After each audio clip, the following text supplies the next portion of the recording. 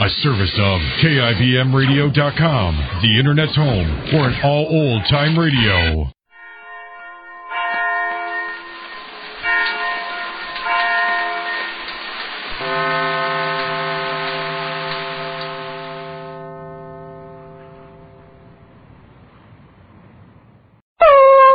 Is anybody?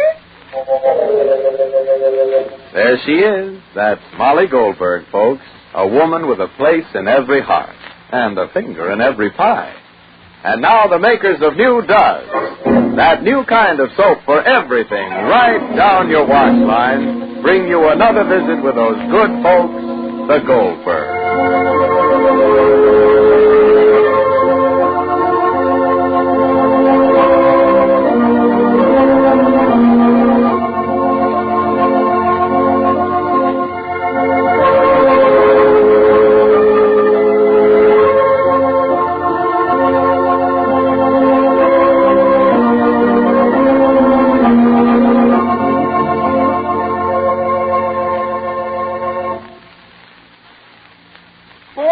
Was Mrs. Jones burned up? Why, she acted as if something terrible had happened. Well, what did you do? Well, you see, this morning she was busy washing clothes, so she asked me will I go to the store for her. Yeah? And, well, when I get to the store, I can't remember the name of the soap she wants. Uh-oh. But I figured one kind's as good as another. And that shows all you know about it. Yeah, that's what Mrs. Jones said.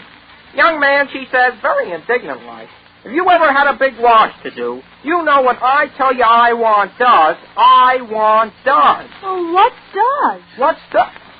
Say, you wouldn't ask that if you had heard Mrs. Jones. Why, she says this does is a new kind of granulated soap. And it sure must be wonderful stuff. Mrs. Jones says does all three kinds of wash. Towels, work shirts, crayons, everything. Yes, have you found out about this amazing new soap for everything in your wash? Does is Procter & Gamble's new soap discovery, and it does all three kinds of wash. Why, you can take your nicer colored washables, your pretty rayon slips and dresses, and turn them right over to Does. And Does will do them with far greater safety for those pretty colors than you get in any of the four other leading granulated soaps. And you know this extra safety means a lot in wartime when you want those clothes to last longer. And yet remember, Does doesn't back down on the tough jobs, not a bit. It gets heavy work shirts clean without any hard scrubbing and no boiling. And as for your white pieces, say, Does will show you just how really dazzling white your towels and linens can be. Why, no soap made washes clothes whiter than Does. You'll get the genuine whiteness you want. Honestly, once you try Does, you'll see it's a really new kind of granulated soap. So just ask for Does, D-U-Z, in the big red and white box. And next wash day, let Does do everything. And now, the Goldbergs. Last night in the Goldberg house, everyone retired to his room, frustrated and doubtful. For Mikey Bloom has decided to play the role of Galahad to save his friend Sammy from a crazy infatuation. And Mikey finds himself wounding those... But there's no doubt of it that Sammy is desperately attached to Emma, who, selfish, self-seeking, has found a place among the sympathetic Goldbergs, has won Molly's heart and Jake's, and even Rosie is blinded. Mikey, as Sammy's good friend, wants to show Emma up. It's the kind of sentimental and noble thing Sergeant Bloom would do. But listen. Good morning, everybody. Good morning. Get up, whoever you are. Morning. Mikey. Morning. Morning. Morning. Emma came home very late, huh? Uh-huh. You waited up for her, and Pamela also waited, huh? Yeah. Was there any conversation about Bruce Hanley, Mikey? No. You didn't even ask her how she liked Bruce Hanley? No. Oh. I thought that was the principal purpose of remaining up so late? No. Mikey, what do you think? Well, you ask her, Mrs. Goldberg. Yes, Mikey, I will.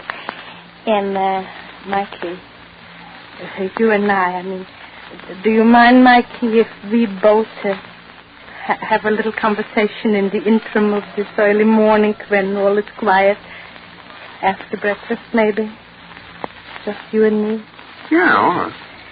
Not about Rosie, Mikey. I mean, if you and Rosie are misunderstanding or however rich, and if... I only want to be sure, Mikey. I'm going to speak to them also. I mean, if it's only a passing fancy with you and Emma... Morning. Morning. Morning. You're ready for breakfast, David? Or have I got a minute to feed my chickens? Feed, Molly, feed. All That's right. fine. All right. Come, Spotty. Come out, Rosalind. Good morning. Good morning, Dorothy. Good morning. Mikey said good morning, Rosalind. Good morning. Thorough breakfast. Yes, darling. Can squeeze Uncle David. The oranges are laid out on the table. I'll feed the chickens. I'll feed the chickens, Mom, and you fix breakfast. Oh. All right.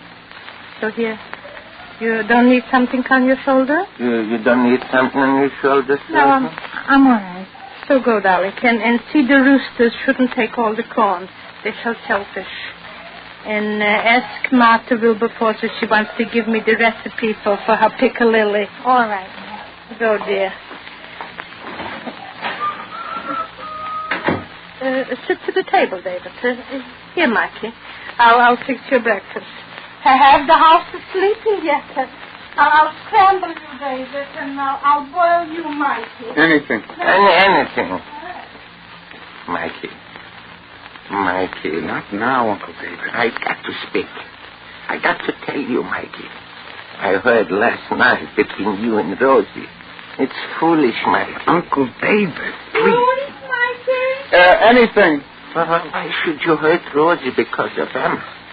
If Sammy loves Emma, how can you help him by hurting Rosie? Uncle David. I can't stand it. Did you see how Rosie looks? What will you accomplish, what? What are you accomplishing? Tell me. What's your accomplishment? Just this, Uncle David. What? Well, you'll make Sammy like Emma less? I'll make Emma like me more. And then? Then that'll be the end of her here in this house. Don't be such a hero, Mikey. Don't worry about me, Uncle David. I've met girls like Emma before. All she wants is what she can get out of people, and she doesn't care whom she gets it from. Maybe she'll get it from you if you don't like Well, it. if she does, she's entitled to me. Don't forget, Uncle David, I love Rosie. Who's forgetting? Why am I talking? Why? It's only because of Rosie. Only because of Rosie I'm talking to you. It's because Rosie is crying and Emma is laughing. It's because you're doing too much for too little. I'm not, Uncle David. I've got to show Sammy one thing. The one thing that can make him see what a fool he is to be running around on his heels. He thinks Emma's like himself, confused, attracted, afraid, in love, but she isn't. You know it and I know it. We can't explain this to Sam. We can only show it to him. He has to see it. He has to hit him. He has to run smack into his face, and it will, you'll see. You think you can fool Emma? You think she's so stupid? I don't have to fool her, Uncle David. She'll fool herself. And after all, she's no delicate little flower. Has to be protected from the world. And Rosie? Rosie loves me. Mikey, then you play with fire. I'm not playing with fire. I know what she is. I'm not saying she doesn't get under your skin, that you're not walking on thin ice when you're with her. Yeah, and when she stands there looking at you, you have to... The coffee's fighting, the toast is toasting, and the eggs are boiling. Thank you, Molly. Go out to Rosie, Mikey. Tell her whatever she thinks about Emma, she's very wrong. No, not yet, Uncle David. Now, look, I don't want you to think I want to be a hero, Uncle David. I don't want to ride out on a blaze of glory and lose Rosie. I'm not doing this thing because it makes me feel good or noble. I know how Rosie must feel. I feel like something that's left out to rot in the rain. And that's the way I'll have to keep on feeling till this thing is finished. Don't forget, Uncle David, Emma doesn't only have Sammy, but she has the whole family where she wants him. And if Sammy wanted to marry Emma tonight, nobody would say no. Nobody. And you know what that would mean? Not only Sammy and not only Rosie would be hurt, but everybody and everything would be hurt. Emma's poison, Uncle David, and you know it, so just remember it. Coffee? What's tea, David? Cocoa. Wait, cocoa? I haven't got cocoa. I'll go over to Martha Wilberforce. I'll borrow a spoonful of cocoa. I'll have milk. Why should you have milk if you want cocoa when it's only a step? I'll go. I'm going already, David. No, please, Molly. I wanna go. I need a little fresh air. I'll be back right away. But in a jiffy, David, in a jiffy, dear. You'll have your coffee now, Mikey? No, I'll wait for Uncle David. Mikey. Yes, Miss Cole? I mean, in reference to my formal request I made previous, Mikey, I want to talk to you. Yeah? I'm not interfering, Mikey, and I'm not, but I have eyes and I have ears. Well, what is it? I mean, Mikey, if Rosie perhaps likes you, I mean, it don't mean that you can't love somebody else. I'm Rosie's mother, Mikey. And if it's, only an inconsequential quarrel between you and Rosie, then I have to be one kind of a mother. Maybe I can help you understand what's wrong. But if you love Emma, then I have to say something else to Rosalie. I have to be another kind of mother. But whichever, I can see how Rosalie feels, and I can feel what she feels. And I mean, Mikey, I can't stand aside and just watch, or vice versa, Mikey. Rosalie? Rosalie? You'll eat now, Rosalie? No, Mama, darling. A cup of cocoa? My Uncle David and tomato to bar a spoonful of cocoa. Maybe milk? No, I'll wait, Ma. I'll have cocoa with Uncle David. Oh, so where is David? David and Martha Wilberforce will get together. So Martha Wilberforce will get together. So we'll have cocoa in Methuselah cups. I'll get the cocoa. Excuse me. I wouldn't be objecting. Where are you going, Rosie? No place? Rosie, What, Mike? Nothing. I only want... Nothing. You don't have to treat me like a child.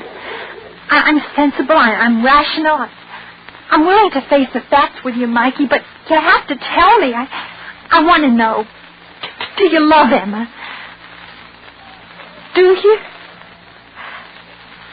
Why did you answer me? Please, Rosie.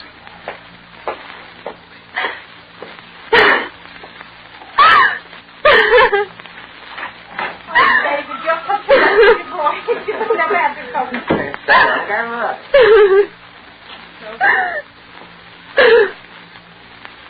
What the? Mama, darling. Shut up.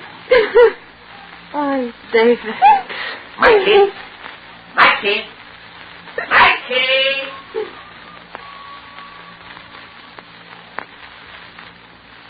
Mikey's determination to go on to the bitter end brings him head on against the fact that while he is Sammy's friend, Sammy is also Mikey's friend. And Mikey's play acting may take in Rosie. You know, doing things by half measures is never satisfactory. That's why those halfway soaps for dishes are such a problem. I mean those tough granulated soaps because they're short on kindness to your hands. And I mean bar soaps because they don't have real speed. Well, such halfway soaps don't belong in your dishpan anymore. No, ma'am, because new Does is here. Yes, that amazing new kind of granulated soap for everything in your wash. And believe me, Does has everything for dishes, too. From whirlwind speed to greater kindness to your hands. Just notice how wonderfully soft and smooth your hands feel after doing dishes with Does. It's far kinder to your hands than any of the 4 other leading granulated soaps. Yet no soap made speeds through dishes faster than Does. It cuts even tough grease without hard scouring. Yes, you can tell by the suds how different Does is. Try it. Does has everything for dishes. Be sure to listen to the next episode of The Goldbergs. Tomorrow, Mikey finds Sammy all set to open an offensive, and things come to a head. This is Clayton Collier wishing you good day for Procter & Gamble. You're wishing you good day for Procter & Gamble. You're wishing you good day for Procter & Gamble, makers of Does, the new kind of granulated soap for all 3 kinds of wash. Wash. Lights out, everybody.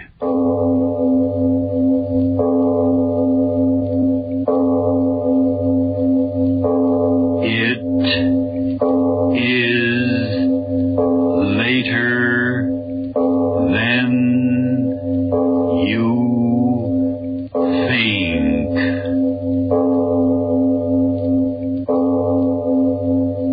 This is Arch Oboler bringing you another in our series of stories of the unusual. And once again we caution you, these lights-out stories are definitely not for the timid soul. So we tell you calmly and very sincerely, if you frighten easily, turn off your radio now. You, out there, listen to me. I'm dead. No, don't twist your face in that foolish smirk. I tell you I'm dead. You say the dead don't talk. Don't be a fool. They're all around you, but you won't listen to them. You hear me now.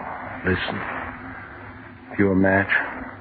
Yes, a match. Take it out. Strike it. Look at the flame. Beautiful flame, isn't it? Beautiful flame. Throw it away. Throw it away. I say horrible flame. It cost me my life. Please listen to me, you out there.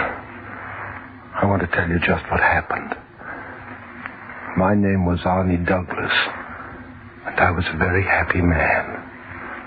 A very happy man. Arnie? Yes, Sam? You know what I've been thinking about, sitting here in front of the fire? No, Samuel, my friend. I haven't the slightest idea what you were thinking about, blonde or redhead. No, Arnie, I'm serious. I was thinking that you ought to be just about the happiest man in the world. And what made you come to that brilliant deduction? Well, if happiness is based on satisfactions, you have the satisfaction of knowing you have a fine career, all the money you can use. Now, Barbara. Barbara. Yeah. You know, in spite of the fact that she's my sister, I think she's the loveliest girl in town. In the world, Sam. In the world. Listen to the fire. It agrees with you. Or disagrees. Say, talking of fire, remind me. What? When are you going to grow up? Uh-oh, I think I know what's coming. I should think you would. I don't mind you risking your own neck, but think of Barbara. You look pretty funny coming to your own wedding dressed in a plaster cast. Yeah, what does Emily Post say about that? White tie with plaster cast or black tie? Now, let's get serious, Arnie. Chasing fire engines is a kid's trick. Well, fires have always fascinated me, Sam, always. So what? Fire fascinates most of us. But that doesn't mean we have to jeopardize our lives chasing them all the time. Yes, I suppose it does look foolish, fire chasing, but... Look here, Sam. Don't flames get you? What do you mean? Look in the fireplace. Look at those flames curling around the log. Well? Orange and red, like small living things reaching out for life. Ah. Now look, Sam, that new flame that sprung up right there in the center of the log. Higher, higher. It sings with the joy of living. It's alive, Sam. It's alive. Stop it. What's the matter, Sam? Did I scare you? Oh, but you were talking like a fool. Was I? When the world's full of fools. Other men have said that same thing that I said. What are you raving about now? I said the flame's alive. Others have said that. Whole generations of men. They worship the flame as a living thing, a godlike thing. Can you say that we're any wiser than they? Arnie Douglas, are you out of your mind? I'm talking facts. That flame there. How can you or I or anyone else say that it isn't alive? How do we know it isn't alive? Well, because it's a flame. A flame. Do you know the encyclopedia definition of life? It says life is a living thing moving about. It says it not only moves by itself, but it feeds by itself on other matter. So what? There, that flame. Isn't it moving about by itself? Isn't it feeding on that log? Yes, but Well, then I've proved my point. That flame there fills every requirement of a living thing. Listen, when a man chokes to death, why does he die? Because his air supply is cut off. Exactly. That's just how you kill a flame, by stopping its air supply. Sam, I tell you, I've sat here for hours watching these flames in that fireplace. The more I think about it, the more I'm positive that a flame is a living, breathing entity. Yeah. The more I sit here, the more I realize that you're talking out of your head. Now, come on, get your hat, and let's go out and buy a drink. No, wait, Sam. There's something I want to show you. A book I just got, huh? Well, while you're getting it, do you mind if I throw another piece of wood on this living entity of yours? It's getting chilly in here. No, don't touch that fire. I want it just the way it is. Arnie, there is something wrong with you. No, I'm all right, Sam. Just because a man's curious about the ways of life, must you think there's something wrong with him? Look, Sam, look at this book. Well? What is it? It tells of a race of fire worshippers who lived in medieval times. People who believed that every flame held its own godlike being to be worshipped by us mortals. I still want that drink. In here is a prayer with which these fire worshippers called up the spirit of the flame. It's a beautiful prayer, Sam. Let me read it to you. Wait a minute, Arnie. They did what with that prayer? Conjured up the spirit of the flame so that they could see it and kneel before it and worship it. You mean to say they'd recite some hocus-pocus and have something in the flame pop out at them? Yes. And if I knew just how to read this prayer to that fire in the fireplace, just what inflections to use, I would be able to see the spirit of the flame, Sam. If such a thing exists. Yeah. Well, it's a good thing you had, if such a thing exists. By George, I'd have put in a hurry call for a straitjacket. Come on, Arnie. This is getting a little too morbid for me. Let's get out of here and go places. No, thanks, Sam. I'm not going out tonight. Okay. Go right ahead. Sit here and stew in your metaphysical juice. But don't let anyone who isn't a friend of yours hear all that nonsense about flame spirits and fire worshippers. By golly, you'll find yourself in front of a lunacy commission. Well, here's my hat. What's my hurry? Good night. Arnie. Yeah? All this nonsense you were talking, you were just kidding me along, weren't you? After all, you're going to marry my sister, and well, you know how it is. You didn't mean it, did you, Arnie? No, Sam, of course not. Good fella. Joke's a joke, huh? Well, good night, old boy. No, don't bother getting up. I know my way to the door by this time. I'll see you tomorrow. All right, Sam. Good night. Thick-headed fool. Beautiful flame. Look, I wonder where... Oh, yes. And I humbly give unto thee this sacrifice. Sacrifice. Barbara's ring. I had it here. Oh, yeah. And I humbly give unto thee this sacrifice, great almost, and I beseech thee to reveal to me the life within life, the life within fire, as I repeat the sacred word. Adar. What? Adar. Adar. Adar. Adar. You. Who are you? Who are you?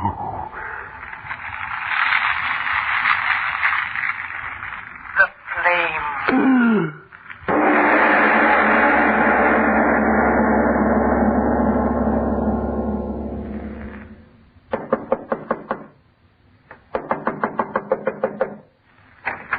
Yes? Arnie, what's the matter? It's Barbara. Barbara. Arnie, what is it? Aren't you going to let me in? Darling, are you ill? You can't come in, Barbara. You've got to go away, please. You are ill. Stand aside, Arnie. No, Douglas. please. I'm coming in and you can't stop Barbara, me. go away. Please go away. You can't be here. Arnie, what's the matter with you? What's going on here? Nothing. I'll explain it to you sometime. Just go. Go, dearest, please. Absolutely not. There's something wrong here, and I'm not leaving until you tell me what it is. Arnie, your hands. They're all right. Really, they are. Bandages. Burns. Just a few burns. They're all right. I'm so cold in this room, and you're ill. I'll light the fire. No, not fire. As you love me, no fire. Oh, Arnie, darling, what's happened to you? Barbara, listen to me. If you love me, you'll go away. You'll get out of here and you'll never come back. What? You've got to listen to me. This that has happened to me is mine. My horror. Can't hurt you. I won't let it. Too late, love. Too late. Oh. Arnie, what are you looking at? She cannot see me. Only you can see me. Arnie, the air is getting so warm in Barbara, here. go away quickly. Too late. I touch her and she never looks upon you again. Arnie, that horrible odor of burning. Oh, I'm frightened, Arnie. You thing. What are you going to do? Her eyes. I'm jealous of her eyes. I shall have them. Arnie, who are you talking to? Huh? Who are you talking to? I'll bargain with you, love. Do as I ask, and I will let her live. I'll do it. I'll do it. Anything. Get her out of here, for she died. Barbara, come on. Oh, no, Arnie, I won't go. Darling, you're Please, hurting my arm. No, don't struggle. You must go. I must go. He said anything. Anything.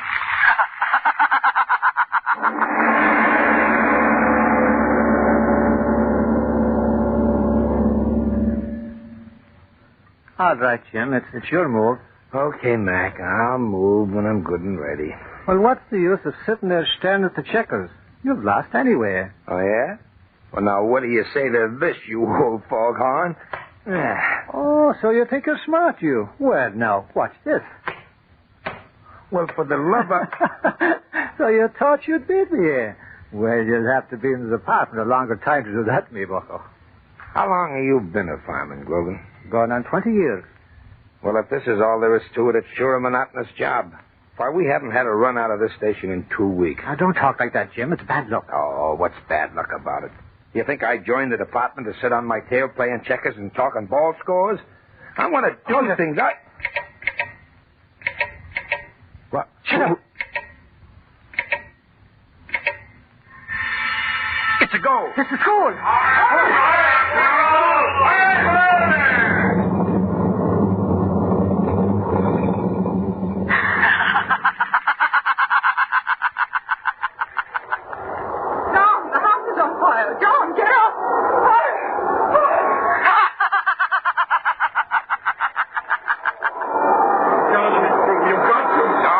Stay back of the line. When my wife, my kids are in that hotel, let me through.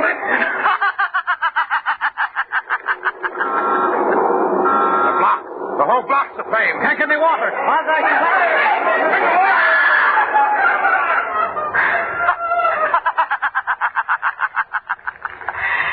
Anything.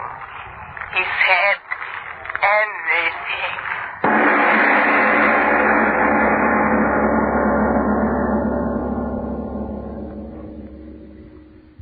Paper, read all about it. City swept by mysterious fires. 100 killed. Paper, evening paper. 100 die in fires. Read all about it. Paper, But, Commissioner, we must do something. Look, Mr. Mayor, what could I do? I've got every piece of fire apparatus within 100 miles of the city. Well, 50 alarms in the last hour. I tell you, there's more than one maniac setting those fires. It's a dozen. It's 100 of them. Yes, it's a plot. That's what it is. A plot, a revolutionary plot. I'll call up the governor. We'll get the militia out. It's a plot.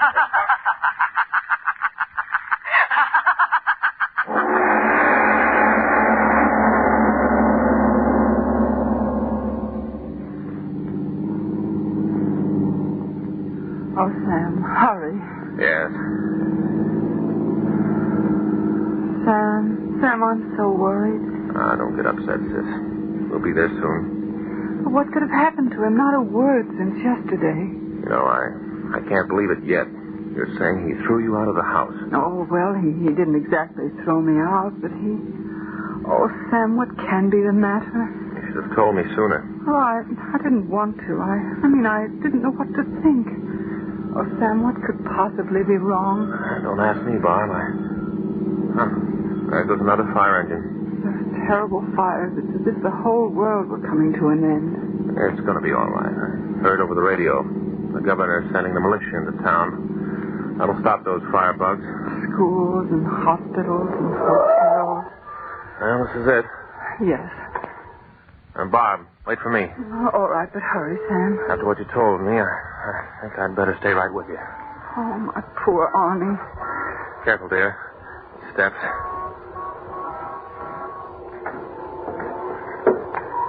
Oh, Sam, he's not home. There's not a light in the house. Well, let's try anyway. Huh.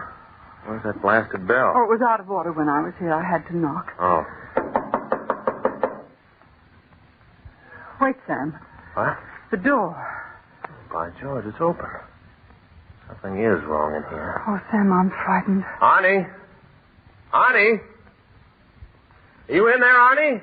Oh, he is, Sam. I know he is. Why doesn't he answer? Arnie! It's Sam and Barbara. Arnie, are you home? He's sick, Sam. Let's go in quickly. No. You wait out here. No, I'm going with you. All right. Oh, it's so dark. I haven't even got a match. Oh, the light switch. I think it was somewhere along this wall. I got it. Wow. Is this room a mess? Oh, Sam, he must be sick. Arnie's always so neat. Quickly, the bedroom. All right. Don't get so excited. But he might be dying. Don't talk nonsense. I'll bet he isn't even here. There. What'd I tell you? He isn't even home. Oh. What's the matter? Walls. Why, they're charred. Sam, there's been a fire in here. Oh, no. Well, that's impossible. Oh, Arnie, where are you? What's happened to you? This is unbelievable. These walls so terribly burned. Come on, Bob. Where? We'll go to the police.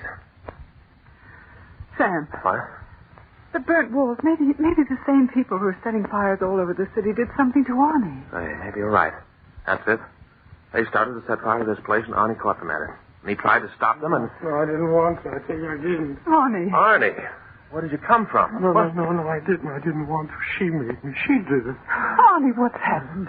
Good heavens, man, where have you been? Your face, your clothes. Here, sit down. No, there's no time. She's following me, I promise. Arnie, what are you talking about? What's the matter with you? No, Sam, let me. Arnie, lift your face. What is it? Who's following you? Those children this morning screaming, trapped up there, no one to help them. What? That man, his wife, his children, he went back into that burning hell. He went back. He didn't have a chance. He went back.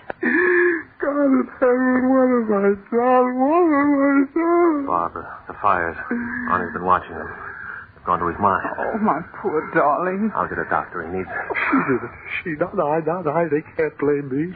You, the dead kid, she killed you. Arnie, in heaven's name, control yourself. He did it. You hear me, Barbara? What, Arnie? I did it. All those fires of people dying. I did Arnie, it. in heaven's name, what are you saying? I did it, Sam. I did it. If not for me, she wouldn't have had life. She wouldn't have had power. It was through me. Through me, the fires got life. Me. Lost his mind. Arnie. No, I'm telling you the truth. I did it. Look, these papers, plans, every building I burned, she made me do it every step of the way. Oh, no. Arnie. You believe. Why did you do it? Why did you do it? Both of you, listen to me. There isn't much time. She'll be here. She'll kill...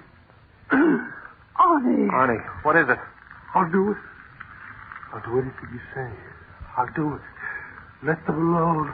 Arnie, come back here. Sam, where's he going? Where's he running I don't to? know. It's as if someone was chasing him. Sam, look. On the floor. What? Right where Arnie was standing. Footprints. Burned right into the wood. Oh, Father in heaven. What is this?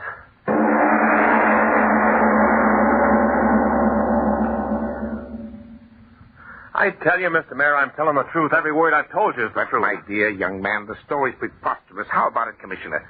Could any one man be responsible for all these fires? Absolutely not. A physical impossibility. But I tell you, he's confessed. Arnie's my friend. He wouldn't lie to me. I tell you, the man was driven to it by some horrible thing. What are you talking about? If I told you, you wouldn't believe me. But believe this much. As sure as we're all in this room, Arnie Douglas had something to do with those terrible fires. But you heard what the Commissioner said. I don't care what the Commissioner said. While you're just sitting here, more fires are being started. More lives are in danger. In the name of humanity, please listen to me and send out a general alarm to have the police pick up Arnie Douglas. I'll give you his description. I'll tell you just what he was wearing. You've got to catch him. You've got... Man is suspected of being the pyromaniac responsible for the fire terror. Repeat, general alarm. Be on the lookout for a man by the name of Arnie Douglas, height 5 feet 10, weight 175 pounds, light hair, blue eyes. When last seen was wearing gray suit, white shirt, no tie, no hat. This man suspected of being the pyromaniac.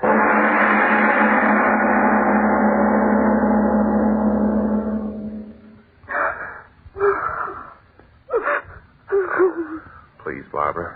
That won't help any. Arnie, what will they do to him? Oh, tell me, Sam. Nobody's blaming Arnie. It was some kind of madness, that's all. Those horrible burning footprints. No.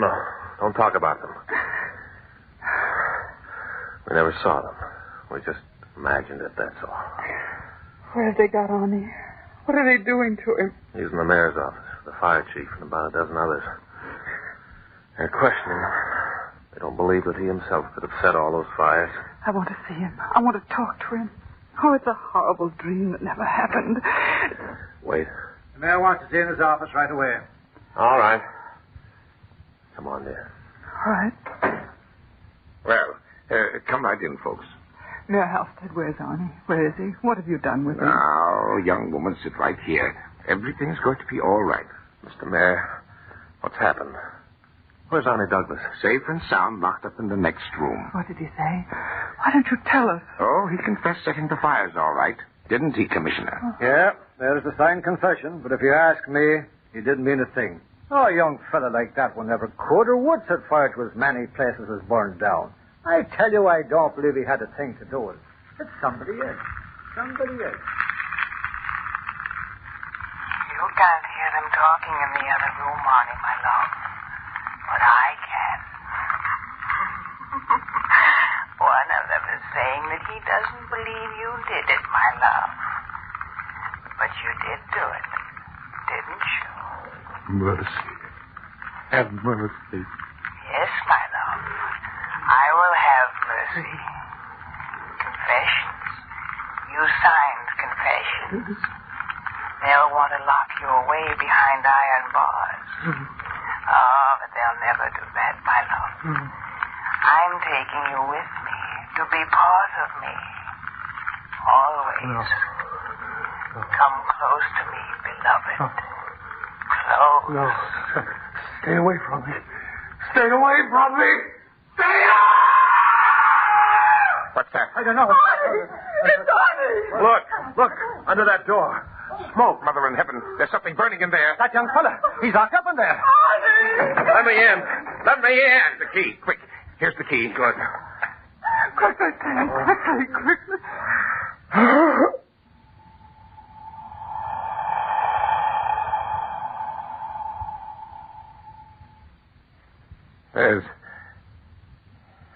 There's no one in here. Only a flame. A little red flame.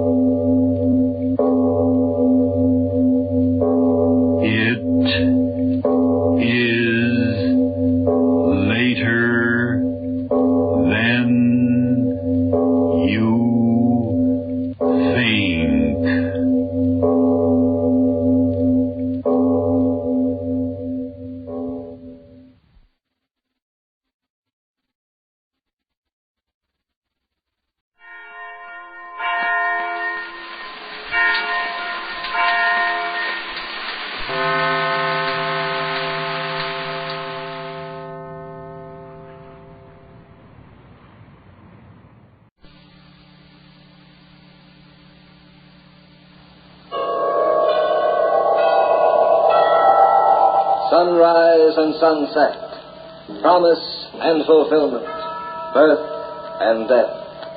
The whole drama of life is written in the sands of time. We present a new series of radio programs, The Clock.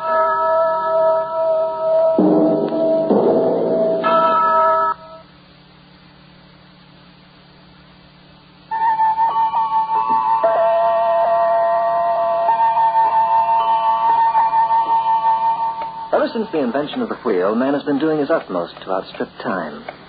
A century ago, it took weeks to cross the continent by covered wagon. A decade ago, it took only days by train. Now, on a modern airplane, you can span the distance in hours. And if our civilization has its way with the supersonic aircraft, you can leave New York at 2 in the afternoon and arrive in Los Angeles at 1. That's fast. But I know of something even faster. The route that a murderess takes to the grave. They called me Consuelo when I was born. That's Spanish or something. Not that I'm Spanish.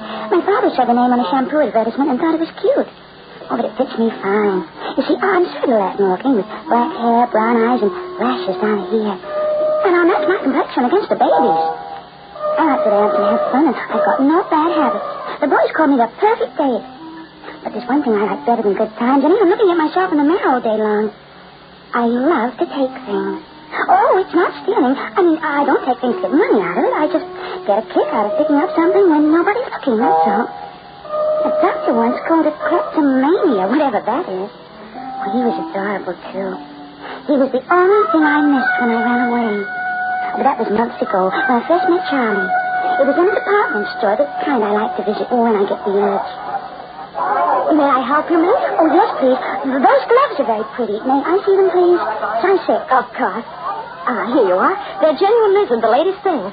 Oh, let me see the other pair in the showcase over there. Yes, miss. These? Yeah, that's right.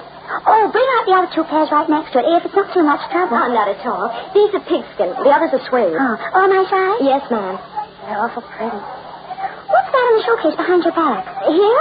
Oh, they're not your size, miss. Oh, and they're just what I wanted. Don't you have another pair? Not in size 6. Oh, well, then let it go. Oh, thank you so much. You're very welcome. Just a second, baby. I beg your pardon? Shopping? How are you? Just a guy with good eyes. Let me see the bag, huh? Oh, the nerve. Why did you take the lizard gloves? The suede isn't half as expensive. All right. All right. What? Take me up to the master and turn me in. Oh, baby, I'm not a store detective. No? And your fingers aren't half as quick as you think they are. Have you had your lunch yet? No. I'm starved. But Come on, look at a car outside. And I can see it in it.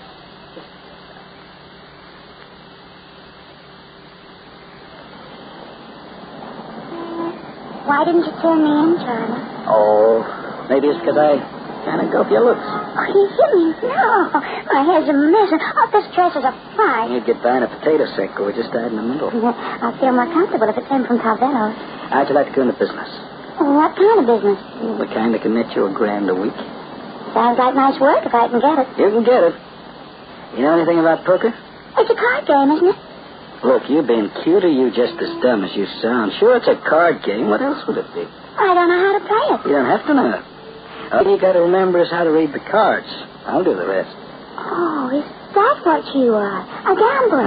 I'm an investor. I invest in other guys' mistakes. Oh. Now, what are you looking for? A match to light my cigarette. Oh, here's the light. Oh. Thanks. Now, here's the gimmick. I run a poker game in my apartment once a week. Big stuff. Only the top money boys are invited. Anybody comes in with less than 30 G's, just a kibitzer. Well, what do I do? You? Oh, you serve sandwiches and drinks. For $1,000? For $1,000. You also got a little job on the side. When a big pot comes up, you read the other guy's hand and you flash me a sign. Oh. Oh, what? Oh, that's nice. It'll be easy. You hand a guy a drink or sandwich or cigar from behind. When you lean over, you see his cards, and you give me a sign, and I know just how to play. That sounds like fun. It's not fun, baby. It's business. The fun comes later. How about it? You want in? I don't mind. When do we begin? Tomorrow night. I'll rehearse the signals with you after dinner. Oh, and Consuelo. Yeah? Take my cigarette lighter out of your bag and put it back where it belongs.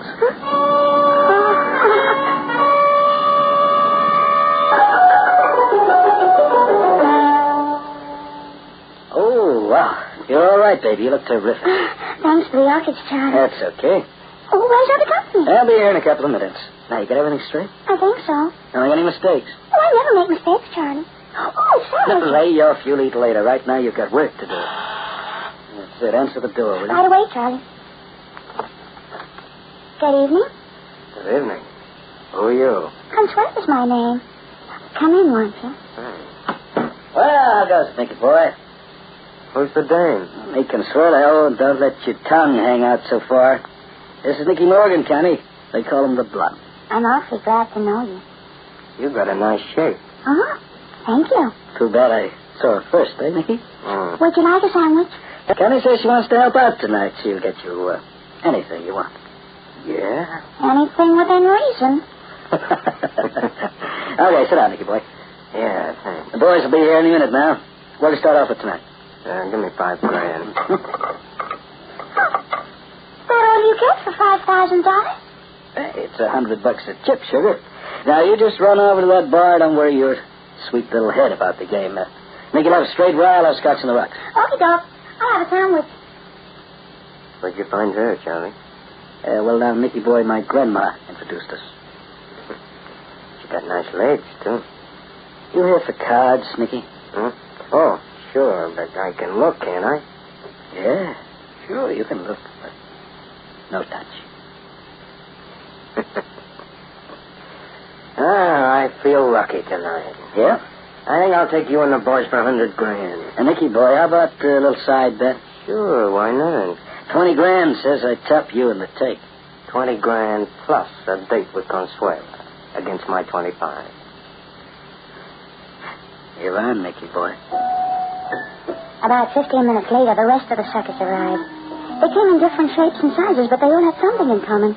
A bankroll. Pretty soon the chips were bouncing on the table, and I was handing the sandwiches around. The signals I gave Charlie must have been the right ones, because it wasn't long before he had most of the chips on his side of the table, and some of the players had dropped out. Then they came to the last deal, and that was the biggest part of all. I'll raise you 5 more, Charlie. I get 10. You must have a nice hand. It cost you 5,000 more to find out. Nicky, you want a sandwich? I just had one. Oh.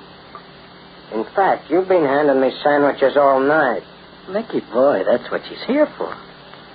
So you told me. Come on, Nicky, put up a scram.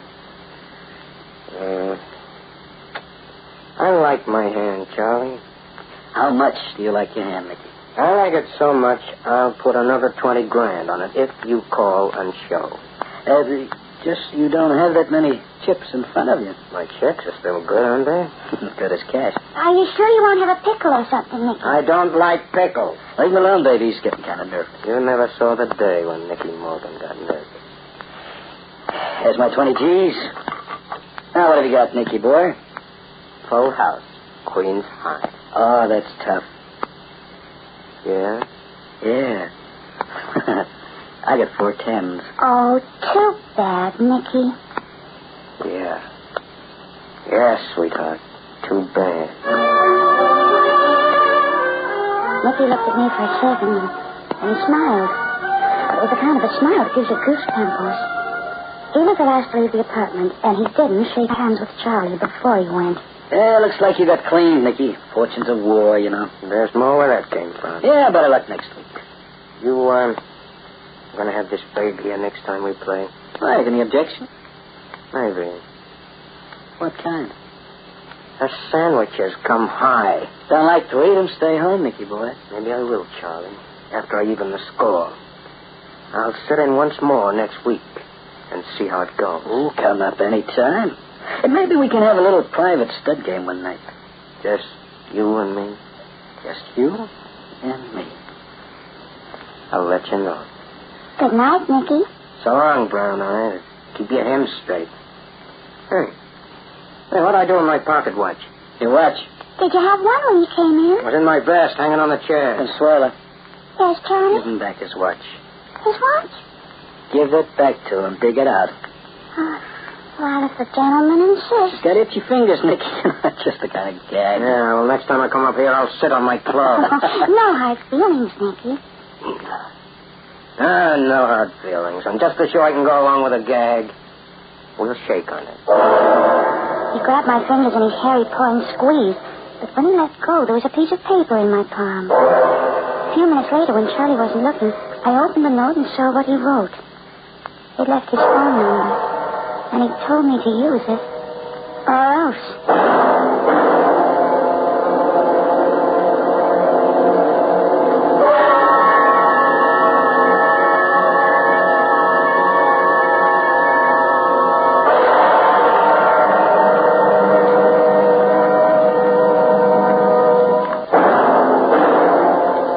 In many ways, some women are like handsome clocks. Their lines are sleek. Their thinking is methodical and cold. Their minds, like the works of a timepiece, are made of steel. And they complete the ensemble with a chromium-plated heart. I called the phone number Nicky gave me, and he told me to come up. He owned as nice a place as Charlie did, only his was a penthouse that opened up the park. He was wearing a tiny silk dressing gown over his shirt and pants with one of those big dragons on the back of it. But he was even richer than Charlie was. The toothpick he stuck in his mouth was made of solid gold. Sit down, baby. Have a drink. A lady shouldn't have come here, Nicky. Why not? Charlie might get mad. Charlie can drop dead. He's nothing but a chiseling grafter. Anyway, you're here, so just forget about it. I guess you're sore about that watch.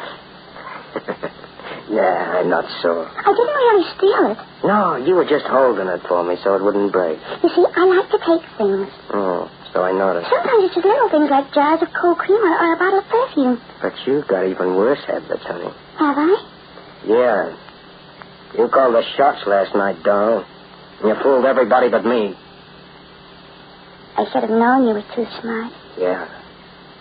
And so should Charlie. What are you going to do?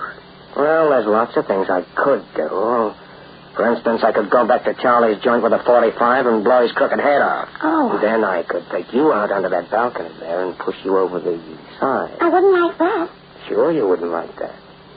You wouldn't be half as nice to look at after you landed on the street.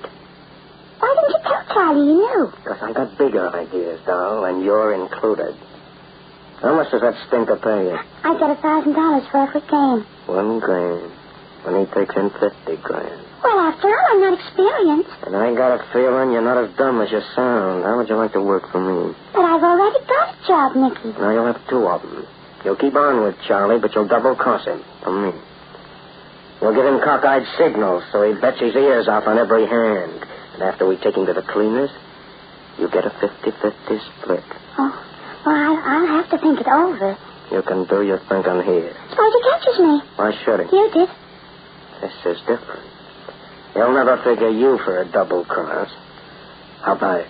I guess I can't refuse. Not if you want to stay healthy. Anyway, why should you refuse? Charlie's got a face that could spoil your appetite. And I can match him cards and spades for dough. But what excuse can I give him when I cross his signals? Just tell him you forgot. All you gotta do is work this once. Just once. When I get through with him, he won't have enough left to pay his laundry bill. Then, later, maybe we could work the boats. What boats? The big ones that go over from here to Europe. We travel first class, only the best. And the big-time suckers will fall in our laps. I always wanted to go to Paris. You're practically in Paris right now, if you play ball. Charlie wasn't so hard to work with, but I suppose a girl must think of herself every once in a while, too. Just one thing, baby. Yeah? Don't run this double cross into a triple play. Or them orchids you're wearing might turn out to be lilies. Don't you trust me? Oh, sure. And I'll even trust you better when I get to know you more. When are you coming over to Charlie's place again? Tonight, maybe. And I'm coming along. We're playing stud poker together with 1 card buried. And we're playing for $500 a chip. That sounds awfully extravagant. It's steep enough to break me if I walk out a loser. But I can finish Charlie inside of 2 hours. I'll be waiting for you, Nicky. And I'll do my best to please.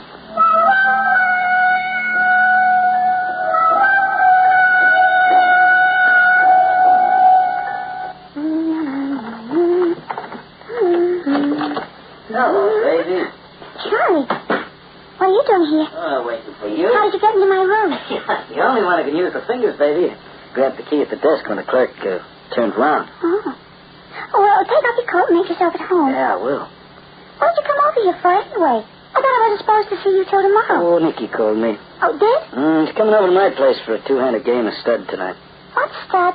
Oh, it's a 5-card poker with 4 cards open on the table. 1 card's buried. Each guy only sees his own. Oh. It'll be even easier to take Nicky Morgan that stud than it was before. Did we use the same signals? No. This time all I have to know is that 1 card. So I'm changing things around. Besides, I had a feeling Nicky boy was getting wise the last trip. Take it easy when you use those winks. That leg's got eyes in the back of his head. Yeah, be careful, Charlie. Yeah, tonight's the night, baby. Both putting up the works in cash. How much? $250,000 apiece. No wonder I'll come out with $500,000. And the loser gets a free pass to the poorhouse. Sounds exciting. After we clean him out, we'll take a little trip. And play the boats? Where'd you learn about playing the boats? Well, I don't know. You saw the movie once, I guess. Why? Because that's what Nicky used to do. Really? For a dame who don't know the difference between closed poker and stud, that's pretty smart stuff. Guess I learned quickly. Just don't forget your lessons when Nicky shows up tonight. Johnny, suppose he caught onto us. What would have happened? We drill the 2 of us. That's what scares me. Oh, you don't need to be scared. Not as long as I got this in my hip. I didn't know you carried a gun. Oh, it's not the kind of thing you advertise in the paper. You'll have a lot of money when you take Nicky to the cleaners. Yeah, enough to get by on. And what about me? All I get out of it is a measly $1,000. No, you get more than that, Consuelo. Do I? You get me. For keeps. Oh. Oh, what? Oh, isn't that nice? Hey, what are you doing, kidding me? No. I'll string along, Charlie. You can count on that.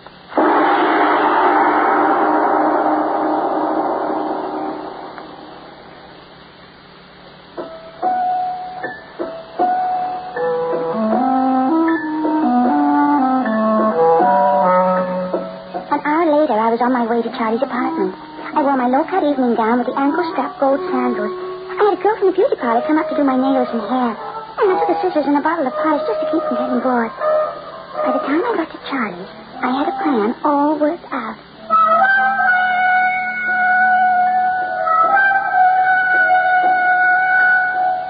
You're late, baby. I came over as fast as I could. Oh, but let me tell you, Charlie. Yeah, what? Mickey called me just after you left my hotel room. What for? He made me an offer to crush you. To crush me? By changing the system. Oh, the wreck. You know, it's getting so you can't trust anybody? I know. I told him I'd go through with it so I could stall for time. He said he'd protect me if it didn't work by putting a bullet in your head.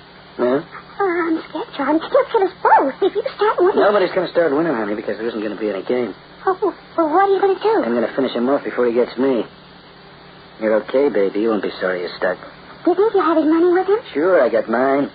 That'll get his, too. The easy way. I'm not here, see? Make him talk and show his dough and get out of the way. I'll pot him from the bedroom.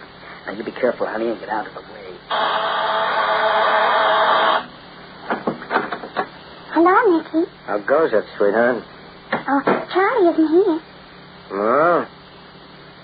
Where'd he go? I had to get some cards. He wanted clean decks. Well, the good they're going to do it. You look even better tonight than you did before. Like my dress? I like it fine. Did you bring your money? I always bring my money. Charlie's got his. Not yet, he ain't. He's getting his tonight. I mean, he's got his money on him. $250,000 in $1,000 bills. What's the matter, baby? Hmm? Oh, nothing. You look nervous. Well, I'm taking a big chance tonight. Forget it. In 3 hours, we'll be out of here, loaded with your boyfriend's dough. In 3 hours, you'll be out of here all right, Nicky boy, loaded in a hearse. What is this? Oh, this is the payoff, Nicky boy. What's the idea of the gun? It keeps my hands busy. You cross me, you little chap. That's no way to talk to a lady, Nicky boy. I should have known. I should have had more sense. That's right. You should have figured that a guy with a face like yours wouldn't stand a chance with a dame like Consuelo. And what's more, Nicky boy, she's too expensive for you. I can match you nickel for nickel, Buster. Not after tonight, you can't. Shell out, Nicky. Holding me up, big shot? Take the dough out of his overcoat pocket, baby. He keeps it on the inside. Sure, take it. And when the boys hear about this, you won't be able to step into the street in the daylight from here to China. Oh, but nobody's going to hear about it, Nicky boy. Do you want to know why? No. Charlie, no.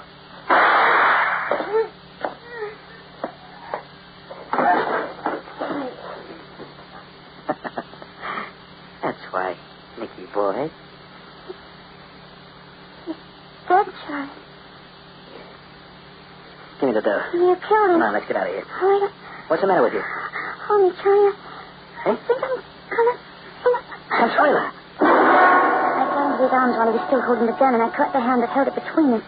As he tried to lift me up, I slid my arm between his body and mine, and before he knew what I was doing, I twisted the gun around until it pointed at his jaw and pressed his fingers.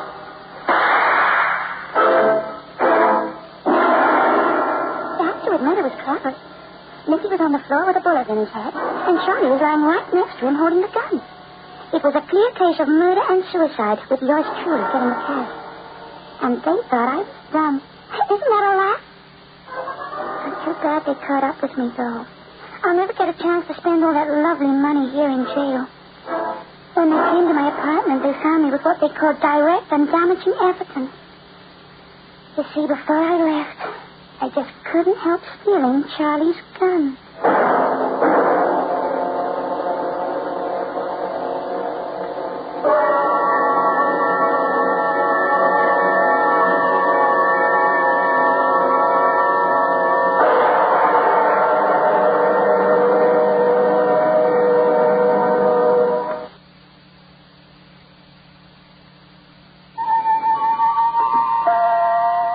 If you were a journalist by profession right now, you'd be sitting in the death house with your colleagues, watching a beautiful young woman named Consuelo being strapped into the electric chair to pay for her crime against the state. You would see the switch being pulled and catch a glimpse of death in its most sordid phase. And if you were a sharp-eyed reporter, you might be puzzled by the expression of the guard who set Consuelo's head and wrist electrodes.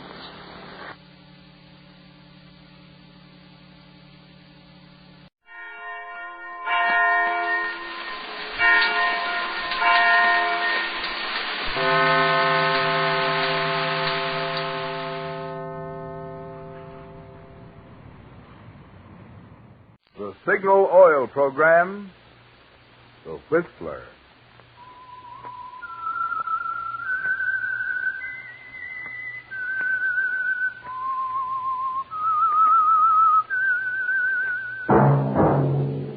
That whistle is your signal for the Signal Oil Program, The Whistler.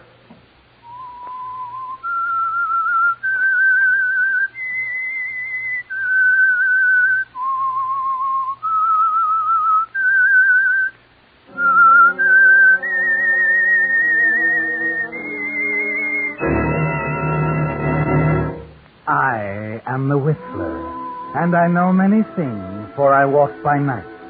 I know many strange tales hidden in the hearts of men and women who have stepped into the shadows.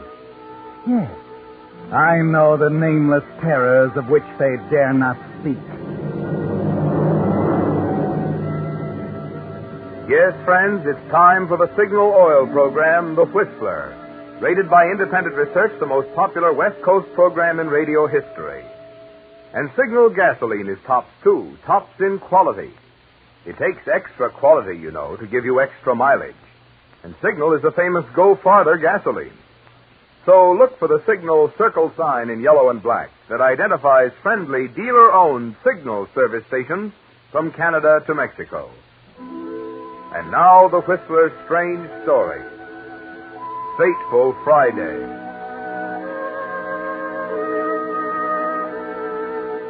Friday, May 16th, seemed like any one of the 512 Fridays Mr. Brown had spent as an employee of Crandall and Ames, certified public accountant, with a morning ride to his office on the crowded subway, deadly hours over an adding machine, interrupted only by the usual cheese on rye and glass of milk in the company cafeteria.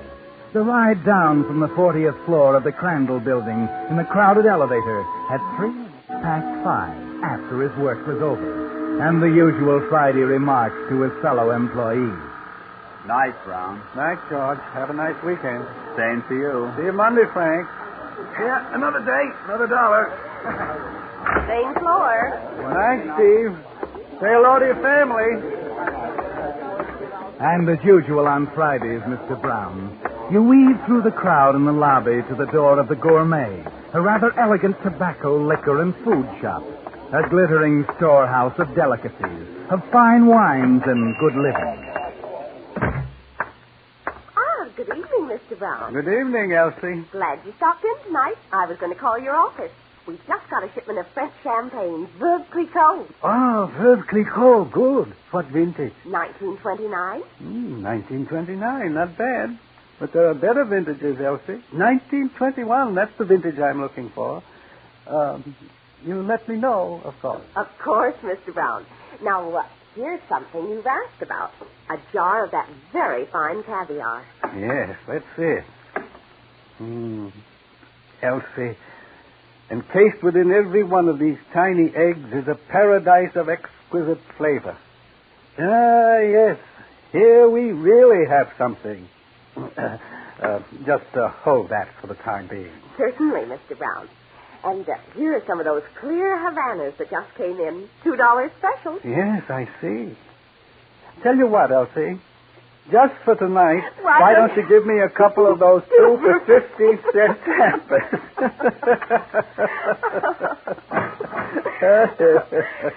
Those things you say, Mr. Brown, like there was too much rain in 1929 for good champagne and so on. Are they true? Any true connoisseur knows there were 27 inches of rain that year. Too much for good champagne. But I don't understand how somebody like you, You mean, why does a man who earns $45 a week bother to learn about things he'll never be able to afford? I don't know, Elsie. But doesn't it make you unhappy, knowing and not having? I'm going to have it someday, Elsie. You know, someone said a man can have anything he wants if he wants it bad enough. And I do.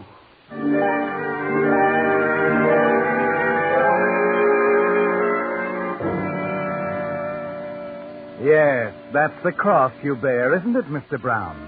Trying to reconcile the appetites of a gourmet with a bookkeeper's budget, with a drab bachelor apartment you come home to after a stifling ride on the subway.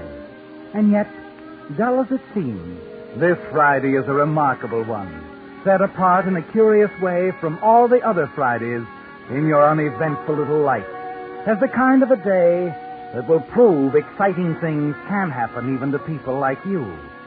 As you walk into your apartment building, you have no way of knowing, of course, that in reaching into your mailbox in the lobby, you're putting your hand on something that will change your whole life.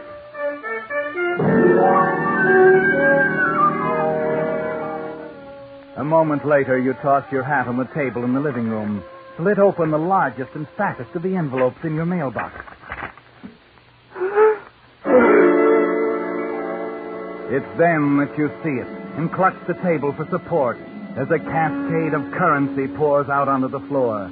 Then find yourself on your knees staring at it, feeling it and counting. 1,000, 2, 5, 7. You go on counting, piling it up. 18,000, 30. And then a scribbled note. Here is the 40 grand. Good luck. Mike. 40,000. But where did it... In my mailbox. You study the envelope. There are no stamps, no return address. Someone obviously dropped the money in your box by mistake. You shove the money aside, leave your apartment, and go back to the lobby, trying to make sense out of it, knowing the money can't belong to you. The answer is there waiting for you on the row of mailboxes, particularly on the card on the end, with a newly penciled notation over apartment 12. Another William Brown. You stand there a moment, staring blankly at the card. Then, without quite knowing why, you find yourself walking upstairs, on up to apartment 12, just above yours. And even as you ring the buzzer, something inside is telling you of the doors that money could open, of the new world waiting for you if you had the nerve, of how easy it would be with $40,000 in cash, unmarked, with no strings attached. Yeah? Who is it? Who is it? What do you want? Excuse me, I'm afraid I have the wrong apartment.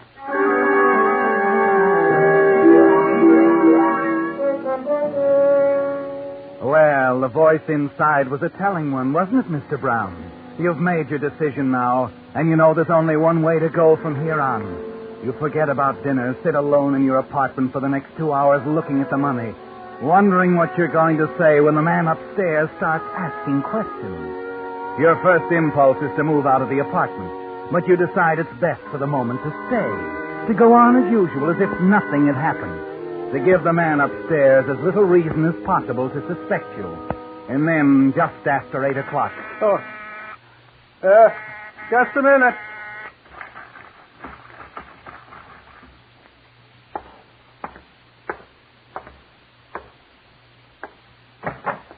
Yes? Mr. Brown? That's right. Sorry to bother you. My name's Brown, too. I just moved in a few days ago. Oh? I was worried that you might be inconvenienced. That's quite a coincidence, you know. What do you mean? It seems there's not only 2 Browns in the building. There's 2 William Browns, too. We got the same first name. Well, that is odd.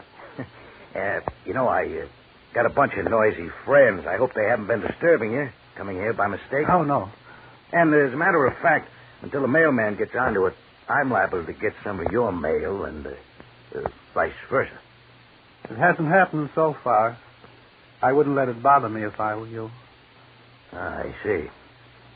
You know, once in a while I get something kind of important, business stuff and all. I wouldn't want to see anybody make a mistake. Oh, no. You know, a little thing like that can be pretty serious sometimes. What with the postal authorities and all. Now, see here, are you implying that I might... No, don't get me wrong. Just thought a friend of mine might have got mixed up. You know how it is. I'm expecting an important envelope from him. Just forget it, Mr. Brown. Good night. Good night, Mr. Brown. $40,000. With the prologue of Fateful Friday, the Signal Oil Company is bringing you another strange story by The Whistler. But now a tip to you drivers. Here's a way you can be sure you're picking the gasoline that'll get top performance from your car, the gasoline that's tops in quality. Just remember these 2 points. 1, in gasoline, it takes extra quality to go farther. And 2, Signal is the famous Go Farther gasoline. Consider the fact. The only way any gasoline can put more thrilling performance into your car is by helping your motor run more efficiently. And when your motor runs more efficiently, naturally you get better mileage. So mileage is really the best yardstick of gasoline quality. That's why Signal's good mileage is so important to you. And it's why throughout the West, from Canada to Mexico, more and more drivers every day are filling up with Signal at those friendly dealer-owned Signal stations. After all, remember those 2 points. 1, in gasoline, it takes extra quality to go farther. And 2, Signal is the famous Go Farther gasoline. And now back to the Whistler.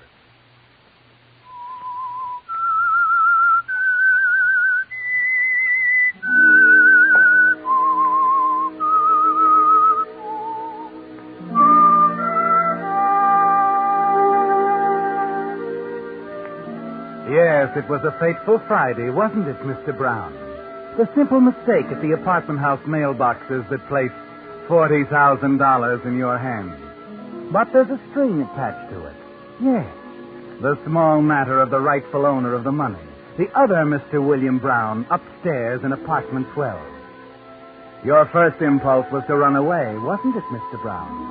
Until you began to think how the man upstairs might begin putting things together. And there was something about him that told you he was not the kind to take this lying down. But there are a few things you can do. One of them, of course, is to call at the little gourmet shop first thing Monday morning. Ah, good day, Mr. Brown. Good day, Elsie. What can I do for you? Perhaps a case of that very fine brandy you're so fond of. Let me see a bottle. Of course, sir. Here you are. Excellent. Good district. Exactly the right age. Tell you what, Elsie, I think we'll open this bottle right here. Mr. Brown. Mind if I borrow this corkscrew? Thank you. Mr. Brown, don't open that bottle. Now, 2 glasses, please. Brandy snifters, of course. If anyone should see us, Mr. Brown, I'll pour, Elsie. You and I are going to sample this. There. A votre bonne santé. That's French for your very good health. Delicious, Elsie. First rate. Perfection. Mr. Brown, that bottle cost $19.95. Indeed, very reasonable. At that rate, Elsie, I believe I'll take a case. What? Have it delivered COD, will you? You know the address.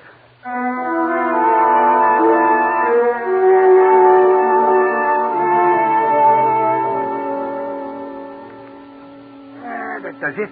Well, that takes care of all the measurements. Thank you, Herman. Herman's our best tailor. Now, don't go away, Herman. We may want something else. That's a beautiful suit, Mr. Brown. It's the newest thing out. And that pinstripe gives you height. Oh, yes. Yes, it does. Yes, we can have it ready for you on, say, Wednesday? That'll do. Fine. Thank you very much. I'll help you into the other things. No, wait. I'm not through. I'd also like something in the tweed and perhaps cashmere. Oh, of course, Mr. Brown. Sit right down, sir. I'll bring some things out. How very best. I'll just be a moment. Take your time. Is this today's paper? Yes, the noon edition. The things that are going on in this town. Look at that headline.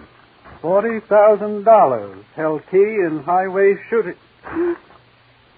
What's this? I know the fella that got shot, Mike McKeon. I made a suit for him once. What sort of business was he in? Oh, you know. What kind aren't they in? The crowd that Mike ran around with had a string on all the rackets. I see. But look how they end up, with a bullet in the back. Yeah. Says here he was alive when the police found him. Mm-hmm. Died, though, before he could tell him enough. Just something about $40,000 he delivered to somebody. Only the other fellow claimed he never got it and shot him. Terrible, isn't it? People like that running around loose, you never know. Here we are, Mr. Brown. Everything you'd ever want to choose from. Imported tweed, cashmere. Look, some other time. I know. I forgot there's something I have to do. Just alter this first suit and send it out. I'll be back. Well, you know best.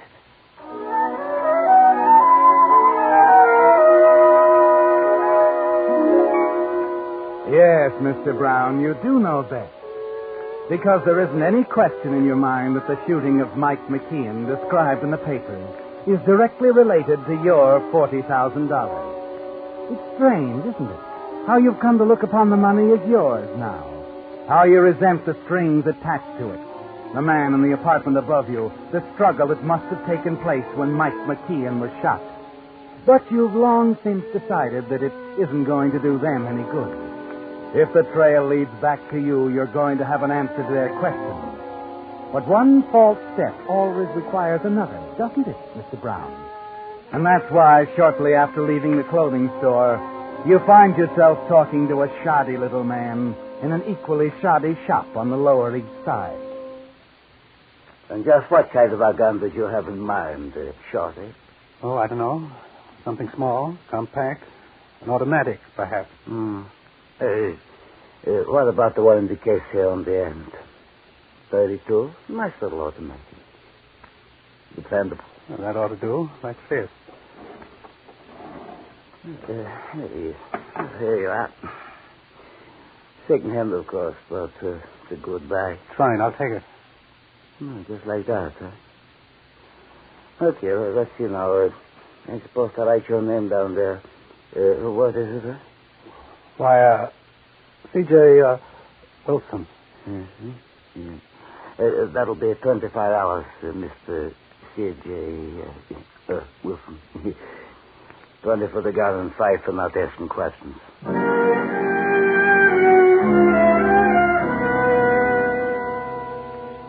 And there's something else, isn't there, Mr. Brown? Even with this new protection, the incident in the newspapers tells you that now you've got to move out of the apartment, no matter what suspicions it might arouse. And late that night, you slip into the apartment building, hurry down the corridor to let yourself in. You're about to put the key in the lock when... Hello, Mr. Brown. Huh? Oh, it's... Mr. Brown, that's right. I've been waiting for you. Oh? I thought we ought to have another little chat. No, but it's so late. I don't see why whatever it is can't wait. You can't wait at all, Mr. Brown. Come on. Well, where are we going? Upstairs. We can talk much better in my apartment.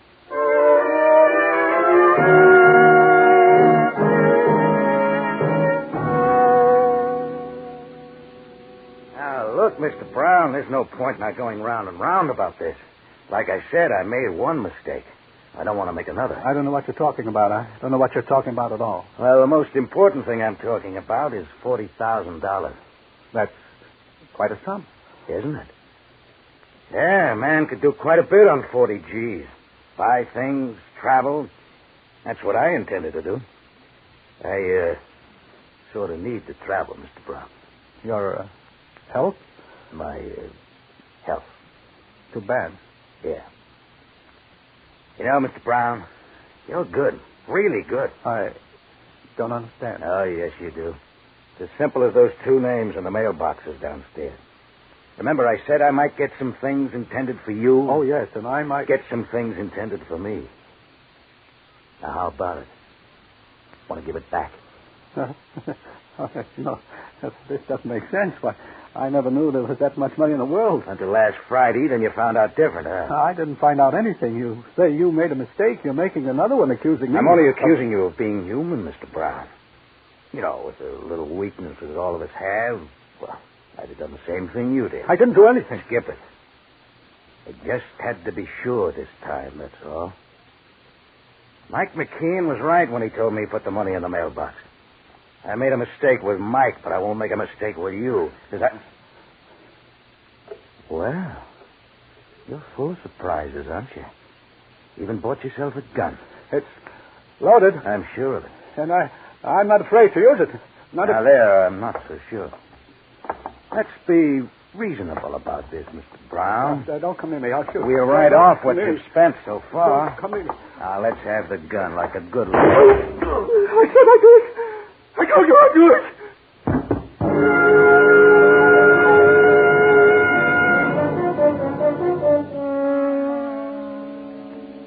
Yes, Mr. Brown, in that moment you found that you'd do anything to keep your $40,000, even kill a man. The thought brings your mind up short, and an impulse starts you toward the door, and the blood pounds in your head as you make your way to your own apartment. Open the door and get inside. Oh, Lord. Hope nobody saw me. Bed. Get into bed. That's where I should be.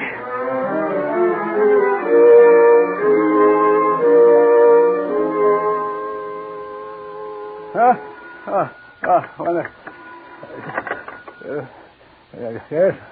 I'm sorry to disturb you so early in the morning, Mr. Brown. Who? This is Mr. Simpkins, the manager. I wonder if you could come down to my office right away. Your office? But I'm not dressed. It's really very important. All right. I'll come down.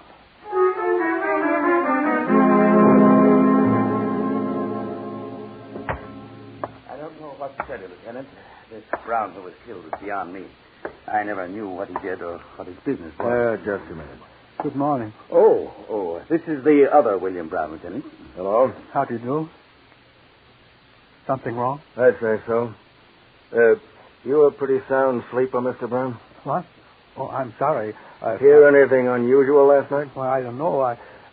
About 11 o'clock. Well, I was in bed, of course. You said 11. Well, that's right. 11. Yes, I remember. I looked at the clock. I heard a door slam upstairs and somebody running past my door. Mm-hmm. Is that all? Yes, that's all. I thought it was probably one of Mr. Brown's friends. What do you know about Mr. Brown's friends? He came to me the other day. He said he hoped his visitors wouldn't get our names confused. He told me he had a lot of noisy friends. I had indeed. Any particular reason why you use the past tense there? Why, no. What's the matter? What about it, Mr. Simpkins? Well, no. Not this, Mr. Brown. He couldn't have done it. Okay. See, here, I wish you'd tell me. Sorry, Mr. Brown. I just had to make sure. Your friend upstairs was murdered last night. Murdered? But why would anyone kill Mr. Brown? His name wasn't Brown. It was Marco. Victor Marco. He was in the kind of business where people do get killed from time to time. You understand, Lieutenant. I had no way of knowing when I let him have the apartment. Yeah, he came here to hide out, of course. That's a revenge job, and I think I can put my finger on the guy who did it, if the thing is kept quiet. That means neither of you say anything to anybody about this until you see it in the papers. Is that clear? Yes, Lieutenant, I understand. Yes. Okay. Thanks to both of you. And Mr. Brown. Yes? I'm sorry I was a little short with you. Oh, that's quite all right. However, Mr. Simpkins, with this sort of thing going on here, I'm afraid I'll have to move. I'm awfully sorry, Mr. Brown. I don't blame him. If it was me, I'd leave, too. And I wouldn't stop with this apartment, either. I'd leave the whole darn town flat.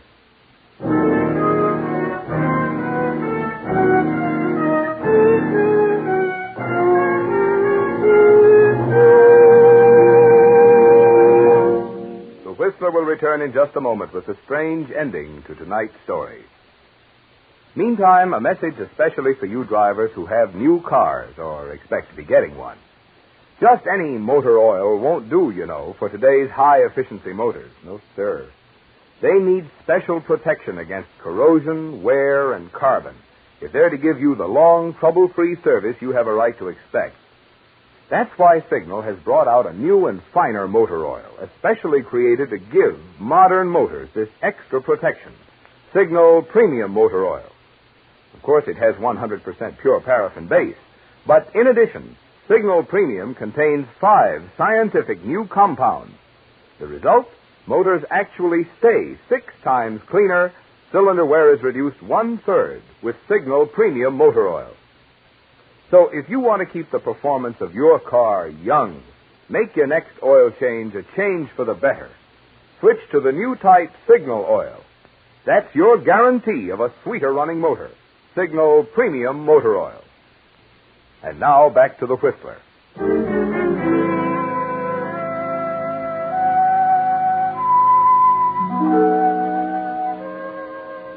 It's hard to believe, isn't it, Mr. Brown? 4 days ago, you were a nobody. A dull little molecule in the tide of humanity that surges in and out of town at commuting hours. Today, you're important. A man of wealth. And somehow the fact that you've murdered a man to get there doesn't matter anymore. On the morning after your talk with the police lieutenant, you're packing your things, making ready to leave when... Must be some of the things I ordered are the moving people. Yes? Mr. Brown? Yes? Hope you don't mind the intrusion, Mr. Brown. See here. Now, what do you want? I'm sure. Mike McKean's friend. You've heard of me. Victor? Victor? Yeah. What are you talking about? I'm not Victor. You've made a mistake. You made the mistake, Victor, out there on the highway. What highway? Listen, I tell you, my name's Brown. I don't know anything about... Shut up. Mike McKean was a nice guy, Victor. Mike said he delivered that dough. I know he did. You got it. Look, I tell you, I'm not Victor. Look at this apartment. Does it look like I have money? Wait a minute. Boys told me Victor was living here under the name of William Brown. He was upstairs. There were 2 William Browns. Here's my business card. W.T. Brown, Crandall and Ames. I haven't any money. I'm just a clerk there. Make $45 a week. 2 William Brown. Listen, are you on the level? Yes. I tell you, the other William Brown, the one upstairs. Here, right there. I'll get it.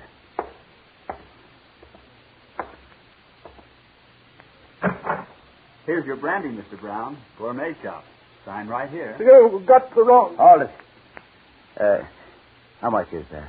$230 each. Here's your soup, Mr. Brown. Wednesday morning, right on the nose. They're holding the tweed and cashmere for you. But That's the OD, $118 on this one. Sorry, boys.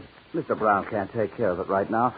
Try tomorrow, huh? But Mr. Brown insisted. But this is COD, too. We can't make another trip just for... Give it. No money, huh? Just a poor working stiff. They tell me you always did live well, Victor. Fancy suits, brandy by the case. You'll never get away with it. Yeah, I know. They'll pick me up all right. But one more is not going to make any difference. Except to my friend, Mike McKean. Yeah, to Mike it'll make a lot of difference. So long, Victor. This time your expensive taste caught up with you.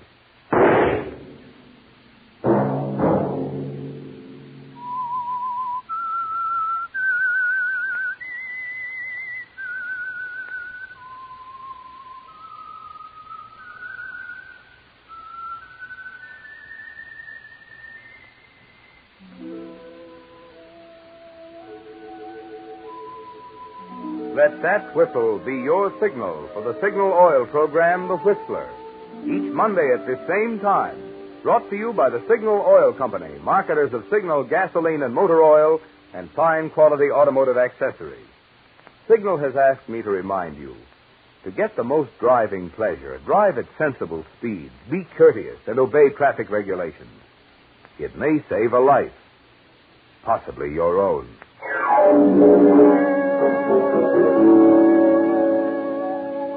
Featured in tonight's story were Herb Butterfield and Jack Moyles.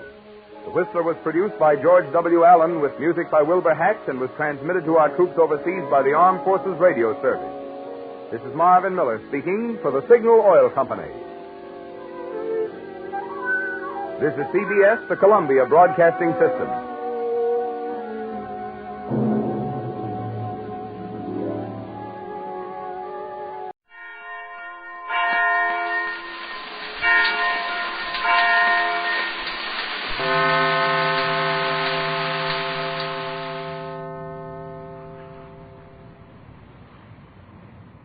The Signal Oil Program, The Whistler.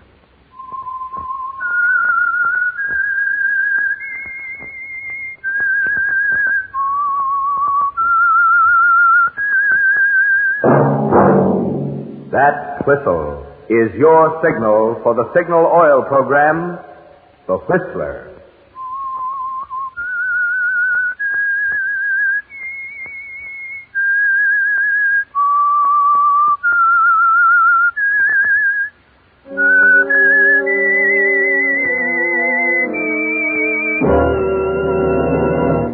I am the Whistler, and I know many things, for I walk by night. I know many strange tales hidden in the hearts of men and women who have stepped into the shadows. Yes, I know the nameless terrors of which they dare not speak.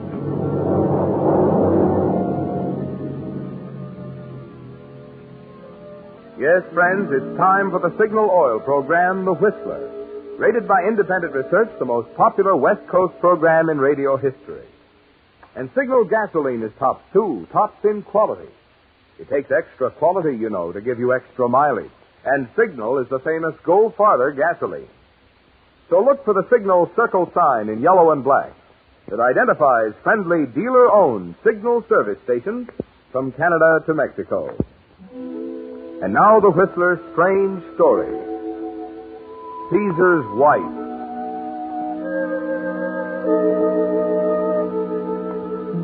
It made a strange picture that morning. Frank Conway standing in front of the mirror in his luxurious hotel suite. Strange because Joe, his personal barber, who had just finished trimming his hair now, did nothing but stand there behind him holding a towel, watching as Conway shaved himself with an electric razor, wondering what to do with his hands, feeling as awkward and helpless on this occasion as on every one of the many other Monday morning routines, the weekly command performance at 8 o'clock sharp in Conway's suite. Kirby Morton, the other man in the room, was more relaxed. After many years with Conway, he'd learned to accept anything. Joe? Yes, Mr. Morton. I wouldn't stand behind the boss like that. You make him nervous. What makes you think I'm nervous, Kirby? I don't know. Woman's intuition, maybe. Just got the idea from the way you talked to Judge Faulkner yesterday. Oh, forget Faulkner. Well, after Hey, all. quit staring in the mirror, Joe. Go on over there and sit down till I'm through shaving. See, Joe? Well, you just tell me when you're ready. Well, you're hard to please, Frank. Oh? Yeah. A couple of weeks ago, you used your power to get a judge of your own elected to Superior Court. A masterpiece of finagling. Today, His Honor Judge Faulkner calls you up to say thank you, and suddenly you're allergic to telephone. I'll give His Honor to be Judge Faulkner plenty of time to thank me when he's on the bench. I'm sure you will. You don't have to jump down my throat because you're off your feed today. Okay, Kirby, I'm sorry. Oh, here, Joe, take this electric razor. Sure, Mr. Conway. Now, Joe, put on a little powder, comb the hair. Not today. But, Mr. Conway, I got beautiful new toilet water. Joe. Yes, Mr. Conway. Maybe tomorrow morning. Yeah, tomorrow you feel better. You know, Kirby, sometimes I don't think you're very smart. Now, look. Shooting your mouth off about me electing judges in front of Joe. Oh, he's been with you for years. He can talk, can't he? He won't talk. He worships you. Sure. Everybody worships me. Barbers, bootblacks, and fat-headed ward healers like Faulkner. I'm sick of it. I'm sick of all the loving I get just because people are afraid of me or I've got something they want. Stay with me, raisins. Comfort me with apples, for I am sick of love. What's that? Solomon. Oh. You ought to read him sometime. Bestseller in his day. Well, I've got other things to do. Yeah, I guess you have. Well, are you Going to tell me what's eating you or not? There's nothing wrong with me. You're making it hard for me, Frank. Put yourself in my shoes. Press agent for Mr. Big to the right. Colorful character, the walking question mark. A guy who can swing elections and collect payoffs, but who can't stand the sight of blood or the feel of a razor against his face. Shut up, Kirby. And I can't say a word to the papers. Can't even ask questions. Front man to a guy I don't even know. I said shut up. Okay. So I shut up?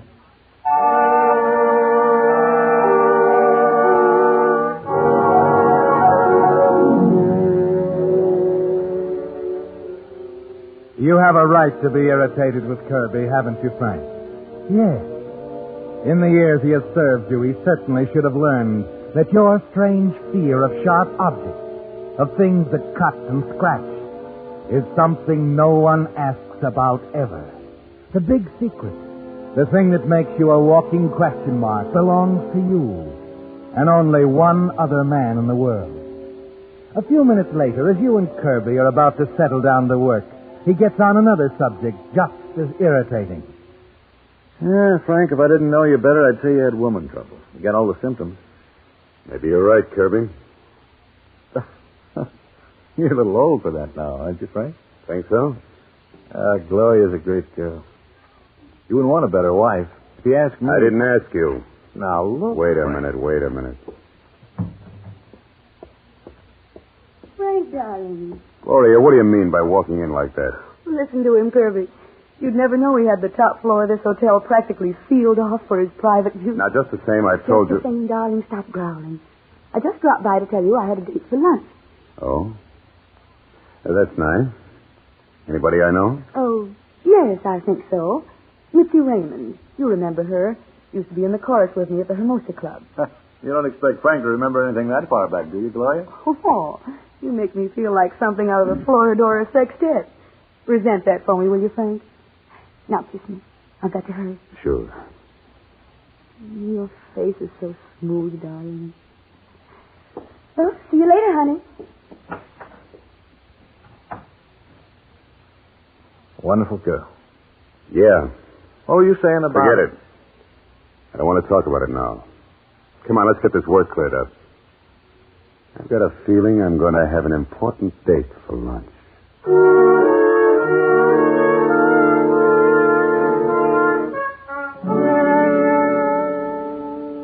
And another thing, let those guys at the Black Cat know their take was 20% under last month. They know it already. That's all right. Tell them again. Tell them I'm very unhappy about it, and the figures better be up by the 1st. I'll get it. Expecting someone? Yeah. We'll see about that lunch appointment. Oh, hello, Sally. Mr. Conway, I did what you yes, said. Okay. Well, okay, Sully. You can talk in front of Kirby. Yeah. Well, I followed Mrs. Conway like you said. She went to a little French restaurant, the Maison something or other on 46th Street. Go on. Well, she met someone there. Who? Oh, he's a nice-looking guy in a gray suit. They took a table in the corner. I'll fill in the missing words. Thanks, Sully. I watched them. That's all I want to know. Go on, get out. Okay, Mr. Conway.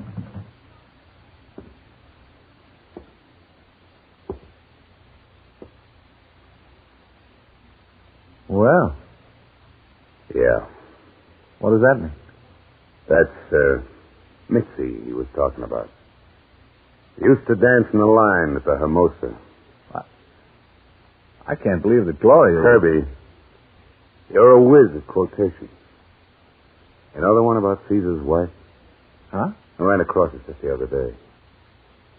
Caesar's wife should be above suspicion. What did Caesar do about it, Kirby? He left her. She got off easy, didn't she?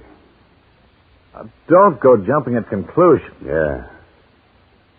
Caesar didn't have much pride, Kirby. There's only one thing to do in a case like this. Now, wait a minute, Frank. You got to give her the benefit of the doubt. I've given her enough. I've given her everything. Well, it's about time she gave something to me. Her life? No. Not hers. But you don't know this guy. You aren't sure. I know what the book says. Render unto Caesar the things that are Caesar's, That's all, Kirby. It's as simple as that.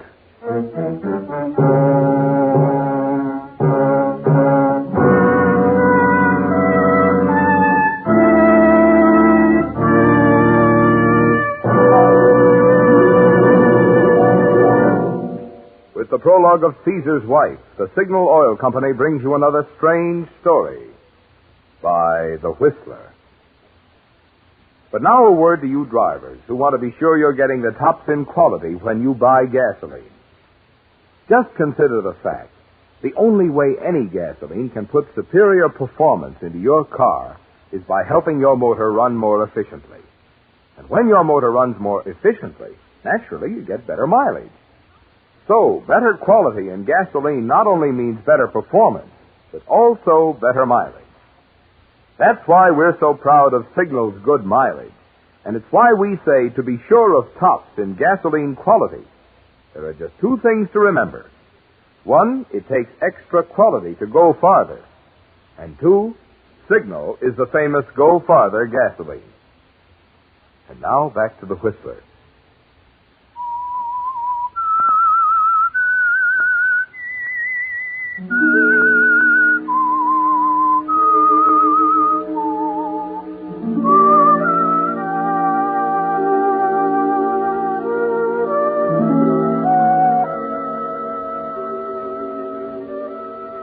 Yes, Frank. Render unto Caesar the things that are our Caesar's. And as you ride with Kirby Morton across town to the little French restaurant on 46th Street, the gnawing suspicion inside you has given way to a dull, sure feeling that there's only one solution now. One way to take care of the man who has dared to fall in love with Caesar's wife. Gloria had been so clever about it.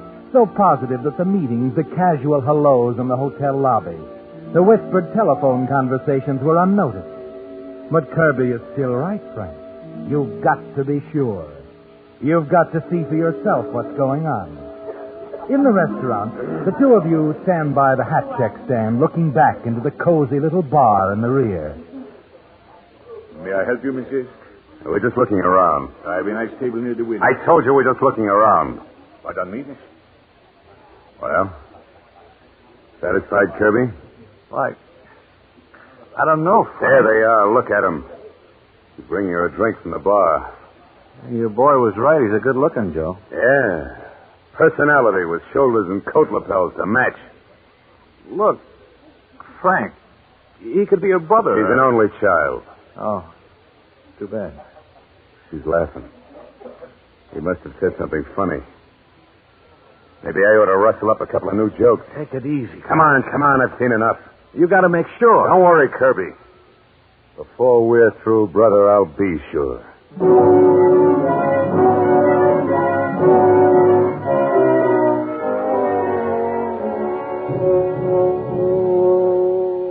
Never seen you like this before, Frank. Going to all this trouble, tapping Gloria's telephone and everything. Relax, Kirby. I'm handling this personally. I want to hear just how interesting lapels can be. Okay. Guess we just sit around and wait. Huh? As to say, I almost forgot. Judge Faulkner's outside waiting to see you. Well, he can keep on waiting. I'll get my tailor in here. Like I said, okay. Come in, Robert. Mr. Conway's ready for you now. Oh, yes. Yes, of course. Mr. Conway, now this will only take a minute. I just want you to slip on this coat and we'll take a quick look, eh? All right. Help me into it. Yes, sir. Now, there, that's it. Careful of the lining. It's only basted, you know. Uh-huh. Say, what about these lapels? The lapels? Yeah. Oh, well, I have them pinned back, but they're the latest thing, Mr. Conway. I made certain. Well, I saw some lapels about this wide and out to here. Oh? Sharp. That's the way I want them. Oh, but with this type of garment... Never mind. I know what I want. Of course, Mr. Conway. I was only trying... Look out! What are you trying to do to me? Get away! Mr. Conway, I don't Look understand. at this pin sticking right out. The pin?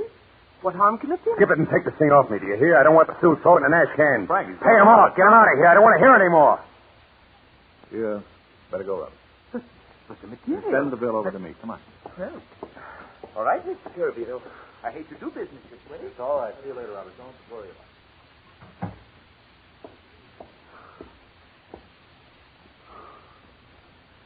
Frank, I don't get it. You don't have to. But it was only a pin. The poor guy didn't Skip it. need. No, I won't. A few days ago, it was a pair of scissors that upset you. Last week was an ordinary can opener. I thought I made it clear, Kirby. You don't have to see anything. But we're friends. I ought to know you well enough. But you don't. Nobody knows me that well. Now, let's forget it, huh? I've got other things to attend to.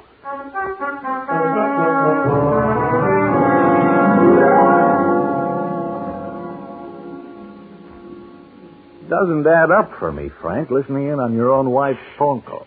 Getting on the phone now. Hello? Hello, Gloria? Hello, Alan. This is it, all right. Alan, I have the money for you. Oh, swell. Look, I don't want you to think I was in a hurry for it. The money isn't important. You know that. I know. Say, I was thinking I might go out of town for the weekend. Would it be all right with you? Oh. Is it awfully important? Well, it isn't a matter of life and death. You know how I feel, Alan, about your being here. It means so much to me, just to know that you're around. I understand. Oh, I don't want you to get the idea that I think I own you, but... No. But I got you a room right here in the hotel. Look, Gloria, forget I even brought it up, huh? I'll stick around. Would you? Oh, that's perfect. Oh, you better jot down my new room number. They moved me again. It's 1438. 1438. I'll remember. I'll be in till after 6. Then I'm going to have dinner at Luigi's. Fine. I'll try to meet you there if I can slip away from the party we're going to. And I'll have the money for you. Okay. Bye now. Bye. Dirty little double-crosser. What is it, Frank? What are they talking about? She belongs to me, Kirby. Do you understand? Me. Frank, you're all upset. You better talk to her. No. No, I'm not, Kirby. I'm just as calm as I'll have to be. What are you looking for? This. What the... Frank, a gun? What's got into you? You haven't touched a gun all the years I've been with you. Longer than that, Kirby. But I keep telling you this is a personal matter. Very personal. You're talking foolish. That's hoodlum stuff. Now, listen, if this thing has to be done, I can drop a word. You'll drop words to nobody, Kirby. Caesar's wife, do you remember? Frank, you can't do this. And you can't stop me. Now, get that judge in here. It's been an hour. He's probably gone. I don't think so. Have a look, anyway. No, you can't talk to him now. Not when you're in this frame of mind. No? All right, Kirby, I'll get him myself. The judge and I are going to have a little talk. Come in, Your Honor. Sorry to keep you waiting so long. Oh, that's all right, Frank. I was perfectly comfortable. Oh, you know Kirby Morton, don't you, Judge? Oh, yes, we've met. Hello, Judge. Sit down. Sit down. I'll fix you a drink. No, thanks. I just got by to thank you for the way everything worked out. Oh, it's my pleasure, Your Honor. Yes, and beautifully handled, Frank. Beautifully handled. Well, we try to keep things running smooth. I figure you're going to be an asset, Judge. To the people and to me. Well, I should say so. Anything I can ever do, Frank. Yeah, I'm glad we understand one another. That cuts out a good deal of unnecessary conversation, huh? Judge, I think we should have a little celebration. Nothing fancy. Maybe a quiet dinner.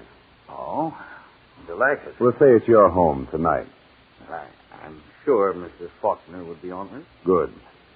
About 6 o'clock, huh? 6. I think that can be arranged. It is arranged.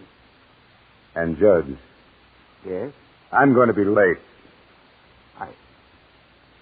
I don't quite understand. Well, you'll never have to quite understand. As far as you're concerned, Mr. and Mrs. Faulkner, I arrived at 6 sharp. But, Frank, you're my friend. I'd do anything for you. Only, if I got into any mix-up... There'll be no mix-ups for you from now on, Judge. Just do as you're told. Yes, I think I understand. About to 6. Stayed all evening. You know, Judge, you're a very smart guy. Both on and off the bench. And now, Your Honor, I think you'd better run along. Work things out with Mrs. Faulkner. You know the ladies, they like to plan their social activities. Oh, yes, of course. I will be running along. Good day, Mr. Morton. See you tonight, Frank. At 6.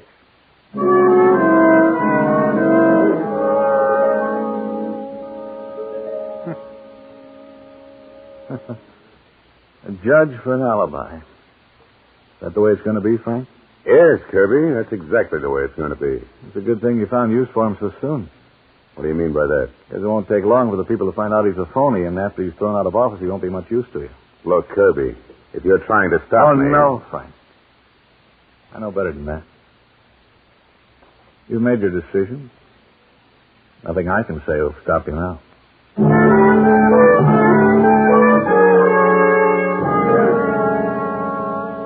Yes, Frank, you've made your decision, haven't you? And you lose little time in completing the arrangement. Gloria isn't going to have any trouble slipping out. No, because you want it that way. You want her to keep her appointment at Luigi's, to be waiting for the man who will never appear.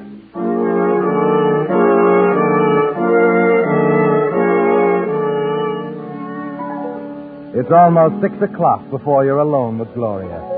And it isn't easy to think of the brutal thing you're going to do. Gloria is so beautiful, isn't she, Frank? As she sits at a mirror combing her hair, she seems so devoted, so innocent. You're getting dressed kind of early tonight, aren't you, Gloria? Uh-huh. You don't mind if I spend a little extra time making myself beautiful for you, do you, darling? No. No, I've always wanted you to make yourself beautiful for me. Frank, what's the matter? You sound, well, strange. Do I? Yes. Is there something bothering you? Something on your mind? Nothing that can't be cleared up, Gloria. I think that after tonight, everything will be all right again.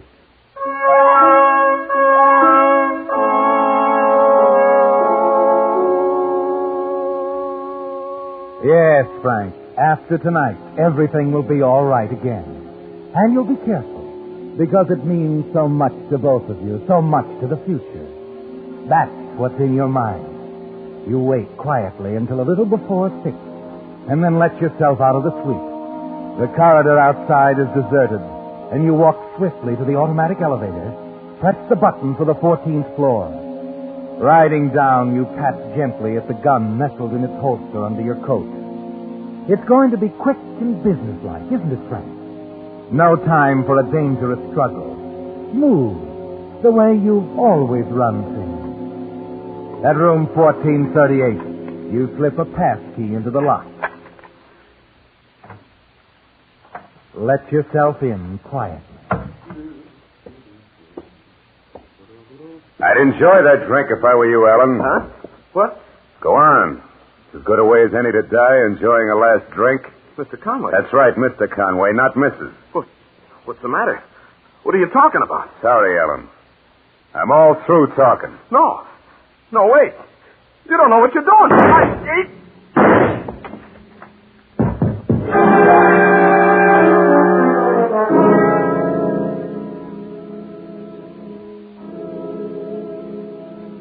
He stumbles and falls forward, a strange look on his face. The glass in his hand smashing into fragments on the tabletop by your side as you step back quickly. It's all over, isn't it, Frank? Quick, smooth, businesslike, just the way you figured it.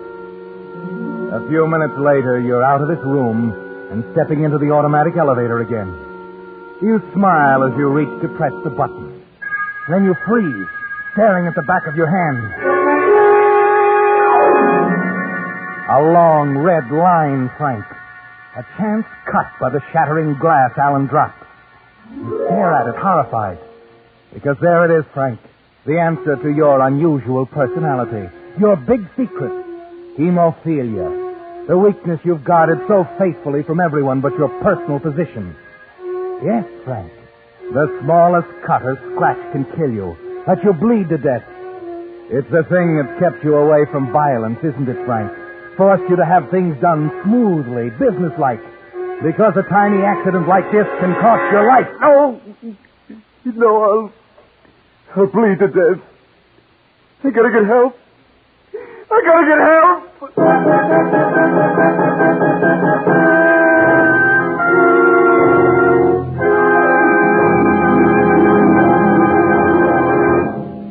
The Whistler will return in just a moment with the strange ending to tonight's story.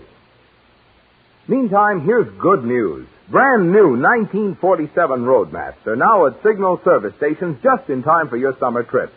And friends, pardon my enthusiasm, but these new signal maps are without a doubt the finest I've ever seen. Prepared by Rand McNally, they have all the latest road changes and conditions, as well as many places of interest not included on ordinary maps. Jumbo in size and printed in full color, they're easy to read and have the new accordion fold easy handling. In addition, these new signal maps have handy extra features, such as enlarged sections of metropolitan areas. Also a radio log showing where on the dial you'll find your favorite programs as you travel. Plus a Western States mileage chart and a list of interesting places to see.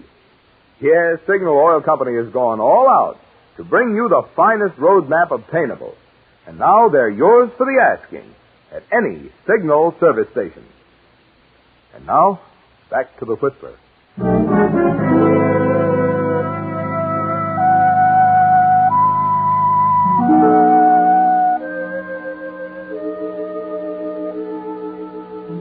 So the murder of the young man in the gray suit went off exactly as you planned it, Frank.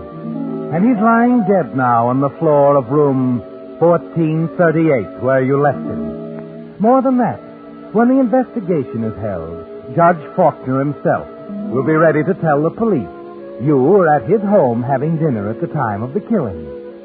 But one little fact, a thing you couldn't have figured on, a thing that would have made no difference to almost anyone but you, has turned it all into a nightmare. Yes, Frank. The man you killed happened to be holding a half-empty drinking glass in his hand when you fired. And the flying piece of glass that cut the back of your hand can be as disastrous, as final as a bullet in the head. An hour later, back in your private suite, you can't understand why Mannheim, your private physician, is so calm. Will you hurry up, Doc? Take it easy, Frank. What do you mean, take it easy? Look, you've got to do something. Listen, Frank, you must try to relax. All we have to do is wait. Wait? Man, you're crazy. Listen, I know what can happen to me. I know about hemophilia. I've been reading about it all my life. But it's not going to happen. You're right, and you don't know how lucky you are. You need more than an ordinary transfusion. You're an unusual type and need a special type of blood. And if we had to find that type in a hurry, we knew we'd never have a chance. We? Gloria and I. Gloria? She doesn't know. She does know, Frank. Because it was such an obsession with you, we never told you. It was she who... that's what I'm waiting for. Yes, this is Mannheim. What's that? Good Lord. What did you say? Yes, I know. What's that? Frank, I don't know how to tell you this. Tell me what? The man Gloria had moved into the hotel, the one she'd hired just to be near you all the time, the one with the right blood type. Hired? Gloria hired a man? Yes. Alan Whitcomb. Oh, no. No! He's dead, Frank. Murdered. They just found him down in his room. Down in 1438.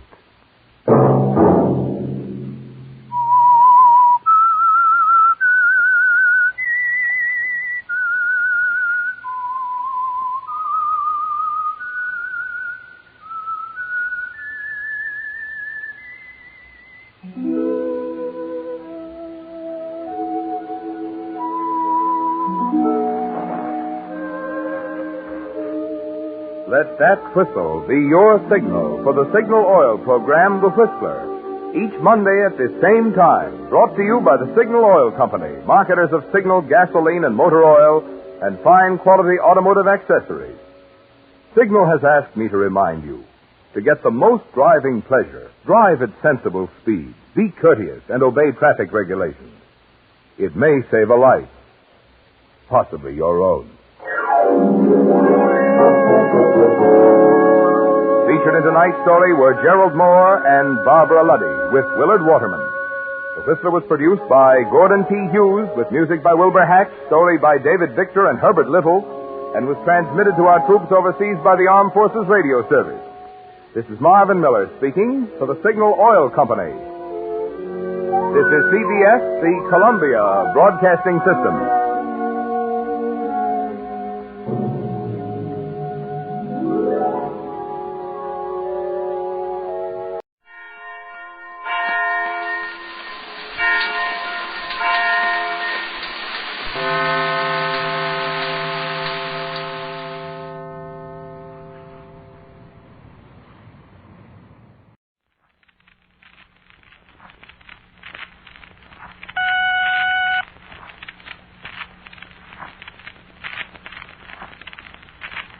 Quiet, please.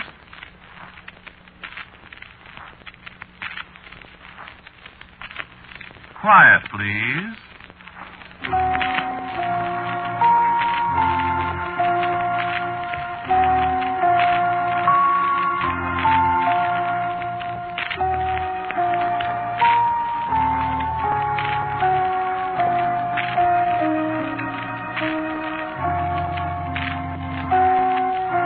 Quiet Please story, written and directed by Willis Cooper and featuring Ernest Chappell, is called Bring Me to Life.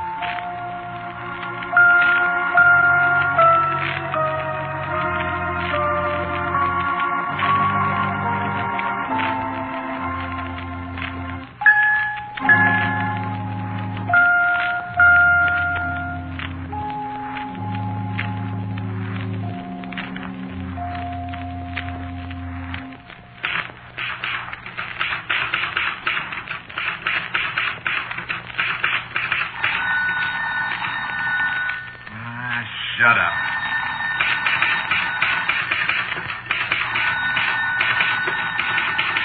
Why can't people let me alone?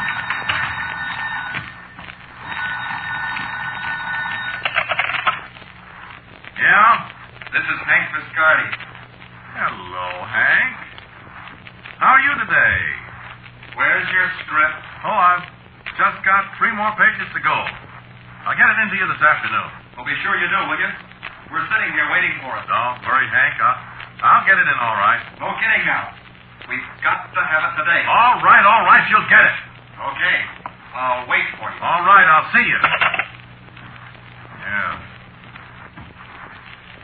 Yeah, I'll see you. I'll see if I get an idea. Got no more idea than a rabbit.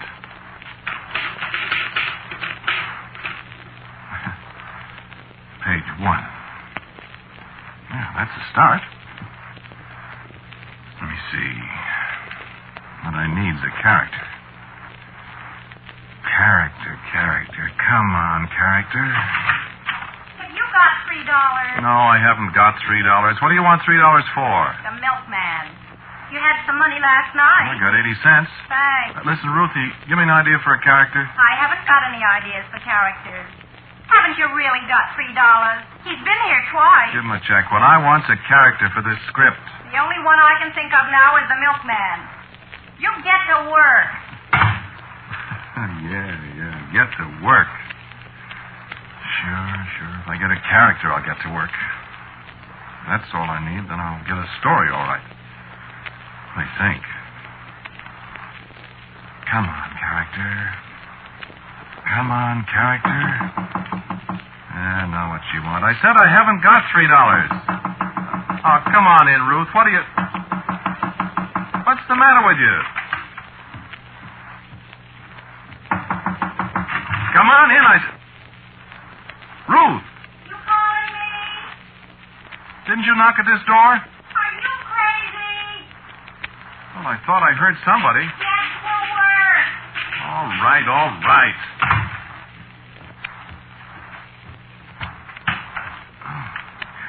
Doggone it, I must be going. No, I didn't write that. How did that get on that paper? Bring me to life. I didn't write that. No, I did. Ruth!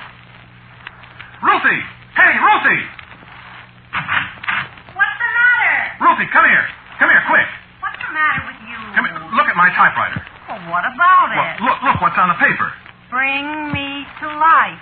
What's strange about that? Well, I didn't write it. What? Are you... Look. See what it's doing? Underlining those words. How are you doing that? Not, I tell you. Look, I said I didn't write it, and the typewriter just said, no, I did. Who is it? I don't. C-H-A-R-A-C-T-E-R. Character.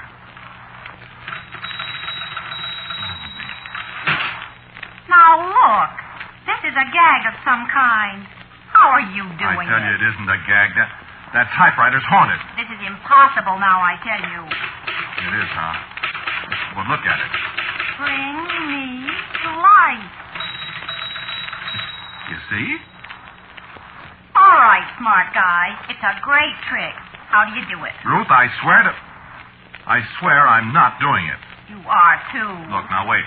Wait a minute. I'll go way over here, and you'll see. Now, it'll write. Watch now. I knew it was a gag.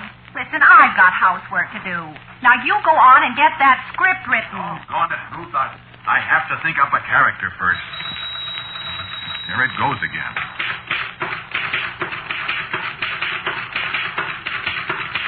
It says me. All right, there's your character. Write about him.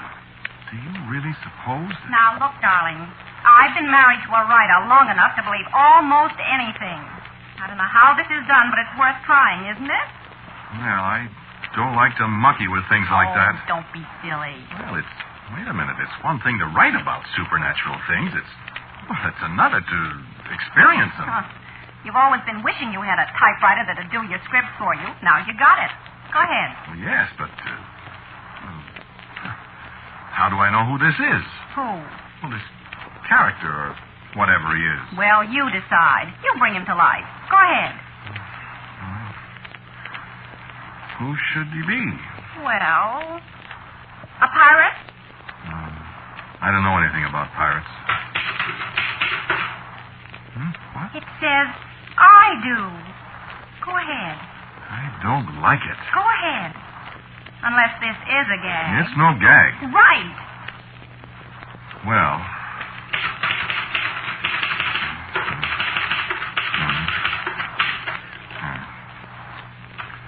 It was a dark and stormy night. What's that? Sounds like thunder. There's a storm coming up. My gosh, does this thing control the weather, too? Go on. Write some more. This is getting interesting. Well, all right.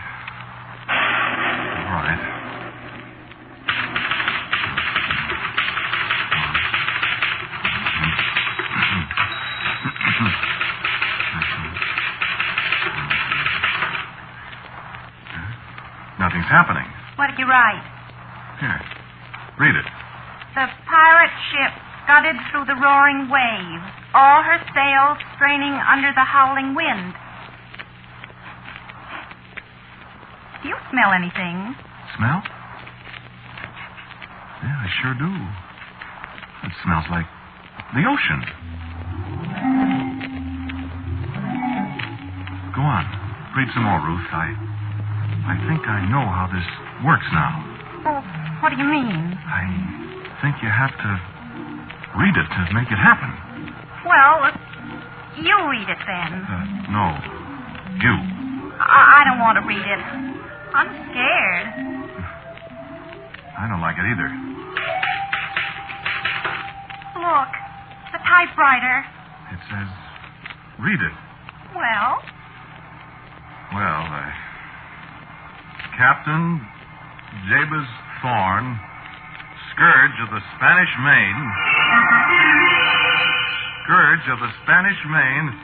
slowly climbed the steps of the companionway.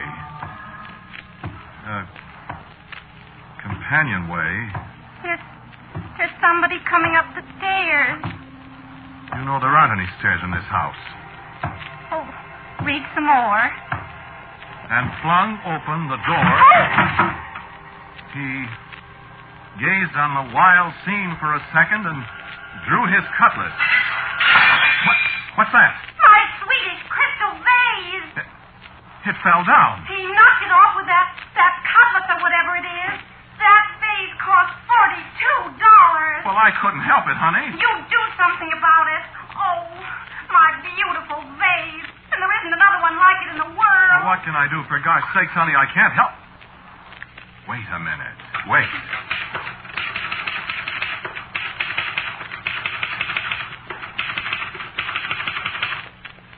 He returned the cutlass to its scabbard. You see? That doesn't bring back my vase. Well, listen. He turned to the beautiful girl at his side. Hey, don't read that. And put out his arm. Oh! What? Hands! What? What's the matter? Hands! Great big hands! Oh! Ruth! What's happening? Ruth! Somebody kiss me with whiskers! Oh, you pirate, you! I'll fix you! Ruth, no! No! I'll fix you! Ruth, stop! I'll stop him! There's your pirate! Oh, Ruth.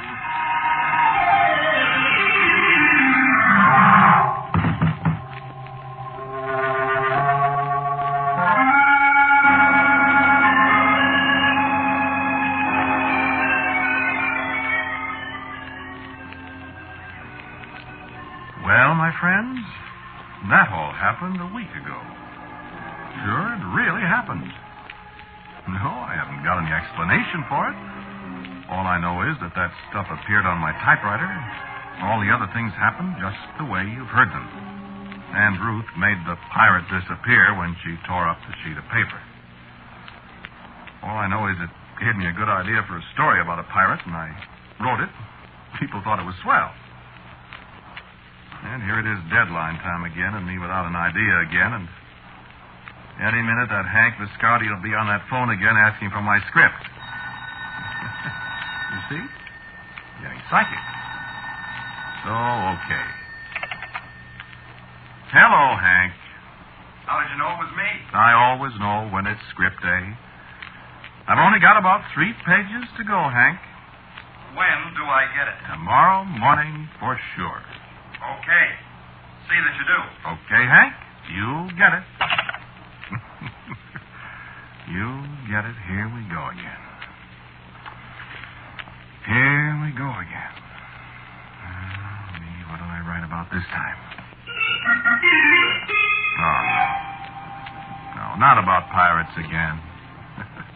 Now, let me think.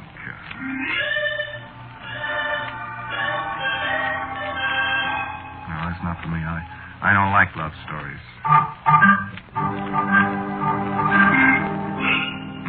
No. People don't want war stories. How about a whodunit?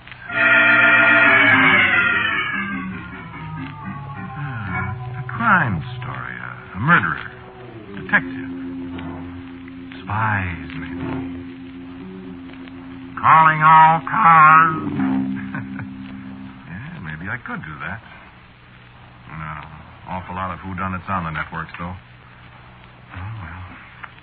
One more won't hurt him. Let's go. Now for a character. Character. I wonder. Wait a minute.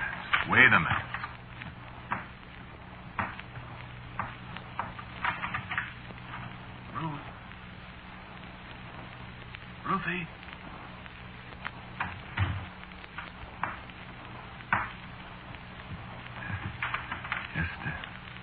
Wanted to be sure she's asleep after the way she murdered my pirate. You know, this could turn out to be a great racket. Have your characters write your stories for them. The only thing is you have to be careful what I put down on paper. Don't want to find myself getting choked to death by somebody I brought to life. Hey, what am I saying? Well, let's see what happens.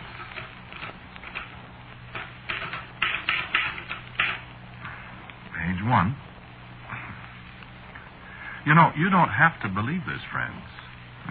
I'm not so sure I believe it either, even though I've been mixed up with supernatural stories for so long, I guess I'm a sucker for it. Maybe all that didn't happen. Maybe Ruthie and I dreamed it. The only thing is, two people don't usually dream the same dream at the same time, you know. And that Swedish crystal vase of hers is sure busted. You know, I didn't do it. Okay, hypnotism maybe. Okay, hypnotism or something. And I'm going to try it again. Sure, just relax. But we'll see who'll do the laughing, huh? Me or you? How's your imagination? Mine's all right, thank you. So, shut up a minute while I try this out. Keep quiet and let's see what happens, okay? Hey, character. Character.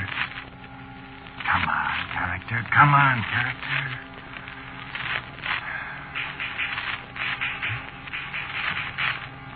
What?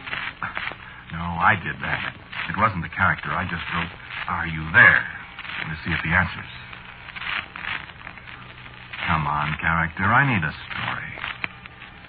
You helped me the other day, character. Help me now. Come on. Come to life. Character, you hear me? Come on, pal. I need help. Don't be mad at me. Pirate?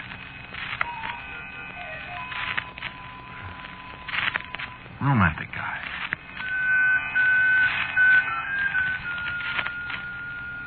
Well, a soldier.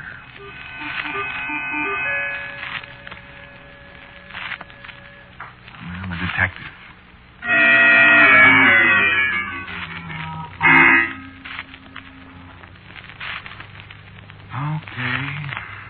Okay, so I'm a chump. So I can't pull a character out of the air like that. Okay. So go on and laugh. I'm sorry. And if you were sitting around waiting in the country at this time of night, all alone, your wife's sound asleep, and this is the only light in the house, and you've got to write a supernatural story before morning, well, try it sometime, friend. Just keep quiet and let me try to work, huh? You got nothing to do but listen to the radio. How'd you like to have to write those things you listen to, huh? In the middle of the night. All alone by yourself. Okay. Quiet, please.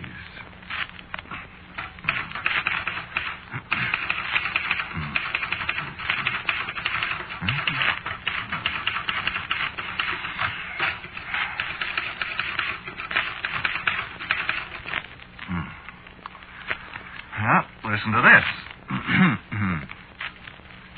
I am alone. I am alone in a great dark house with only the weird wail of the wind and the whispering willows. You think that's too much alliteration? Weird wail of wind, whispering willows? I kind of like it. In the whispering willows to keep me somber company. That's okay, huh? Maybe I'll get a story yet. Just keep quiet. I sure wish that character would give me a hand, though. Now, what could happen to a guy sitting here like I am? Let's see. What could happen? Could be a ghost? Nah, no ghost. Chains clanking and stuff. Corny sound effects. No. A burglar. Burglar might be good. I wouldn't know what to do about a burglar, though. We haven't got anything worth stealing around here. Besides, burglars are kind of corny, too, aren't they? You know, you always think of a fat guy in a mask with an old-fashioned dark lantern and a bag over his shoulder. Like those fellas drawing codgers. What's the name of the fellow that does it? Larry Reynolds? The big fat guy and the little old one. Now, burglars are funny. Burglars are out. Well, what the... Who'd come sneaking into your house in the middle of the night? Let me see. Let's see. Hey, what about an escaped convict? An escaped convict, that'd be all right, wouldn't it? You can do a lot of things with an escaped convict. Guy's wife asleep.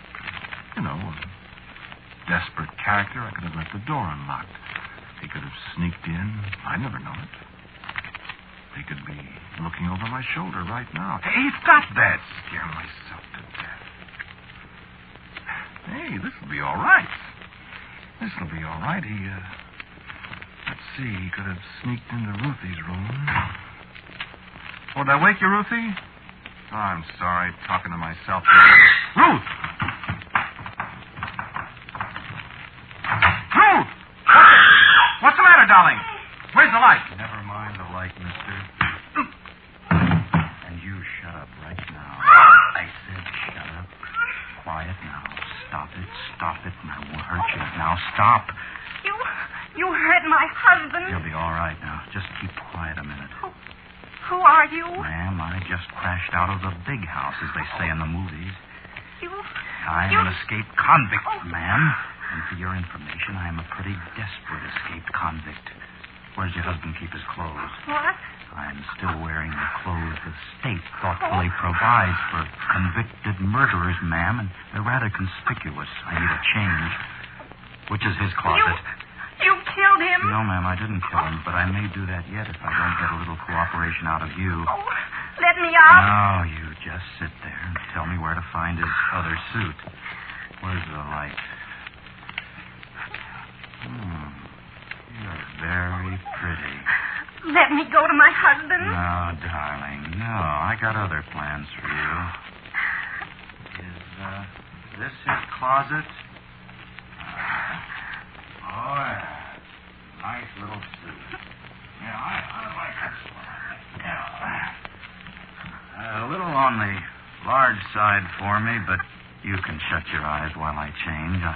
I'll need a shirt, too. What are you going to do? Well, I'll tell you.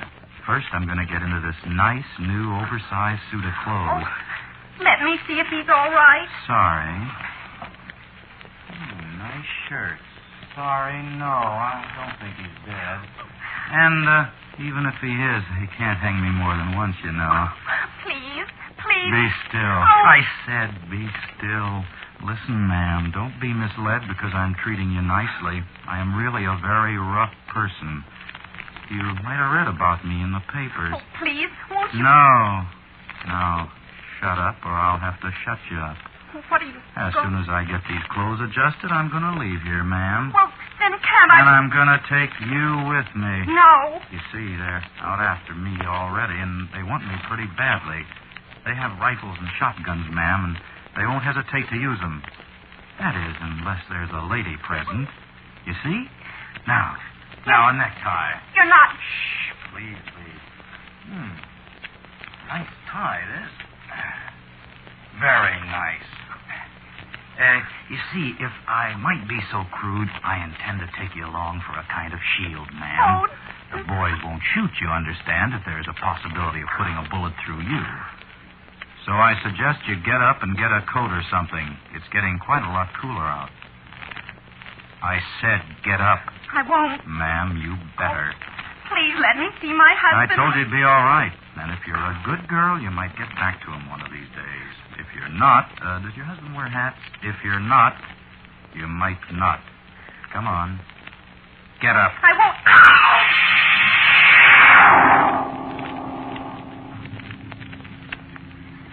I suppose it was Ruth screaming that brought me back through the darkness to a kind of semi-consciousness.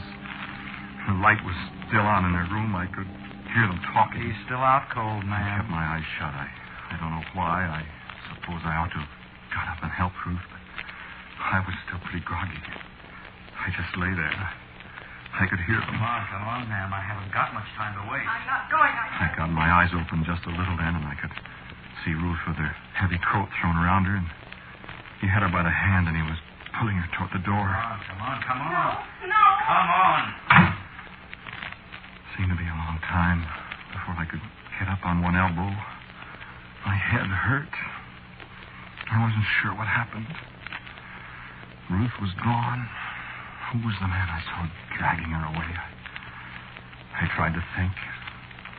Finally, the fog cleared away enough so I could figure out what to do. seemed hours later that I got to my feet. I staggered out to the other room where I'd been working at my typewriter. I should do something I knew. What should I do? My mind wouldn't work. I wanted to go after them, but something stopped me. Something wouldn't let me go. I didn't know what it was. Something was making a noise through the ringing in my ears. What was it? And at last I recognized the sound. It was my typewriter. I fell down as I staggered across to it. I crawled the rest of the way. Forced myself to look at the paper. The keys were tapping away. And slowly, painfully, I read the words. Bring me to life. Bring me to life. Bring who to life? Me, said the typewriter. Me. And at last, my pirate. Oh, come on, character. Come on, pirate. And the typewriter clacked away. Hurry, it said. Painfully, oh, so painfully, I got one hand on the keyboard. The letters were blurred, but I found them. The pirate comes in, draws, cutlass, sees, enemy, goes to rescue through French window, pursues enemy, enemy frightened, wife knows, rescue coming, pirate raises cutlass.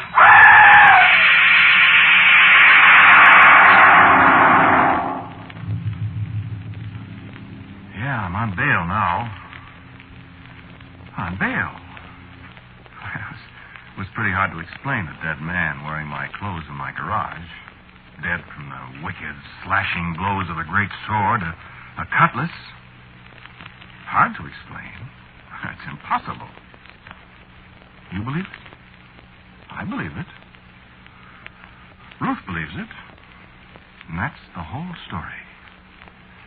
Thanks, character. Good night, character.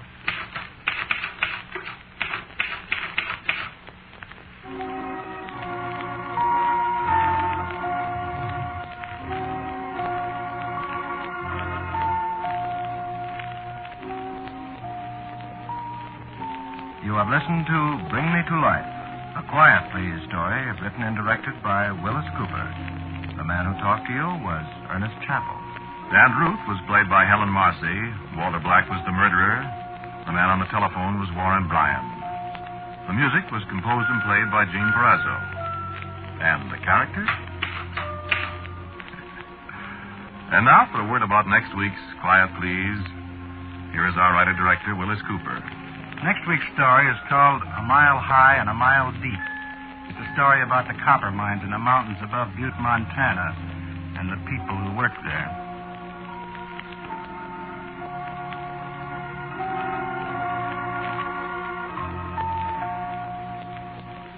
And so, until next week at this time, I am quietly yours, Ernest Chappell.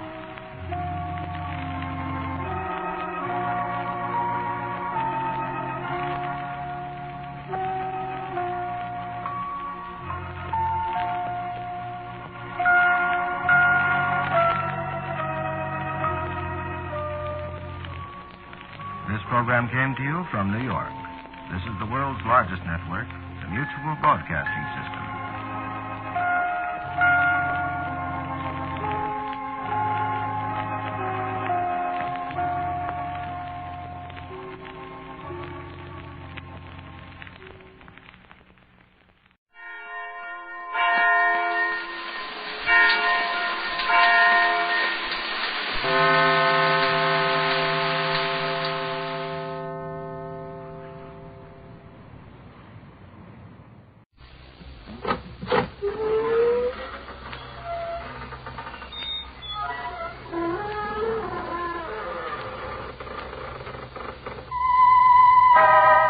Good evening, friends of the creaking door. This is your host to welcome you into the inner sanctum for another visit with your favorite characters. We're back again with a familiar subject, murder. Ever want to find out how scared you can get? Well, suppose you hang around for a while, and when the show's over, I'll cut you down.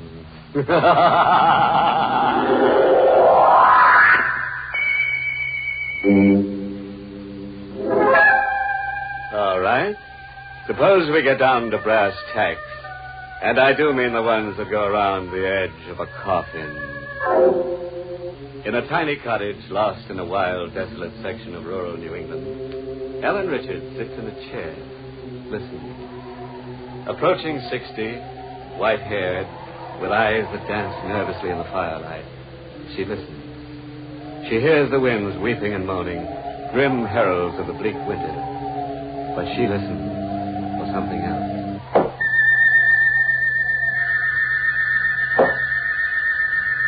Gregory? Is it you? Where are you? Upstairs? Gregory? Oh, it's nonsense, that's all. It's nonsense. It's just because I'm alone. Gregory! You wouldn't do this to me if I weren't alone. Hello, operator. Hello, what's the matter with you? Number, please. Hello, operator. I want you to ring my nephew, Leslie Richards. Tell him to come home at once. Number, please. My nephew, Leslie, I told you. What's the matter with you? Don't you understand? You must hurry. I beg your pardon. What number do you wish to call? Number. Oh, he's in town somewhere. The depot. Call him at the depot. Oh, don't you understand? I hear the boots. Those heavy, hobnail boots. And the cane tapping. It's my husband. He's coming up out of the cellar step by step. And he's been dead for 5 years. And now he's on the landing. And now he's opening the door. And now... Hello, Auntie. Oh, Leslie, you darling boy. Oh, it's you. It's you. And not the other. Really, Auntie, I don't quite understand. Oh, dear boy, you must forgive me. I'm hysterical. Just be patient with me. I'll be all right in a minute. What's wrong? What happened? Let me hold your hand. Oh, just knowing that you're here makes me feel better already. I thought I'd go out of my mind. Oh, you poor darling. Now, if you'll only tell me what... Wait a moment. Do you hear anything? Just the wind? That's all? That's all. Oh, Leslie, you mustn't leave me alone ever again. I simply can't bear to be alone. But I just drove to the station to get Miss Morrow. Darling, you're in a terrible state. You really must sit down. I'll get you something. No, I'll be all right. I'll be all right. Where's Miss Morrow now? She went through the side entrance in her room, I guess. I think I'm going to discharge that girl. Why? Oh, I don't know. I feel she doesn't belong here. I don't like strangers about. Really, Auntie, you're being silly. You can't bear being alone, and now you want to discharge your companion. Well, you're here now. But I can't be with you all the time. Leslie. But you almost never leave the house, and someone must go out to get things done once in a while. Oh, yes, I suppose you're right. And it won't do you a bit of harm to go out once in a while, too. The movies in town, or maybe New York for the theater. No. But, Ellen... Don't you dare suggest that again. You must never suggest that again, do you hear? But why? Why must you stay here locked up in this house?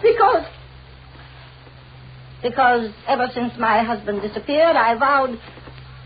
Oh, what's the use? You wouldn't understand. I think I would. Oh, no. You're young and handsome and charming, and there's no use troubling you with all that. There. I feel ever so much better already. No, dear Leslie, you don't know what you've done for me. Really? It was horrible living here with just Miss Morrow until you were sweet enough to come and stay with a poor, lonely old lady. I know it must be trying for you. It's really lots of fun. I'm having a fine time. And that talk of your being an old lady is just nonsense. Why, if Uncle Gregory were here and could see you now, he'd fall in love and marry you all over again. Why do you say that? Just to make you laugh. Oh. Oh, you're very flattering. You're laughing. That's better. Leslie, You won't go away, ever, will you? What an idea. You're my only living relative. I'll remember your kindness when I'm gone. You'll be wealthy, very wealthy. Here, now, what kind of talk is this when you're gone, indeed? Why, we're going to have grand times here forever and ever. Now, you go to bed and sleep away all that foolishness. And here's a kiss for a pleasant dream. Oh, you silly, silly boy. Well, say good night to Miss Morrow for me. I'm too tired to wait. Good night. Barbara? Honey? Barbara. Don't tell me about it. Don't say anything. Just kiss me and hold me tight. Oh, dearest. Oh, Leslie. I could hardly bring myself to come back here tonight. She's so hateful and cruel. Barbara, don't. She may hear you. I'm sorry, but how much more of this do you think I can stand?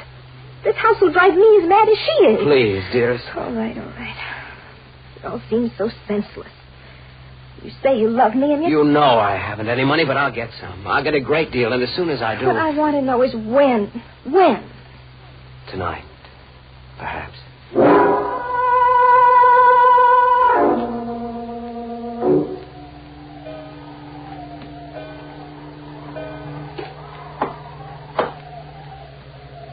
Gregory?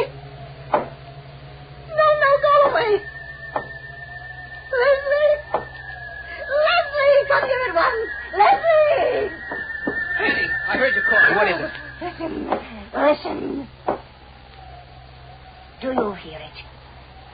Yes. Oh, thank heaven I'm not the only one.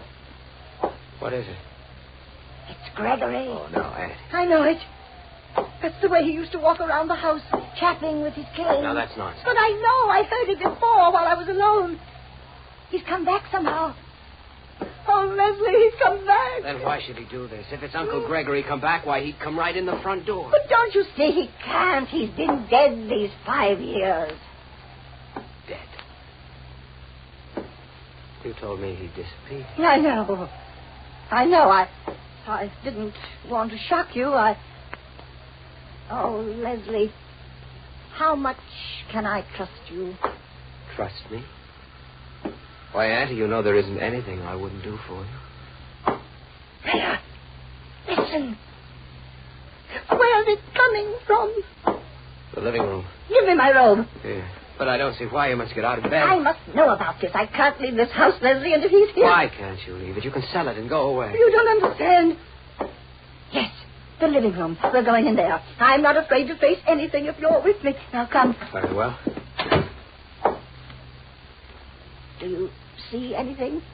There's nothing in the corridor. But I can hear it. It's closer. There's the living room. Not a soul there. Not a soul? Why'd you pick up that fireplace iron? You'll know in a moment. Can you move the piano? These old uprights are pretty heavy, but I think I can do it. There. Get that little shovel from the fireplace. Hurry. What's that? I don't understand. What are you doing there? What is it? Some kind of secret trapdoor in the floor you're trying to move with that iron? Yes. It's the floor. Oh, here, let me do it. All right. I think I have it now. There's nothing but dirt under there. Use the shovel. Very well. Leslie, I don't know if... Listen. The tapping stopped. Yes. Why? Perhaps this is why. Perhaps he wanted me to find his body. He's still there? Look. Gregory! So that's why you never left this house, isn't it? He was lying here all this time. Lying here where you buried him. After you murdered him. Isn't that so, Auntie Ellen? Now, who is bleeding last? Oh, yes. Auntie Ellen, the old darling, just had her nephew dig up her husband from under the floor. If you think she kept him there to make him stay home night, you're wrong. He'd been murdered. And Auntie Ellen's nephew just accused her of killing him. Yes. Yes, I killed him. Leslie, you mustn't tell anybody. I know you won't tell. Oh, it's been horrible living all these years with him right in the same house. I could never leave. Someone might find him, you see. And every time I heard a noise in the house, oh, it was frightful. I should think so. That's why I sent for you. I couldn't bear it alone. Now you know my secret, and you will help me. Will I? Of course, dear Leslie. I know you will, and... Won't you? Oh, it's Miss Morrow. Don't let her see. Quite all right, Auntie Ellen. Come in, Barbara. No, you can't. I've heard everything, Mrs. Richards. And I know everything. You know? You and Leslie. It was you who made those noises, that tapping. It didn't start until after you came. Yes, Auntie Ellen. You horrid boy. Why did you? How could you do this to me after everything I've done for you? I thought you loved me. I thought... Sit down. No, I will not. Leslie! Sit down, I said. Barbara, get a checkbook. Okay. What are you going to do? Dear Auntie Ellen, you are going to write a check for $50,000. For you? For me. Here's the book and the pen. I see it all now. What a fool I've been, taking the two of you into my home, and now you do this to me just to get my money. You killed him for that money. You have no right to talk. You made him do this. Leslie's a good boy. You found out about this, and you put him up to it. I'm going to call the police. You're a little thief. You're a murderer, Auntie Ellen. You won't call any police. In fact, you'll tell no one. And you'll write that check now. Do you understand?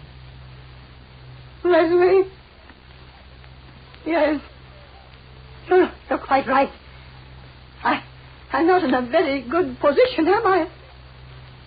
You hurt me deeply, Leslie. After I trusted you. After I... Leslie, what happened to you? What's the matter? I don't know.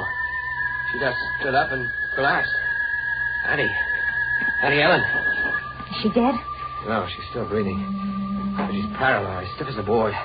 Barbara, call a doctor. I'll fix that floor and push the piano back. You think it's safe? Absolutely. She won't say a word if she comes out of this. And if she does tell about the check, who will believe her? It'll be our word against the murderers. Come on, Barbara. We've got to get her well enough to write that check.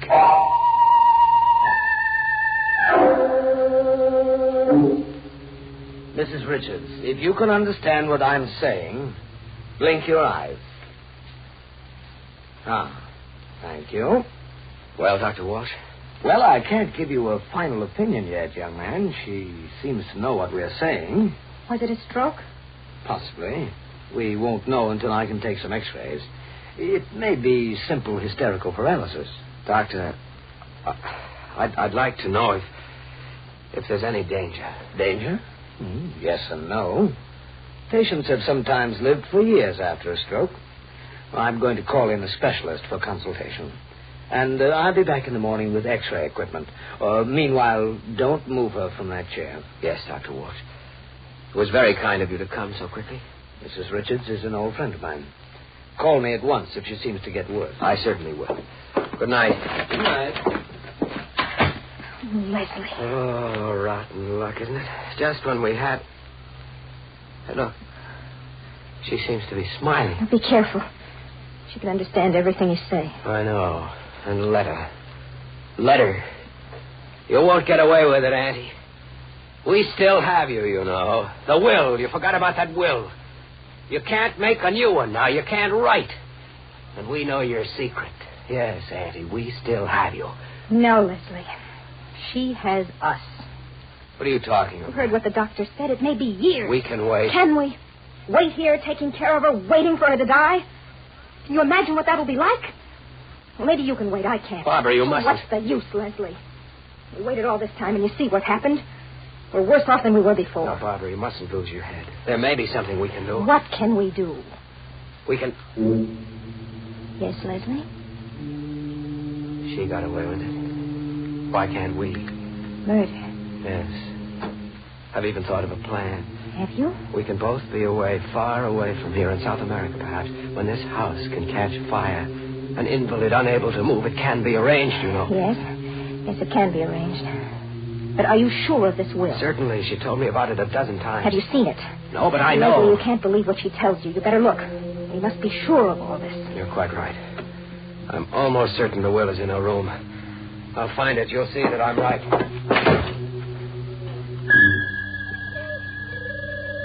Did you say something, Mrs. Richards? I thought I heard you say something. Why are you looking at me that way? Mrs. Richards, I'm not afraid. I don't care if you heard everything. I'm not afraid of you anymore. You and your orders. Nothing I did was ever good enough for you, was it? Always telling me I was too common, too cheap for you. Well, I found out what you were tonight. And stop your staring at me. You want to know something, Mrs. Richards? He didn't figure this out himself. I was the one who was smart enough for that. I kept wondering why you never left this house. Why your husband disappeared. And I told Leslie. You stop your staring at me! Barbara, what is it? I heard you scream. Nothing. Nothing at all. Have you found it? No, not yet, but it's around somewhere, I'm sure of it. Do you want it? No. I'll find it in a minute, I'm sure. Mrs. Richards, the chair. The chair has moved. You moved it while my back was turned while I was talking to Leslie, didn't you? Didn't you? The andiron from the fireplace. Was there a minute ago? Did you take it? Did you? When you're enough to rip. No! Barbara, I found it. She left me every... Barbara, what happened to you? Auntie Ellen, where are you? I'm standing behind you, Leslie. What? Don't move. But Barbara... She's dead. I killed her. I have the andiron here in my hand. Don't move. Auntie, now please. Stay on your knees. Just where you are. Very well. If you wish. But... You were very anxious to find out what happened to my husband. Now you shall know everything. In fact, you shall know precisely, because the same thing is going to happen to you. You see, I used this very same instrument, this poker. You and she will share his grave. It's all some silly joke, isn't it? You can't do this to me. You know that I love you. Don't move. But don't you see, Auntie? For heaven's sake, put that thing down. You don't know what you're doing. Don't!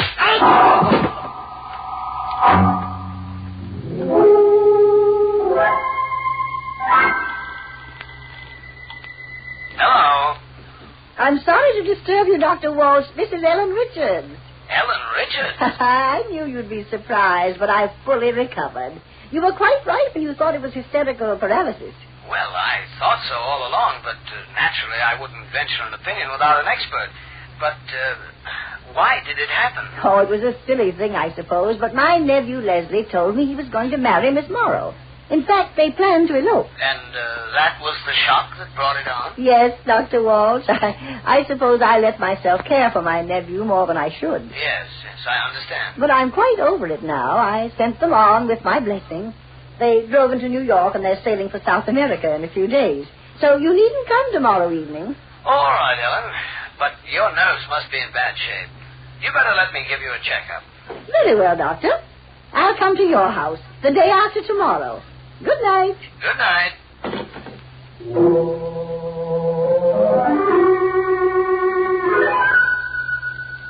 Well, there, Ellen. That completes my checkup. And what's the verdict? You've got a constitution like iron. You'll live to at least 110. Oh, but, Ellen, you have to get out of your house. No, now, don't go into that again, Dr. Walsh. When Gregory disappeared, I made up my mind I would never leave, and I mean to stick to that vow. That's not what I meant, Ellen. Haven't you heard the news? What news? The new superhighway. It's going to be built right through your property. Your house is dead center of the roadway. They'll have to rip it down. What? Well, they can't do it. I won't let them. Well, there's no reason to be alarmed. You realize a handsome profit for your property. When will these people be around? When are they coming? Why, the surveyors are in the neighborhood now. They may be calling at your house today to examine the property, make an estimate of its value. Today? Well, I must get back to the house immediately. I don't want them to come when I'm not there. Oh, excuse me. Hello. Yes? Yes, one moment. It's for you, Ellen. For me? Who is it? Why, I believe the man said the state police. But what could they possibly want with you, Ellen?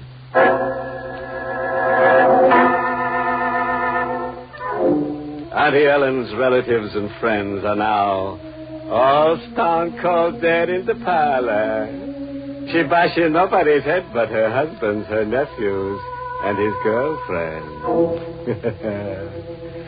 And we leave this electric personality while she's on her way to becoming a short circuit.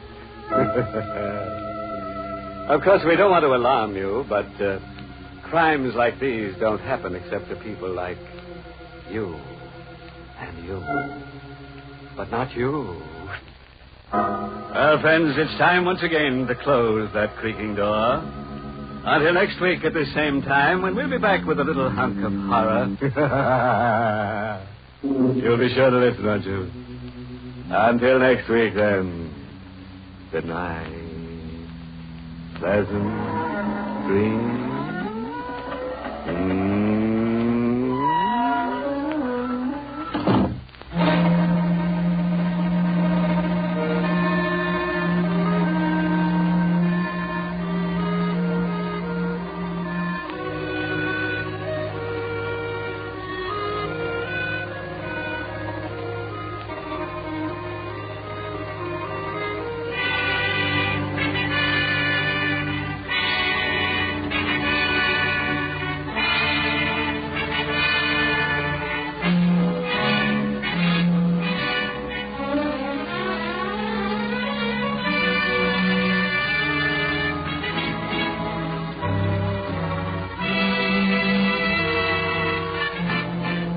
Inner Sanctum has come to you through the worldwide facilities of the United States Armed Forces Radio and Television Service.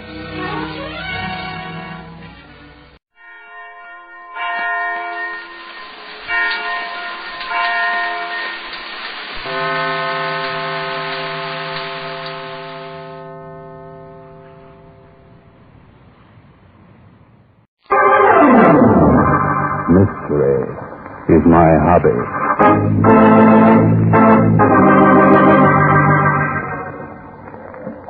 Ladies and gentlemen, Barton Drake speaking.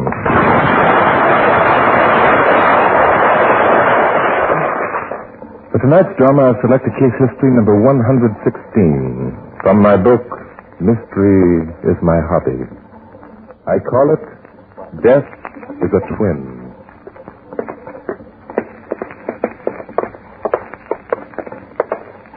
This is the place, Riley. You wait out here. I'm going in. Okay, Chief. I better try again. Come in. Come in. The door's unlocked. I'll call you if I need you, Riley. In here, in the living room. You right there? You're the police? I phoned for the police. Inspector Noah Danton. You're Susan Waterstone? Yes. Yes, Okay. Inspector. Okay, Miss Susan. What's this all about? It's my sister, Claire. Something's happened to her. I know it. Huh? What? She went into the library about 10 o'clock this morning with George Gale, our attorney. Told me if I needed anything to call out. I'm a cripple, you see. Yes, I see the wheelchair. A spine injury. I'm unable to walk a step. Claire does everything for me. If anything's happened to her, what would become of me? No. Just calm yourself. Maybe nothing's happened to her. But it has. I've been calling for her for the past half hour. She won't answer. Why didn't you wheel yourself into the library and see what was the matter? But I did wheel myself to the door. The door is locked. From the inside? I'm afraid so. I can't see through the keyhole. Well, guess I better take a look. Oh, wheel me along, will you please? I want to see which Yeah, sure. Which one? This door right here. Locked all right. Yep, keys in the lock on the inside. It's Wonderstone. Anything the matter? Oh, something's happened. I know it. Well, guess I'll have to break in the door. Oh, no, please don't. That's such a beautiful old door. If you had to break anything, why not a window? Okay, it doesn't make much difference. I'll get Riley to do it. Hey, Riley, try and get in one of the library windows. They're all locked. Break one. Okay, Chief. Riley will be in the jiffy. Oh, what will I do? What will I do? Poor Claire. Oh, maybe she just had a fainting spell. Guess the windows must have been locked. Holy cow.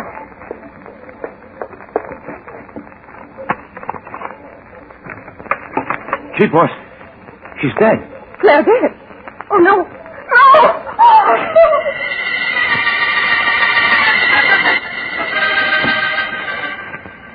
Mike Fat, Barton Drake's Chinese houseboy, carefully twirled the bottle of rare old vintage in the ice bucket and carefully adjusted a spotless napkin around the top. Carefully, he set just the right glass on each stand beside the two easy chairs, and then, just as carefully, placed a carpet tack point upwards in the chair where the good Inspector Danton would soon be planting his very ample frame. Mike Fat loved the good inspector, but he also loved his little joke better. Mike,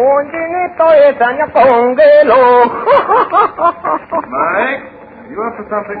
Oh, no. Just putting out very cooling refreshment. Well, all right, but you sound rather suspicious. Hope you have dinner ready. Inspector's always hungry, you know. Oh, yes, Mr. Drake. Dinner ready? Good. Yeah. Oh, Inspector here now, I think. I go. I'll be out in a minute. Well, evening, Mike. Thousand welcome, Mr. Inspector, to the abode of Mr. Drake, also of humble Mike Fat. Please to enter. Yeah, thanks. Where's Bart? Dinner ready? Mr. Drake enjoying pleasure of admiring new hand-painted necktie in the mirror. Uh-huh.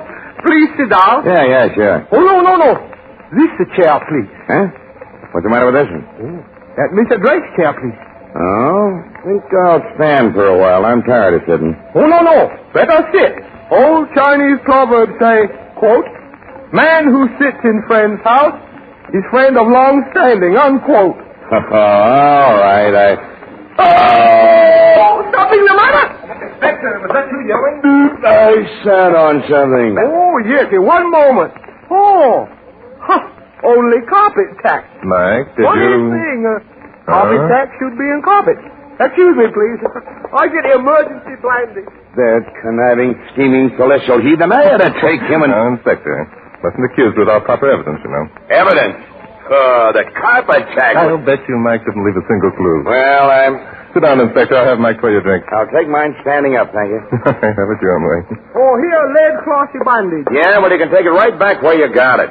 Pour the Inspector a drink, will you, Mike? Not on your life. I'll pour my own. All the Chinese proverbs say, he who drinks from white bottle, get red nose. Well, you get the... Get out of here. Oh, yeah. Oh, I still run up. You can sit down safely now, Inspector, I'm sure. Well, okay. Pour yourself some wine. Okay. Pour mine, too. I'll trust you. Well, Inspector, have a hard day? No, nothing interesting. A few robberies, hit-and-run driver, wife beat up her husband, and a suicide. Oh, well, suicides are always interesting. Always some very tragic reason that makes a man take the matter of his life into his own hands. Nothing odd about this one. Just plain open and shut case. Yeah? Who was it? Gal by the name of Claire Waterstone. How did you do it? Poison. Glass of milk. Look, Bart, how about dinner? Fingerprint? Sure. Dead girls on the glass. What did it happen? In the library. Sat there reading a book, drank her poison milk just as calm as you please, and dropped over dead. Reading a book, huh? Now, look, Bart. Don't start getting any ideas. This was suicide. Plain and simple. Why, even all the doors and windows were locked on the inside. We had to bust the window in order to get in. And the only other person in the house was a crippled sister who couldn't walk 2 steps if the house was on fire.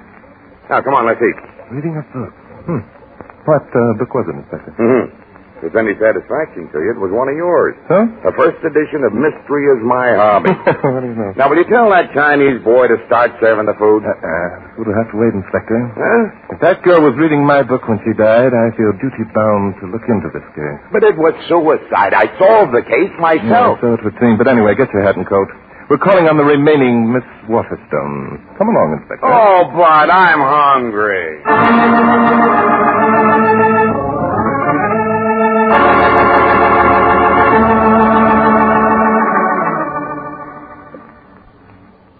And now, back to Glenn Langan for the second act of... Mystery is my hobby.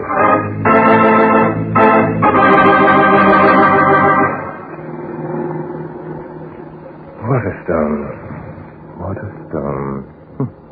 You know, that name strikes a familiar note somewhere, Inspector. Sure, you remember old man Waterstone who made a killing during the First World War? All kinds of publicity. War, profiteer, and all that stuff. Oh, yes. Yeah, the newspapers made it so unpleasant for him that he retired and has been living on his millions ever since. Then he's still alive? Nah, he kicked off about 5 years ago. What about his money? Left in trust equally to his 2 daughters, Susan, the crippled girl, and Miss Claire, the one who committed suicide.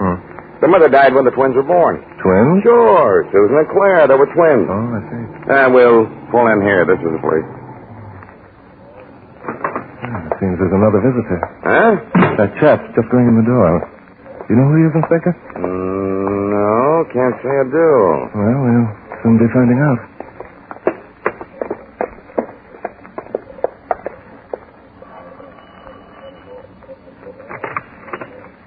Miss Waterstone isn't at home, gentlemen. Just a minute, you. We're the police. Police? Oh, well, that's different. Come right in. Thanks.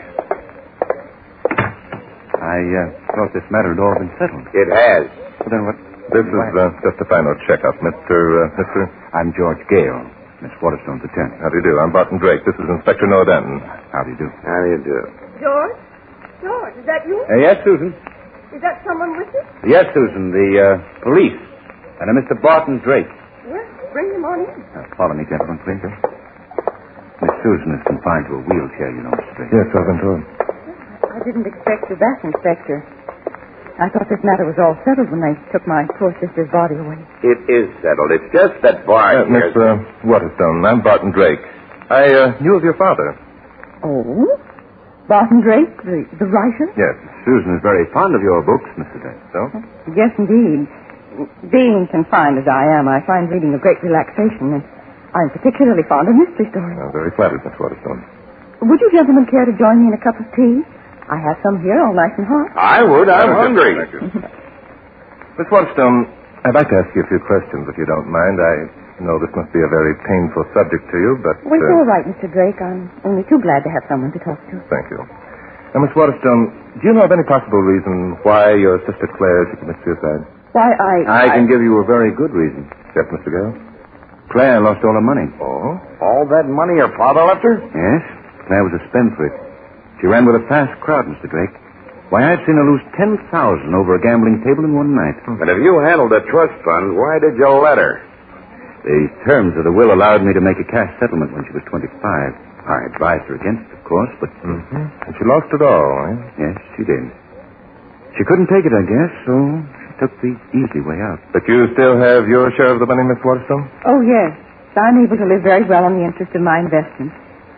You see, Mr. Drake, I've taken the precautions never to be a burden to anyone. A very wise move, I'm sure. Claire didn't think so. She was mad as hops because Susan wouldn't give her half of what she had. Poor Claire. I did take care of her, Mr. Drake. I gave her an allowance of $100 a week. I see. Inspector, I want you to show me around the library. Oh, well, come on. You'll excuse us for a bit, won't you, folks? Yes, indeed. What's the matter with you, Bart? I've never seen you act this way before. Yeah? Not just over a plain old suicide. This the door? Yeah. Now, come on in if you come. Just a minute, wait a minute. Did you oil this lock when you were trying to get the door open, Inspector? Of course not. Riley opened that door with a key from the inside. That's strange. Well, now, where was the body? Slumped over in this chair. And the book, my book? Laying in her lap. That's the book for fingerprints? Sure. Whose? Hers. Oh. What was the glass of milk? Laying on the floor. That spot there was the milk. I see. How do you know the milk contained the poison? We analyzed the spot. Now, are you satisfied? What's that broken window? Where Riley came in. Barnett told you all about this before. Now, what do you find? Look at her. They both must have liked mysteries. You know, here's a book of mine I'd forgotten I'd ever written. Well, I wish you'd go home and write another. I'm hungry. I want to eat. Very well, Inspector. Let's go. You mean back to your house and good old Mike Fat's dinner? No, Inspector. Down to the morgue.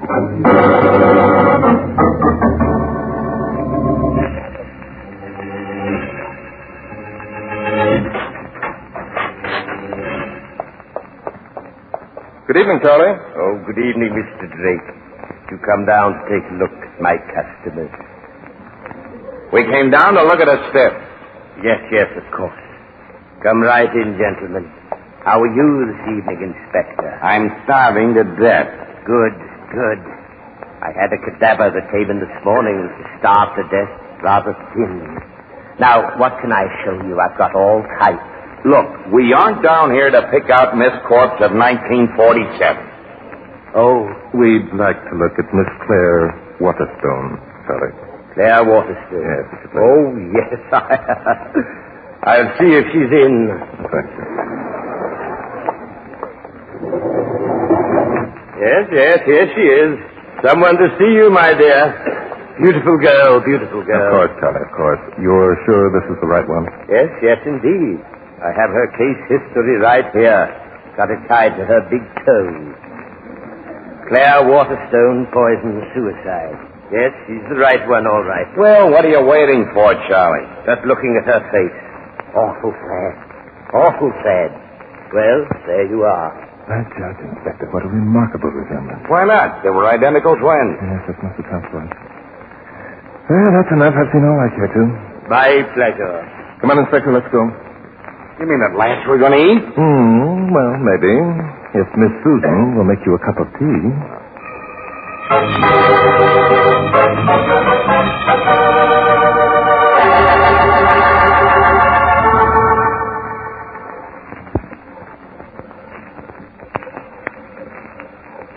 And now back to Glenn Langan for the third act of Mystery is my hobby.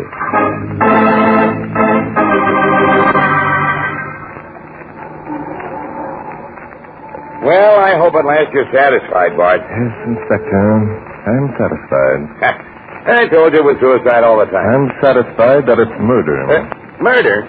Oh, now, Bart, Stop look. at this drugstore, Inspector. I want to make a phone call. Phone call? To whom? My stockbroker. Stockbroker? Are you nuts? I don't think so. Well, while you're phoning, I'm going to have a double banana split.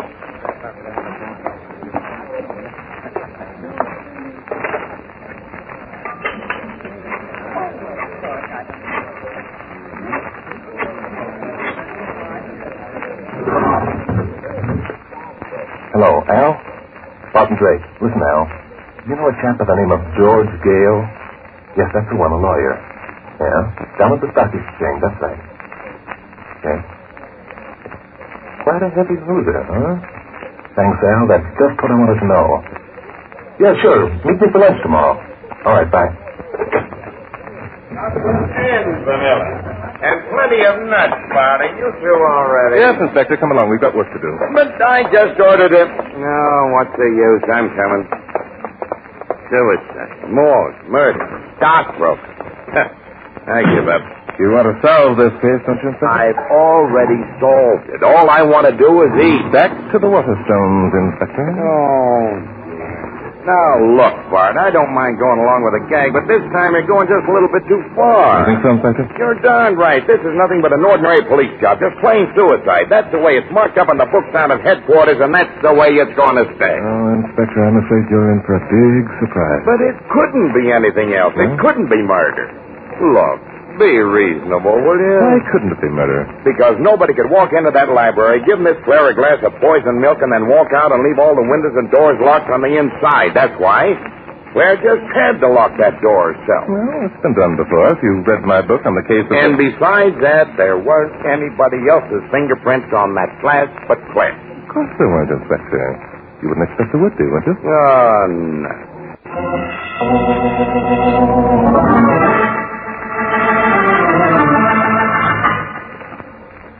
And now, Miss Susan, just one more little thing, and then we'll go, maybe in peace. Of course, Mr. Drake. What is it? Susan, it seems to me they've been poking around quite enough. Oh, never mind, George. I'm sure Mr. Drake knows what he's doing. Thank you, Miss Susan. I'd like to look at your sister's room, if you don't mind. Certainly. Right down the hall. The last door on the left. Thanks. Coming, Inspector? Yeah. If you don't mind, I won't go with you. My feel's very bad. Of course. I think this is it. Yeah. And a dark and gloomy. Yes, isn't it? Now, let's see. What are you looking for? Well, just things.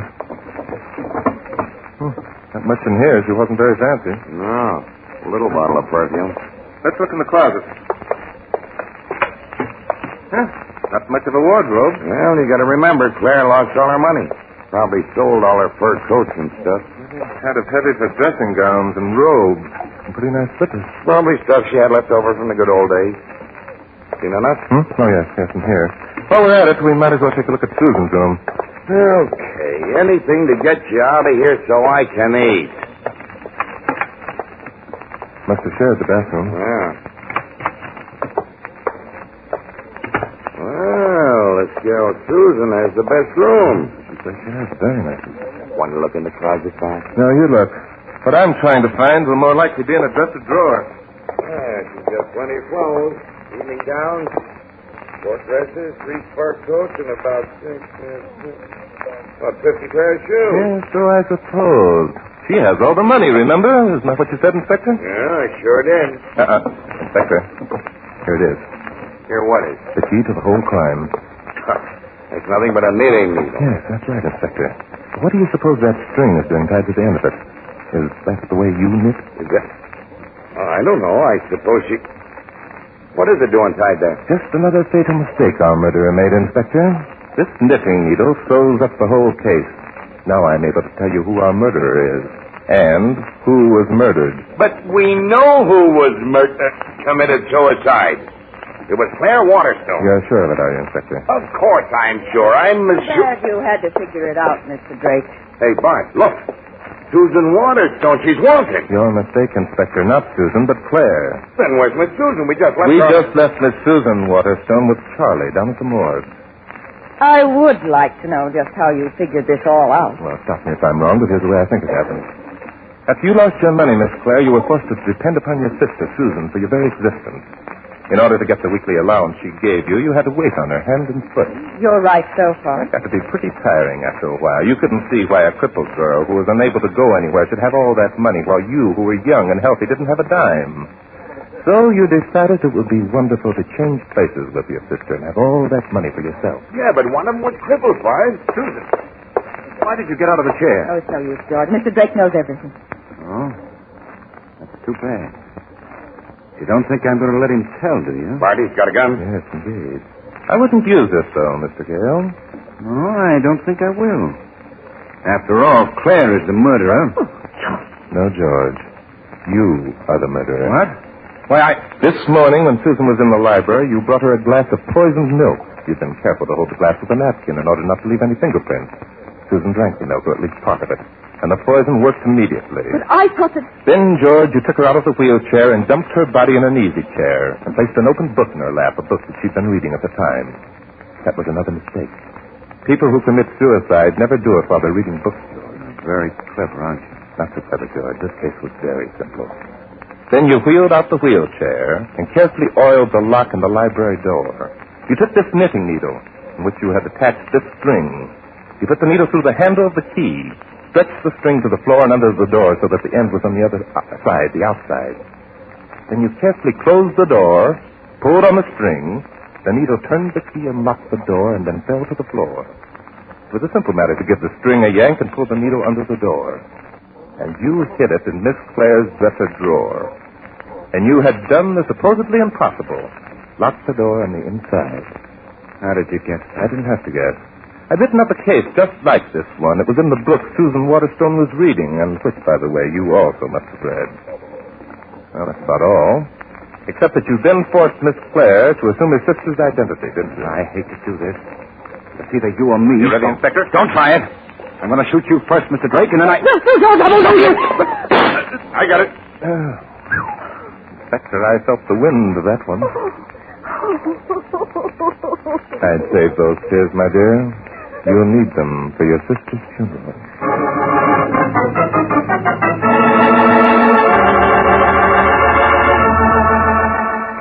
And now, back to Glenn Langan for the conclusion of...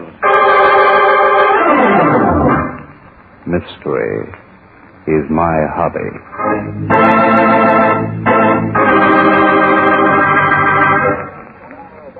Oh, Mr. Inspector, you would like a maybe so have a little wine?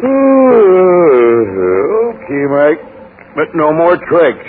Oh, no trick. No, sir. Dinner ready pretty soon, Mike? I'm starving. Yes, sir. Few minutes, sir. Good. You know, Bart, I can't get over the way that Claire grabbed that gun. I suppose that she was in with George Gale all the time. Yes, she was, Inspector. However, embezzlement and murder are two different things. Clara wouldn't go for murder. Yeah, but how about Susan's murder? Claire really thought that it was suicide, the same as you did. Yep. George sure had me fooled. I don't know how you ever figured out that Claire wasn't Susan. Oh, no, Inspector, I'm surprised at you. That girl at the morgue, didn't you notice her legs? Sure. She had two, just like everybody else. No, not like everybody else, Inspector. Hers were thin, very thin. Not at all the legs of the girl who used them to walk on. And then, of course, the clues in the bedrooms were unmistakable. Did you honestly believe that Susan, being confined to her wheelchair, would use evening gowns, sport clothes, fur coats, and 50 pair of shoes? Well, I don't know. How did you know that George killed her instead of Claire? Well, primarily because of my call to my broker. He said that George Gale had been gambling on the stock exchange with much more money than he could possibly possess. Only, Inspector, it was Susan's money instead of Claire's. Hers was already gone, remember? Gentlemen, dinner is served. At last we eat. Just a minute, Inspector. Barton Drake speaking. Yes? Yes. Oh, yes, indeed. What? We'll be right over. Come on, Inspector, get your hat. But, Bart, dinner's ready. I haven't eaten. Later, Inspector. You can eat later. Right now, we're going to investigate a very mysterious murder. But, Bart, with me, eating is a very serious business. I know, Inspector, but with me, mystery is my hobby.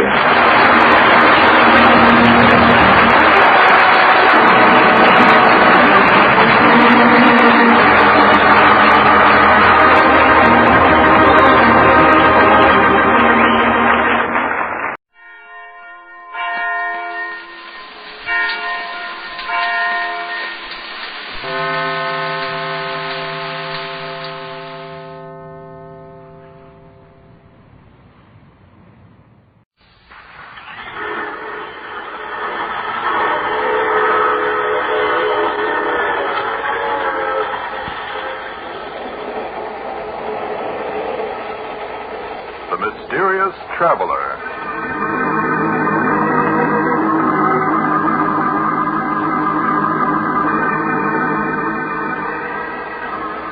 This is the Mysterious Traveler, inviting you to join me on another journey into the realm of the strange and the terrifying. I hope you will enjoy the trip, that it will thrill you a little and chill you a little. So settle back and get a good grip on your nerves. If you can.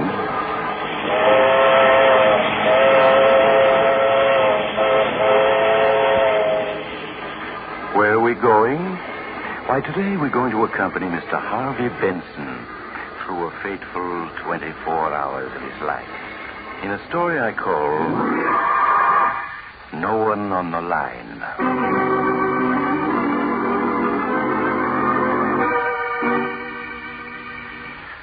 Our visit with Harvey Benson begins on a Wednesday evening in summer. Harvey, a self-made businessman, is smoking a cigar and reading the paper while his wife, Linda, reads a book. It's really quite a picture of peaceful domesticity. Well, that's that. Nothing much in the paper tonight, dear. It's too bad your poker game tonight fell through, darling. I know how you look forward to Wednesday evening. Oh, well, it doesn't matter. Good book you're reading? Oh, yes. Yes, it's very exciting. It's a new murder mystery everybody's talking about. I would have guessed it was rather dull from the way you've been looking at the same page for 10 minutes now. Oh, was I? I must have been wool gathering. Well, I guess I'll go... Oh, the phone. I'll get it, Linda. No, sit still, Harvey. You're tired. I'll answer. No, I insist, my dear. Hello. Hello. Hello. That's funny. No one on the line. Oh, how strange. Maybe the phone's out of order. No, I heard the click as someone hung up when I answered. Oh, but it's not worth wondering about. It's getting late. What do you say we turn in?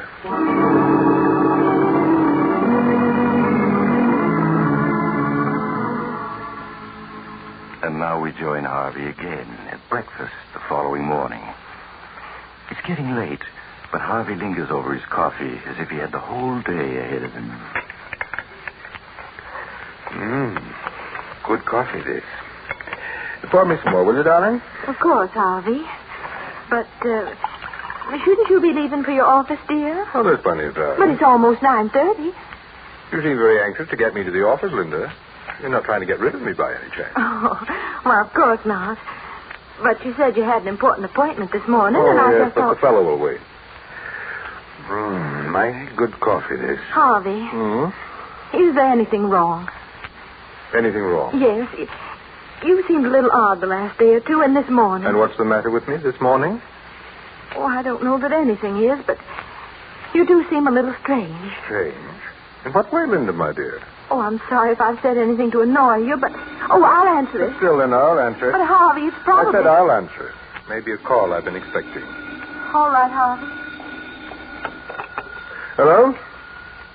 Hello? Hello? Strange, there's no one on the line. Same thing that happened last night. Well, how peculiar. Oh, but that phone must be out of order. Yes, I suppose so. Yet I could swear I heard someone hang up when I answered. Oh, you must have been mistaken, darling. I suppose so. You better give the company a ring, Linda. Yes, I will, Harvey, right away. Good, and now I do have to be going. See you tonight, darling.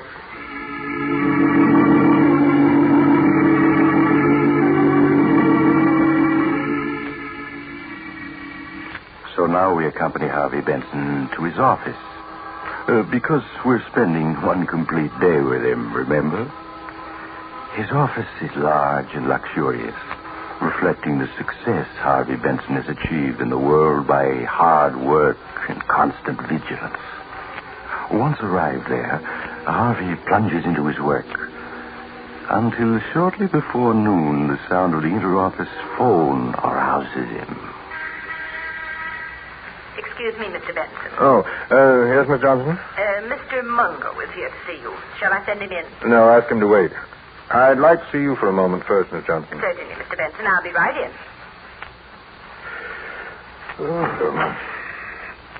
Yes, Mr. Benson? Sit down, please, Miss Johnson. Yes, sir. I brought my book. You won't need it. I just want to chat with you for a moment. I don't understand, Mr. Benson. I just want to talk to you, that's all. I don't believe you and I have ever talked before, as person to person, have we? No, sir, we haven't. And you've been with me 7 years, isn't it? 7 years next month. 7 years, and we've never talked as equals. But then, I've never needed advice before. You've noticed that I never ask advice, I suppose. Well, yes, I have, Mr. Benson. Make your own decision and act upon it, is my motto. And yet, now I'm going to ask your advice as a woman, not as a secretary. Well, I'll try to be helpful if I can. Good. Now then, picture for yourself a woman who has always been very practical and, well, let's say rather cold. Suddenly this woman becomes dreamy and absent-minded. She stands for minutes at the window, looking at nothing. You speak to her. She doesn't hear you. What would you deduce from that? Why, I'd say she was in love. Excellent. Now, suppose this woman is married. Suppose on several occasions when her husband is in the room... You're following me, aren't you? Oh, yes, sir. Suppose on these occasions the phone rings and this married woman answers. And each time she tells the party calling he has a wrong number. What then? Why, I suppose that could happen. But now, Miss Johnson, suppose on several occasions the husband answers and the party at the other end hangs up without speaking. Why, it sounds like someone trying to call the wife without her husband knowing about it. Exactly. I felt sure I couldn't be wrong. But it's helpful to have your opinion to back me up. So thank you very much, Miss Johnson. Why, not at all, Mr. Benson. And now, please send in Mr. Mungo. Yes, sir, right away. Mr. Benson will see you now. Okay, sister. Good morning, Mr. Benson. Come in, Mungo, and close the door. Sure, Mr. Benson. Sit down. Yeah, sure. You have the information for me? Everything's right here in my report. Good, let's have it. I checked thoroughly on the 4 names you suggested. And which one was she meeting? I only witnessed one meeting, Mr. Benson. The other time she gave me the slip. Then you don't know your business. Well, what she did was go to Duke and Baker's department store, take a dress into one of the fitting rooms, and then leave by another door. I couldn't very well follow her there. You should have managed it somehow. Never mind that. What did you learn? I'll give you the general report first before mentioning names. All right, do so, but don't dawdle about it. Yes, Mr. Benson. As you'll see, I've called the 4 individuals you suggested. Parties A, B, C, and D. Yes. Now, Party B, Mrs. Benson knew before her marriage, but I found no evidence they've ever communicated since. Yes, go on. Parties C and D she also knew before she became Mrs. Benson, and from time to time she's seen both of them since. But those meetings appear to have been accidental. Maybe so. Get on with it. But Party A, the architect one, I traced him back to Atlanta. That's his hometown. Yeah? She comes from Atlanta, too. Yes, they went to high school together. Were sweet on each other for a year or 2. He used to keep her picture in his room. Oh, he did he? Yeah. And since he reached New York 3 months ago, he's phoned her 4 or 5 times, according to the switchboard operator at his apartment house. Yes, of course. I remember how excited she was when they met at the Jennings dance 2 months ago. And 3 days ago, get this, when Mrs. Benson was downtown shopping, she dropped into Rath's for lunch, and she ran into him there. No doubt it was a planned meeting. It was very cleverly done. Then they sat for 2 hours talking, and... well, that meeting was no accident. No, of course it wasn't. Donald Arkwright. Yes, I was sure of it. Yes, sir. But if you want me to keep on following... No. It's time for more decisive steps. I don't understand. You're not supposed to. But if you knew me better, you'd know that the moment my mind is made up, I act. I see, Mr. Benson. And I propose to act now. So send me your bill and forget the whole affair. Very good, Mr. Benson. I'll forget the whole affair. I'm very good at that. Good day, Mr. Benson. Goodbye.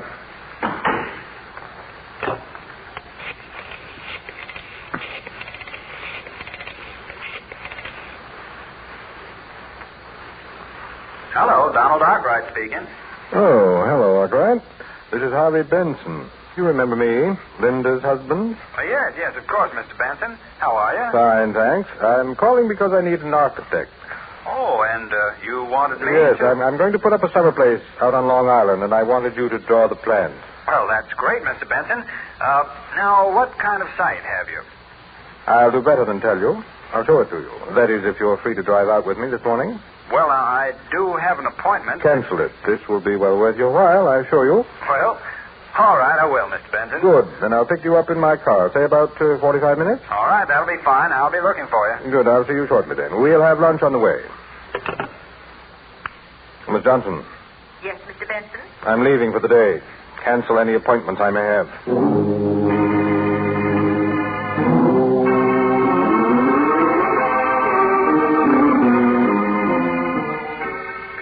Now Harvey Benson leaves his office, and we follow him to the garage where he keeps his car. Well, Joe, you have my car ready? I got it right here, Mr. Benson. But look, don't you want to take the new coupe? No, I said I wanted the sedan. Yeah, sure, but since that little accident Mrs. Benson had, the sedan ain't in too good a shape. It'll do for today. Yeah, but what I'm getting at is that it ain't safe. I'm not worried. You put in plenty of gas? Yep. 5 gallons, Mr. Benson. Well, look now, don't take no chances with them brakes. They don't hold worth a cent. I'm aware of that. And that right-hand door, it sticks something terrible. What of it? What do you care? Oh, I just thought Well, don't.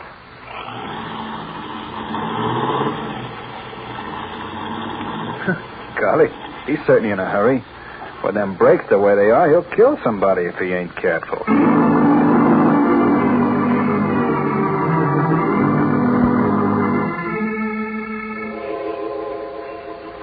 At 87th Street, Harvey Benson picks up his passenger, Donald Arkwright. And several hours later, they are far out in a lonely section of Long Island. Just a quarter of a mile more, Arkwright. Up ahead on top of those cliffs. That's where my lots are. I surely appreciate your asking me to prepare the plans, Mr. Benson. Linda suggested you for the job. Said you were a first-rate architect. Well, that's swell of her. I wasn't even sure she'd remember me. Oh, she remembers you very well. I could see how happy she was to meet you at the Jennings party. Yeah, I was tickled that she recognized me. After all, it's 6 years since we last met. Well, why shouldn't she recognize you? After all, you were a sweetheart, weren't you? Well, I suppose you could have called us that.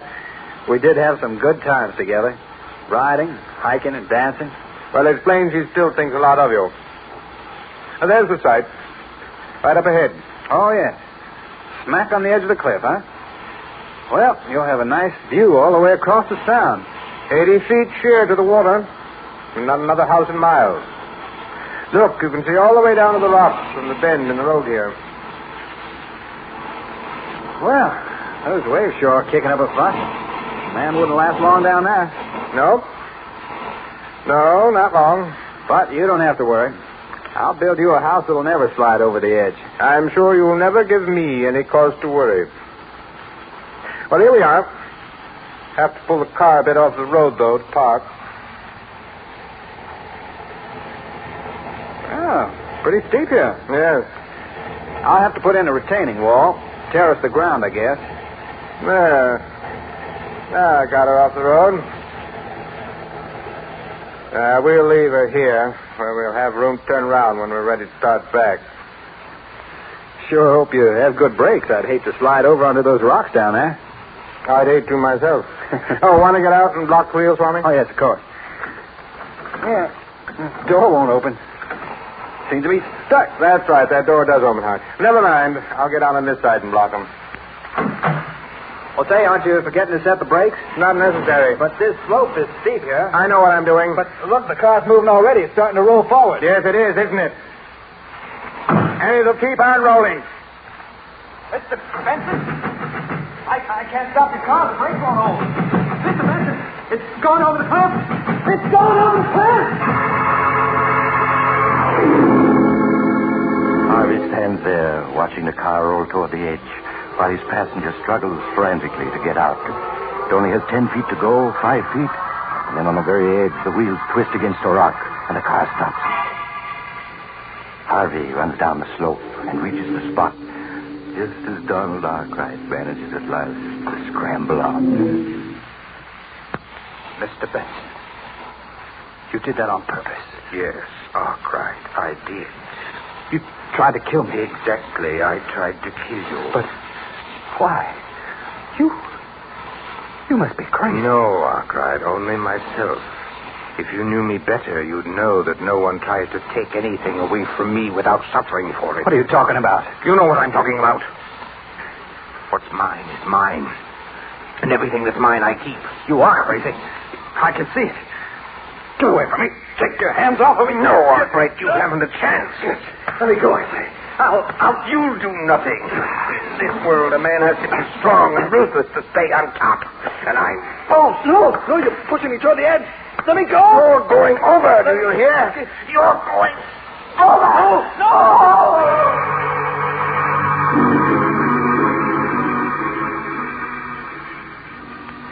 For a moment, Harvey stands, glaring down at the white-capped waters that have received his victim. Then he turns to the car. A quick twist of the steering wheel, a push, and the car is gone. Then Harvey turns away back to the road. He walks a mile, 2 miles, 3, until he gets a lift from a driver who takes him to the nearest state police barracks, where State Police Sergeant Thomas hears his story. Mr. Benson, you say you got out of the car to block the wheels, and the car started rolling forward? Yes, Sergeant. Arkwright tried to open the door, but it stuck. The car was at the edge by the time he got it open. He jumped, but he was too late. I see. All right, I have the details straight. Oh, it was horrible, Sergeant. He was my friend. There was nothing I could do to help. Nothing. Yes, I understand, Mr. Benson. You were quite alone at the time? No witnesses? No, we were miles from the nearest house. Why do you ask? Well, because there's a Boy Scout camp about a mile from there, Mr. Benson. I thought some of the boys might have been within sight. Oh, no. There wasn't anyone in sight. I see.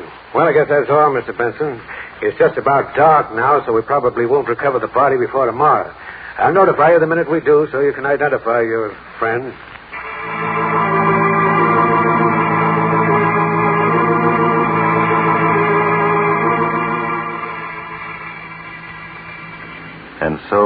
Late in the evening, Harvey returns home to find Linda waiting for him anxiously.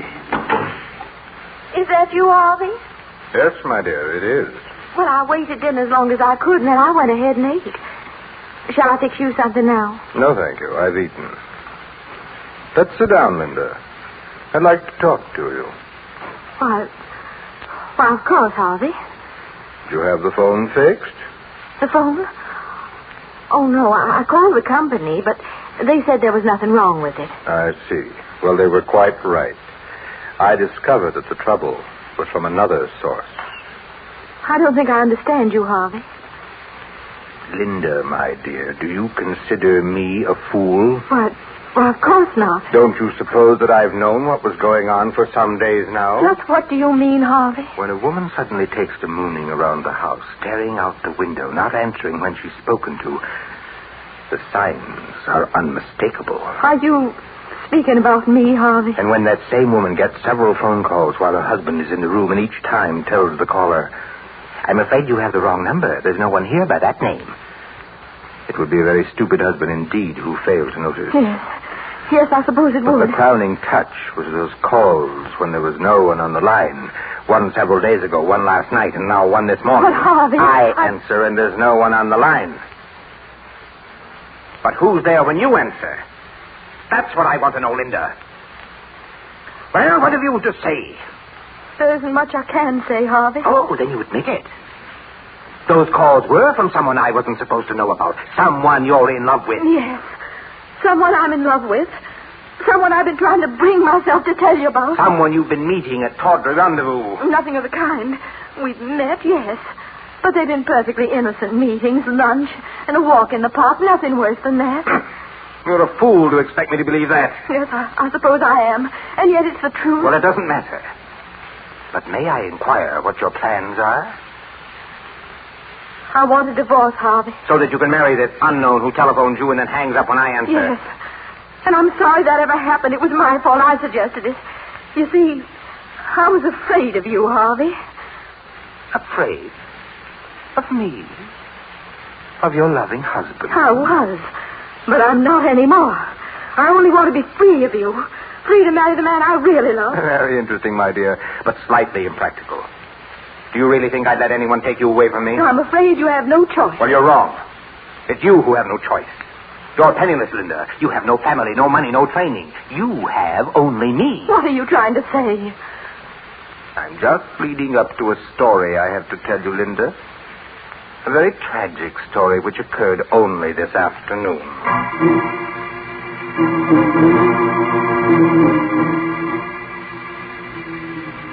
And so Harvey tells Linda the story of the afternoon's events. Well, not the true story, of course, but she guesses the truth as he speaks and recoils in horror when he is finished. Oh, you've killed him. You deliberately murdered him. Nonsense. It was a tragic accident. The police have already exonerated You killed him? Oh, no. No, I don't believe you. You're just trying to torture me. Know me better than that. You know that what I have I keep at any cost. Then you did kill him. You're a murderer. Don't be hysterical, my dear. I shall be forced to discipline you. I'm going to the police. I'm going to tell them the truth. Linda, come back here. No, you can't stop Linda, me. come back. Come back, I say.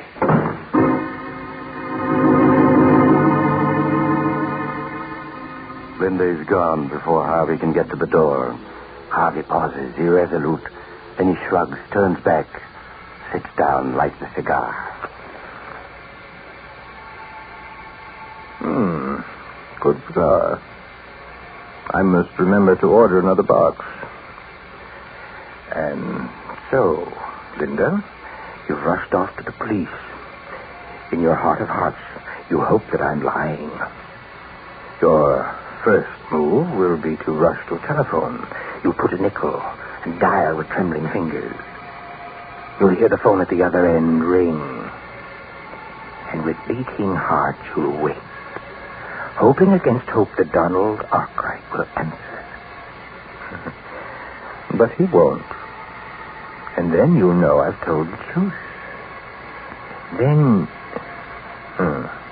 will you come back first? Or will you go on to the police? I rather think you'll go to the police.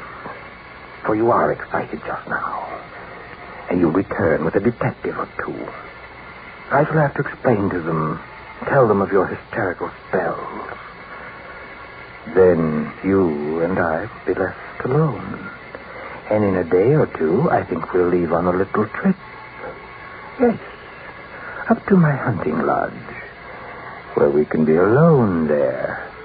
And we'll get to know each other well again. Very well. And in the future... the bell.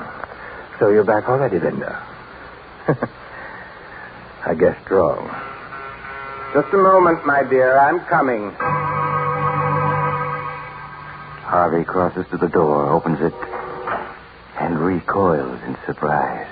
Good evening, Mr. Benson. Well, if it isn't Sergeant Thomas. And I see my wife is with you. Yes, we met in the lobby. She came back up with me. I'd like to come in. Why, of course. After you, Mrs. Benson. These other men will wait out here. Thank you, Sergeant. And now do sit down, Linda. And you too, Sergeant. Oh, cigar. No, thanks. We might as well waste no time, Mr. Benson. We've recovered your friend's body. Already? But surely you didn't come here to tell me that. They know you killed him, Harvey. They know. Please, Linda, you must forgive my wife, Sergeant. She's overwrought. I suppose she's been babbling some nonsense or other to you? She told me a story. I don't think it's nonsense. Of course it is. She's hysterical. But there were witnesses, Harvey. There were witnesses. What? That's absurd. There was no one within miles. Except a camp of Boy Scouts. 4 of them with a scoutmaster were lying in the grass half a mile away when you drove up. They were watching for birds with field glasses. You're lying. And with natural curiosity, they turned their glasses on you. They saw your struggle on the cliff. No, you're lying. They went to another police barracks to report, or I'd have been here sooner. Here are copies of the affidavits they signed. Affidavits? Here. Look them over. Affidavits. 5 of them. Yes, they seem to be in order. So there were witnesses. I dare say their evidence is unshakable. You haven't a chance, Benson. Well, those men outside are city detectives. Are you going to come quietly? Yes. Why not?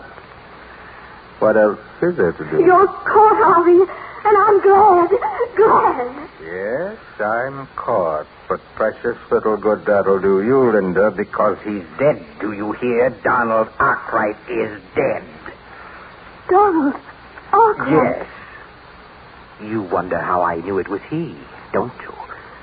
Well, I hired a private detective. Oh. And he discovered that Arkwright had been phoning you, that you'd been slipping away to meet him. He managed to follow you to one of those innocent luncheons. That luncheon? But that meeting was an accident. A very clever accident, but not clever enough to save Arkwright because he's dead, do you hear? And no matter what happens to me, I've beaten you. You're insane. You always have been with your lust for power, and I never guessed it till now. Fine words. But they won't change the fact that your beloved is dead and that I've taken him from you. You killed Donald Arkwright because you thought I was in love with him. You killed the wrong man. No, I didn't. It was Arkwright. I know it. Oh, no. Don Arkwright was just an old friend. The man I love is someone you've never met, whose name I see now you don't even know. I don't believe you. You've committed murder and you've been caught, and all for nothing. No. And that knowledge is worse to you than any punishment the law can inflict. You're lying. It was Arkwright who phoned and hung up when I answered. I tell you it was. It couldn't have been anybody else. No. Better answer it, Mrs. Benson. No, I'll answer it.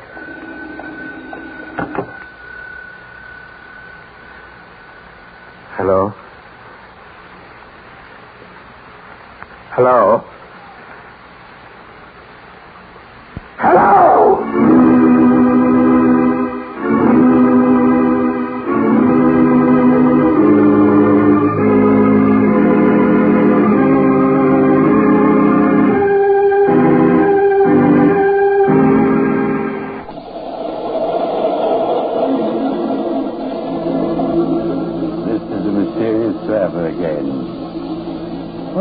Rather a hectic 24 hours for Harvey Benson, wasn't it? He shouldn't have been quite so sure of himself. It never pays. Those phone calls now. If you get any calls and find there's no one on the line, Don't be quite as hasty as he was. You might get into a bad jam. I know someone else who didn't wait to make sure of his facts, and he... Oh, you're getting off here. Oh, I'm sorry. But I'm sure we'll meet again.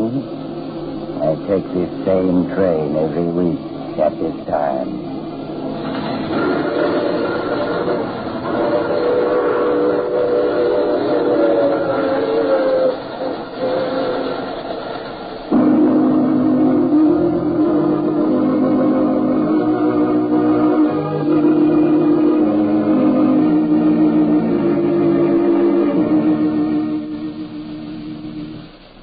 You've just heard The Mysterious Traveler, a series of dramas of the strange and terrifying.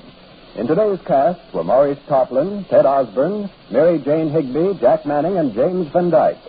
Original music was played by Doc Whipple.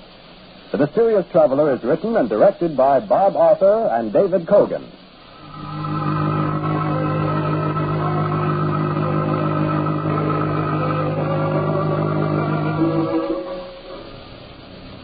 Listen next week over most of these mutual stations to a tale titled Death Whispers Softly. Another tale of the Mysterious Traveler. The Mysterious Traveler is presented by the Mutual Network from our New York studios. Russ Dunbar speaking. What could have been in the little black box that led intelligence men, Nazi agents, and Mike Waring, the Falcons, on a chase of mystery and intrigue over 2 continents? You'll learn the answer when you hear Death Comes in Boxes this Tuesday night's mystery on The Adventures of the Falcon. Tune in Tuesday for The Falcon. This is the Mutual Broadcasting System.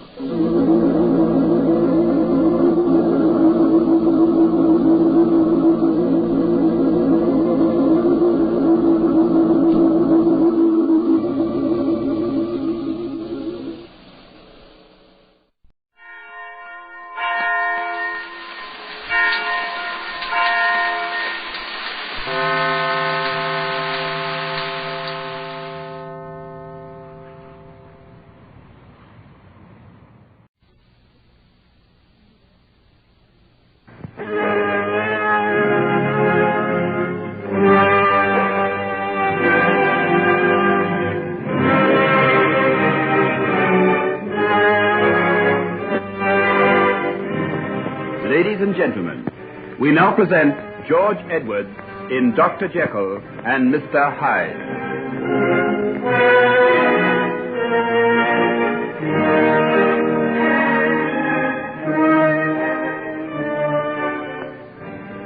What about these pictures, Henry? You taking them?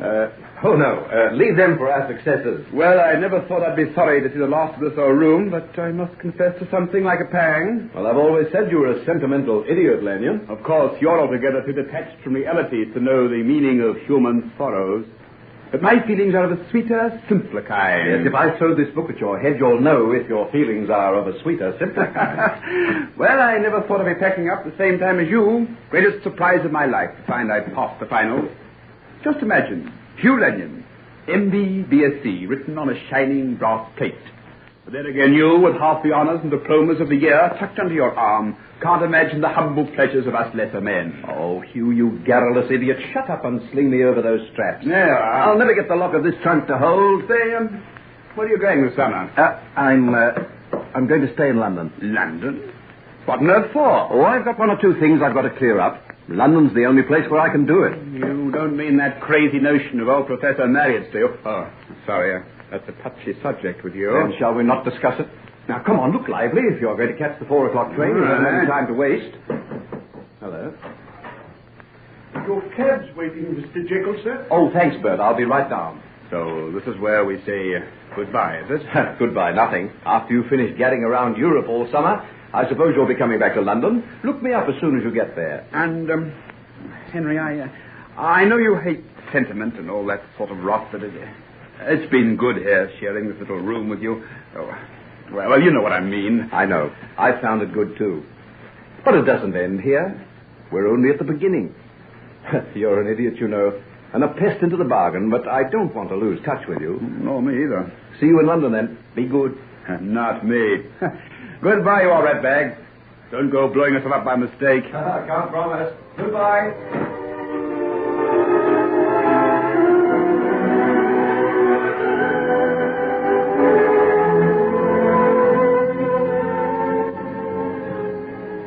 May I come in? Oh, Margaret, dear, how nice to see you. Daddy and I are going to Lord's this afternoon to see the cricket. I was wondering if you and Mr. Jekyll would like to come, too. Oh, that's very sweet of you, dear. I don't think I feel quite up to it, but I'm sure Mr. Jekyll would. Oh, you should come. Dr. Grace is batting, and I hear he's a wizard. Why don't you try and persuade Henry to go with you? He's been stuck away in that laboratory all the week. He'll get ill if he doesn't go out into the fresh air sometimes. I know. I thought he wasn't looking a bit well last Sunday. Oh, I do wish he'd find out whatever it is he's looking for. We hardly ever see him, do we? You're very patient with him, dear. I'm not a bit patient. I hate his old laboratory. I'm jealous of it. Oh, but what's the use of that? Henry's promised me it won't be much longer. He was terribly excited when I saw him last. He said he was within an ace of success. Has he ever told you what it is he's trying to discover? Never. But he told me that he'd be a different person if he succeeded. That he'd lock up the laboratory and be a human being again. Oh, go and get him out of it now. The weather's glorious. Make him go to the cricket and enjoy himself. He'll have forgotten how to be human. Do you think I should? Why not? Well, he mightn't like me going over there and disturbing him. I'd risk that, especially if I looked as charming as you do in that new leathern hat. Do you like it? I'll admit I wore it on purpose, hoping I'd catch a glimpse of Henry. Go and let him catch a glimpse of you. That's more to the point. I believe I will. Try the outer door, and if it's not locked, go right in. He'll be in the little room at the top of the stairs. Take him by storm, my dear. I've been dying to see the inside of the Chamber of Mysteries. Then off with you, and don't be denied. I won't. Hello, Margaret. How are you, my dear? She's come to drag you and Henry off to the cricket. Henry? Yes. I'm just gathering up enough courage to go and beard the lion in his den. You know the way, don't you? Go through the little side door and right across the courtyard at the back of the house. Yes, I know. We used to play there when we were children. Wish me luck. Indeed I do, child. Do you think she'll succeed? I hope so. I'm getting quite worried over the boy.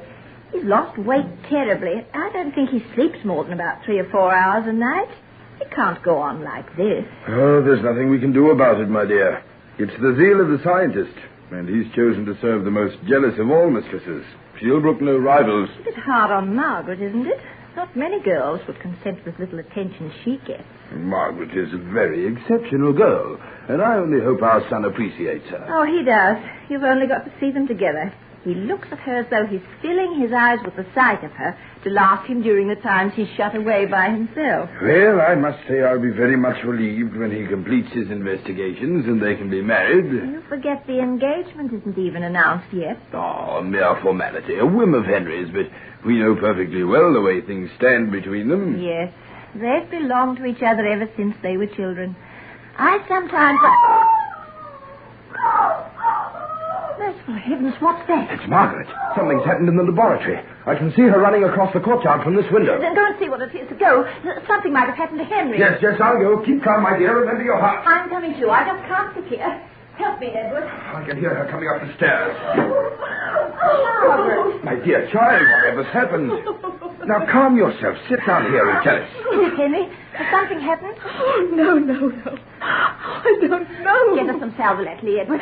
There, over in the little cabinet by the window. Margaret, try and calm yourself, child. You must tell us what's the matter. What happened? What did you see? A man. The most awful little man. What? Where did you see him? Over there. In the room below the laboratory. Oh, he was terrible. In what way? Here, drink this, dear, and you'll feel better. Edward, bring a footstool to put under her feet. She's shaking from head to foot. Now, dear, try and tell us just what happened. I went across the courtyard and pushed open the door. I couldn't see very well as it was dark in there, and I'd just come out of the sunlight. Then I heard a sort of sound. I can't describe it. Something like a laugh. It was the most horrible and terrible sound I've ever heard in my life. Don't worry yourself, child. Go on. It was just behind me, and I turned. There he was, looking at me, leering at me from the darkness. He was little, sort of deformed and terrible. I can't describe it. I couldn't move. Just stood there, paralyzed. And he began to move towards me, slowly, like a cat. He reached out his hands to touch me. And then I screamed. I screamed and screamed as though I'd never stop. And a sort of terror came over him. He looked over his shoulder and leapt up the stairs to the laboratory and slammed the door. That's all? Yes. And I came running back to the house. Oh. Marion, you stay with her and try and get her calm. I'll go and see what this is all about. No, don't go. Keep away from him. He's evil. The most evil thing on earth. But I must go, dear. If he's there, Henry must know about him. There must be some explanation. Yes, Henry. Why, I'd forgotten Henry. He might do him some harm. Oh, go quickly. Oh, Margaret, you must stop this. Stop it at once, do you hear? Nothing has happened to you. You've had a bad fright, but nothing more. You go, Edward. I'll look after her. Go quickly. I'm afraid for Henry. I'll get a doctor and I'll be back as soon as I can.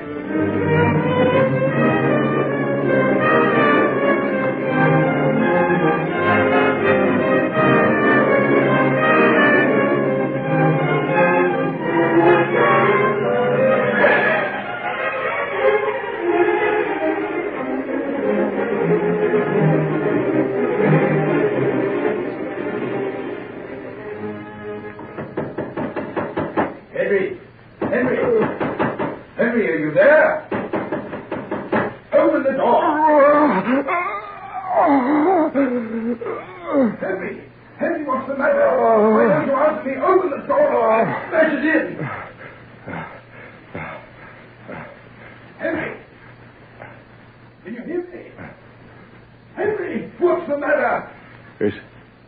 Is that you, Father? Yes, it's me. Open the door. Are you all right? Yes. I'm all right. Then let me in. I will. In a minute. Just wait. Are you ill? Has something happened to you? No, I'm all right, Father. I'm coming now. I'm going to open the door.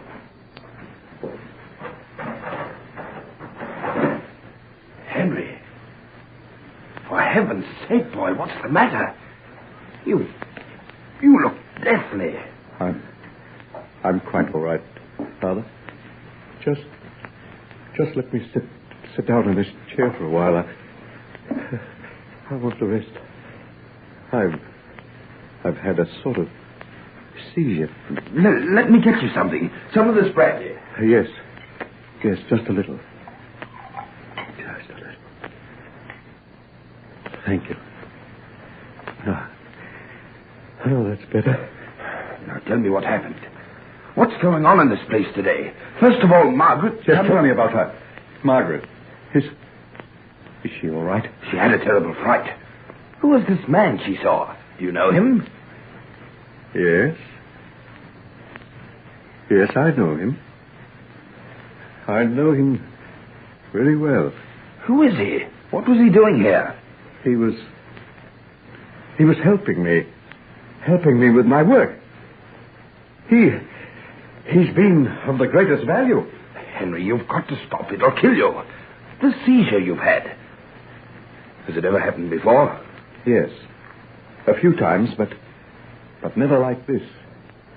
Never like this. You've been experimenting on yourself? Yes, on myself. I implore you to stop. Even though you succeed, what does that count for if you destroy yourself? Succeed? I have succeeded. Magnificently. Splendidly. Beyond my wildest hopes. Father, you shall see a new man born. You shall see the human soul attain to heights no one has ever dreamed of. A new era in the history of humanity has begun this day.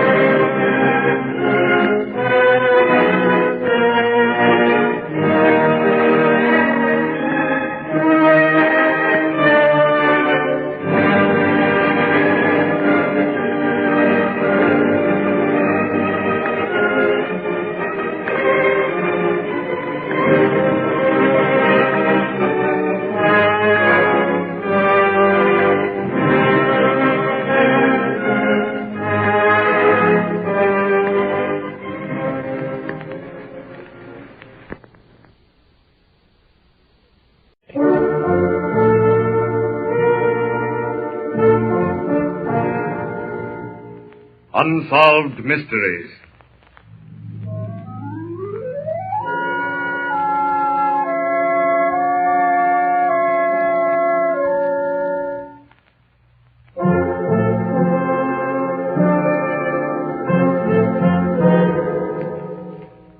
Out of deference to persons who may still be living, character names in some of these true unsolved mysteries have been changed.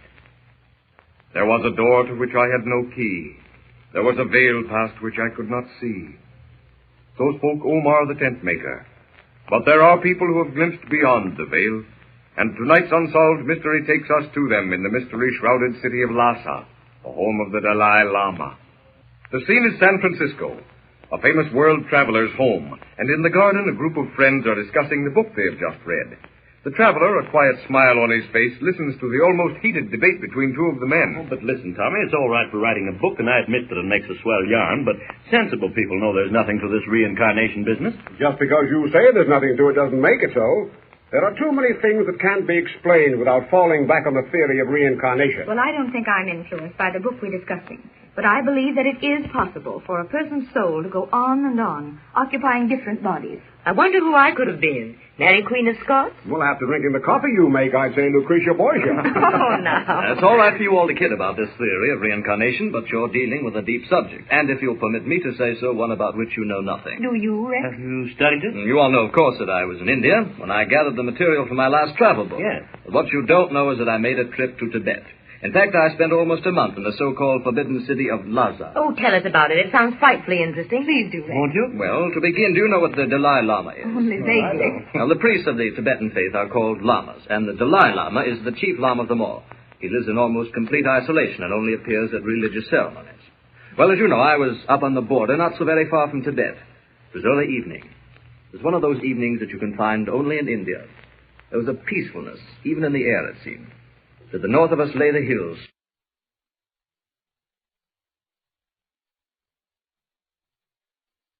Snow-capped and aloof, mysterious. Hussein Chudra, my interpreter-advisor, was sitting cross-legged on a stool, and his voice seemed to come from afar off as he answered my unspoken thought. It is permitted when the seeker seeks knowledge and truth. What was that you said? Did the Sahib not wish to go beyond the border to acquire knowledge? Yes. Yes, I was thinking I'd like to see the difference between the real and the fake. I mean to get away from the fakirs of the bazaar and sit for even 1 hour at the feet of a master. It is, as I said, permitted. But you would not believe even if you saw. You would return again and think that all had been a dream. I don't think so, Hussein. In fact, while you think of me as just another traveler, I do have moments when I think that getting at the truth of things is the most important thing in the world. Be ready at dawn, then, Sahib, and we shall depart for the monastery at Chenlao, and you will see something then. What? Nay, there will be time enough to answer that when you are there. The third day saw Rex and Hussein entering Lhasa by the east gate. The sun falls swiftly behind the roof of the world. The snows are shot with gold, and from the crags the monasteries send their deep purple shadows down into the gorges below. The priests in their rough homespun habits talk in whispers or tell their beads, while their chelas or disciples hover near them in rapt attention. Giving and accepting salams and salutations, Hussein leads the way to the arched courtyard of the Chenlao monastery. Welcome, brothers. Thy cell is ready and awaits thee. The peace of God be upon you. Salam alaikum. Wahid alaikum et salam. And upon you too be peace. Rest then until the tolling of the second bell. It's the most amazing thing I ever heard of. How did he know we were coming? I sent him word. But come, lie down here and rest. You will be very tired before the night is past. Thank you, but how could you have sent word ahead? We came more quickly than any mail could have arrived here. It is not necessary to send, shall I call it, physical word. You mean that you sent word mentally? Let us call it that, yes. I sent word mentally. What was it that the priest who showed us in here said about the second bell? I shall explain. Tonight you are going to see what few white men, and certainly not more than 3 in your lifetime, have seen. Yes? You are going to witness the raising of the Dalai Lama. I don't understand you. You know, of course, that the Dalai Lama died? Yes, I read of that in the newspapers, and I know that the Grand Lamas have been searching for all the children born at the exact moment at which the Dalai Lama died. You know why? Yes, because they believe that the soul or spirit of the Dalai Lama entered immediately into the body of the newborn baby. Correct, except for your qualifying statement. They believe. It is true, and you shall see the proof of it tonight. I'm afraid I don't quite follow you. Out of all the babies born at the moment the Dalai Lama died, 3 have been chosen as being possibly the reincarnate Lama. The true Lama will be chosen tonight. By whom? by the Dalai Lama himself. But now, no more questioning. We must rest till the tolling of the second bell. The glow of twilight gives way to the flickering light of rush torches. Sounds, dim and distant, echo softly through the cool, quiet cloisters of the monastery. Rex has the strange feeling of floating freely in space, as though his body were a thing of no account, except an anchor holding his restless spirit, keeping him from attaining a freedom he had never known.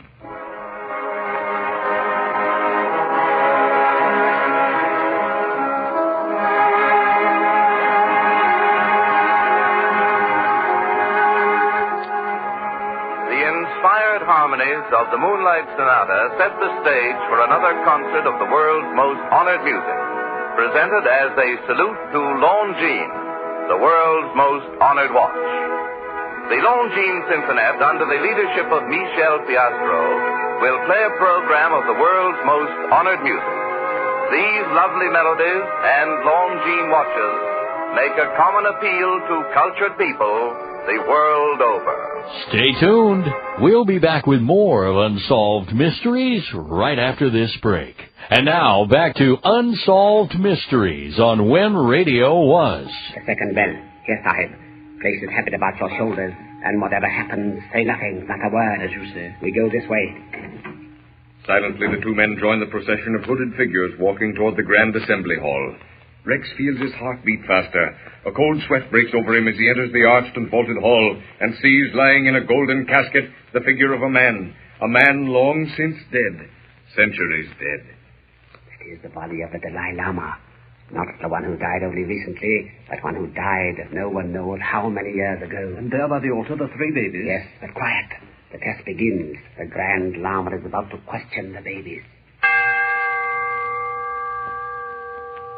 As it is written in the sacred word, which of these three cups was in life used by the Dalai Lama? One baby stretching out his hand, pointing to the gold cup on the right. Of these three prayer books, which is his?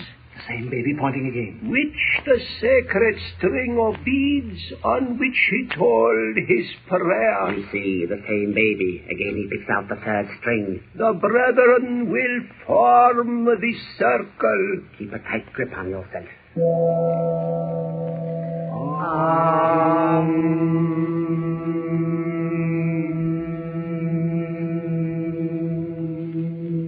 The lingering universal note hangs on the air. The dead Lama in the gold casket stirs, moves. An icy dread holds Rex in a vice-like grip. As he watches, fascinated, horror-stricken, the ghastly shrouded figure slowly raises itself from the casket. The barest rustling of the winding sheet of the dead as the corpse moves, barely touching the flag-stoned floor, toward the altar. A thin, wrinkled, aged arm, a dead arm, disentangles itself from the folds of cloth, and a claw-like hand places a parchment upon the altar.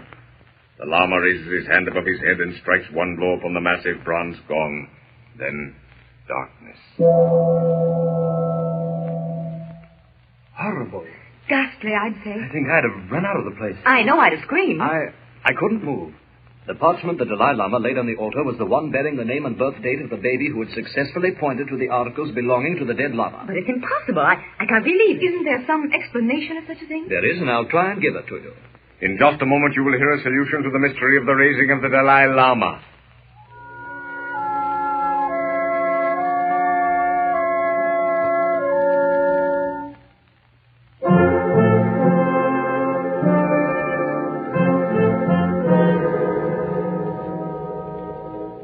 Ladies and gentlemen, inasmuch as any solution must of necessity be supposition, liberties of time, place, and characters have been taken in the solution for which you have been waiting.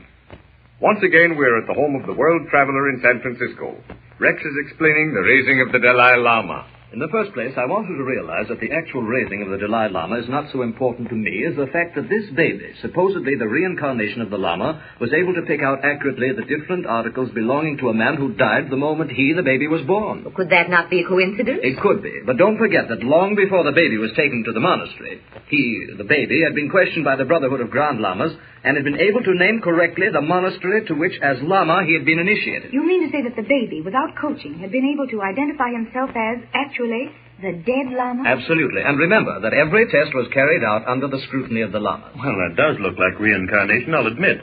Does science accept that? Well, science has this other possible explanation.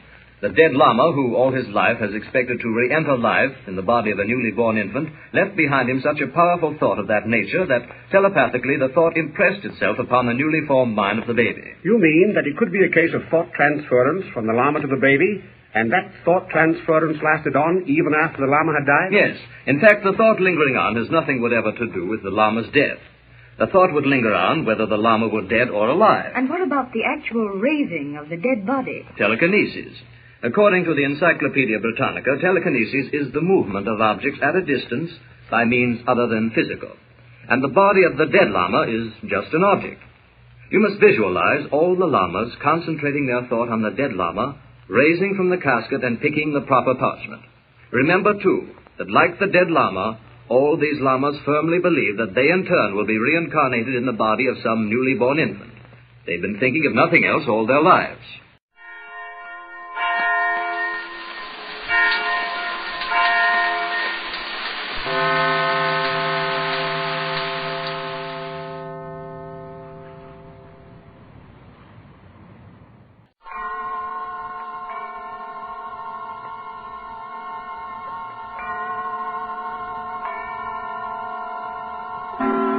Suspense. Autolite and its 96,000 dealers presents William Powell in The Escape of Lacey Abbott, a suspense play produced and edited by William Spears. Mr. Wilcox, I am from the SPCTC. I've come here to register a strong protest. Now, wait a minute. What is this SPCTC? The Society for the Prevention of Cruelty to Camels. Oh. You can't imagine how you've distressed the dear dromedaries. You mean because I say Autolite stay-full batteries need water only 3 times a year in normal car use, the camels feel bad because they have to have water more often? They positively wince when they hear it. You should see their poor, dear faces drop. Oh, I'm sorry about that. Perhaps I could play up the fact that Autolite stay-full batteries have fiberglass retaining mats protecting every positive plate. Or I might even dramatize the fact that in recent tests based on SAE life cycle standards, Autolite stay-full batteries gave 70% longer average life than batteries without stay-full features. Well, anyway, one thing I definitely will say, friends, it sure pays to see your Autolite battery dealer for an Autolite stay-full battery. Because you're always right with Autolite. And now, with the escape of Lacey Abbott and the performance of William Powell, Autolite hopes once again to keep you in suspense.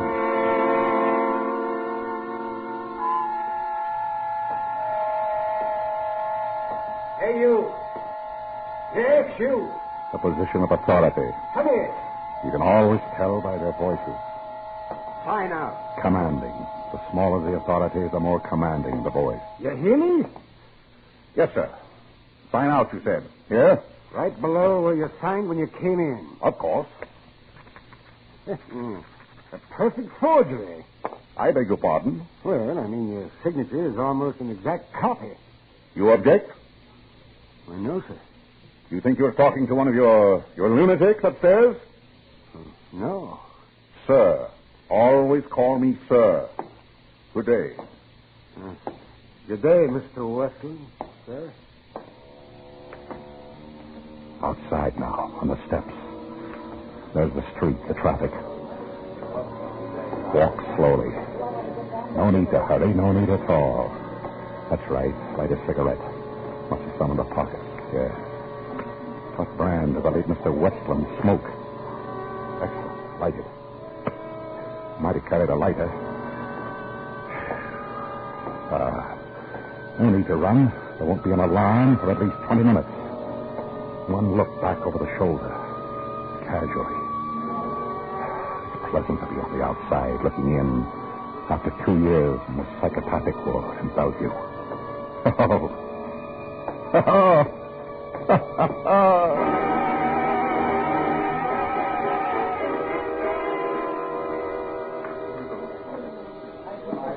Well, This is a restaurant. Are you kidding? And you're a waitress, a lovely waitress. Look, do you or don't you want something to eat? I'd much rather look at you.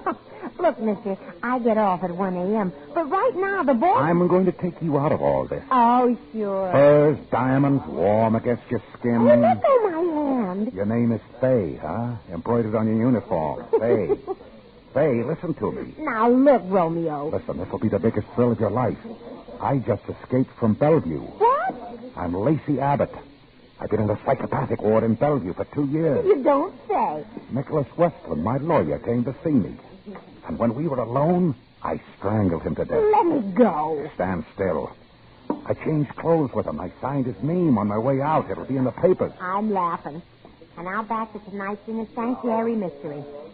I had a wife once, Kate. They say I killed her. So I must have killed her. Sure. You killed her. No, I didn't. Martin Avery killed her. Sure. Martin Avery killed her. You just sit there while I get a glass of water. I'll be back. We must see Mr. Avery. Oh, yes, definitely, Mr. Avery.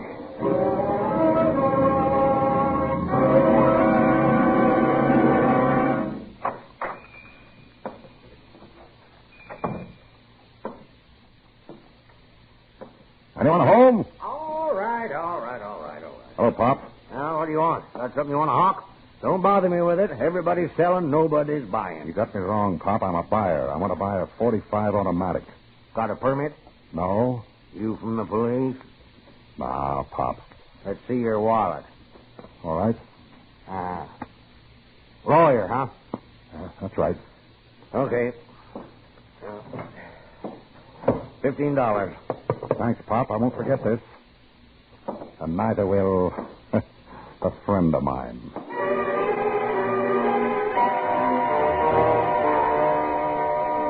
Park Avenue. The little late evening call on Martin Avery. There's the apartment house. First class, Mr. Avery. Very first class. May I blow your brains out, Mr. Martin Avery? Thank you, sir. How do they say it in the movies? You want it in the belly or the back? Extra, paint by murder in Bellevue. Going to think it's case. Extra. Boy? Paper? Yes. This out? Yeah. Extra. Keep the change. Thanks. Aren't you scared with a lunatic running loose? In New York? Murder in Bellevue.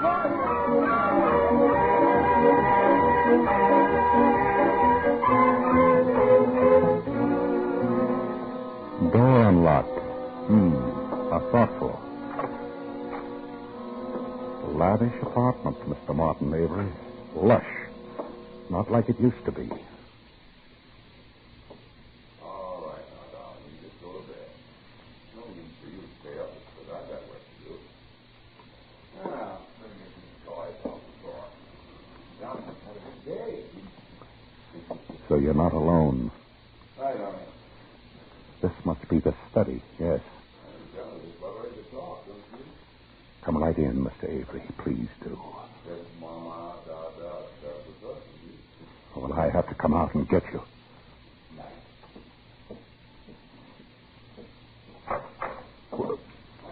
Lacey.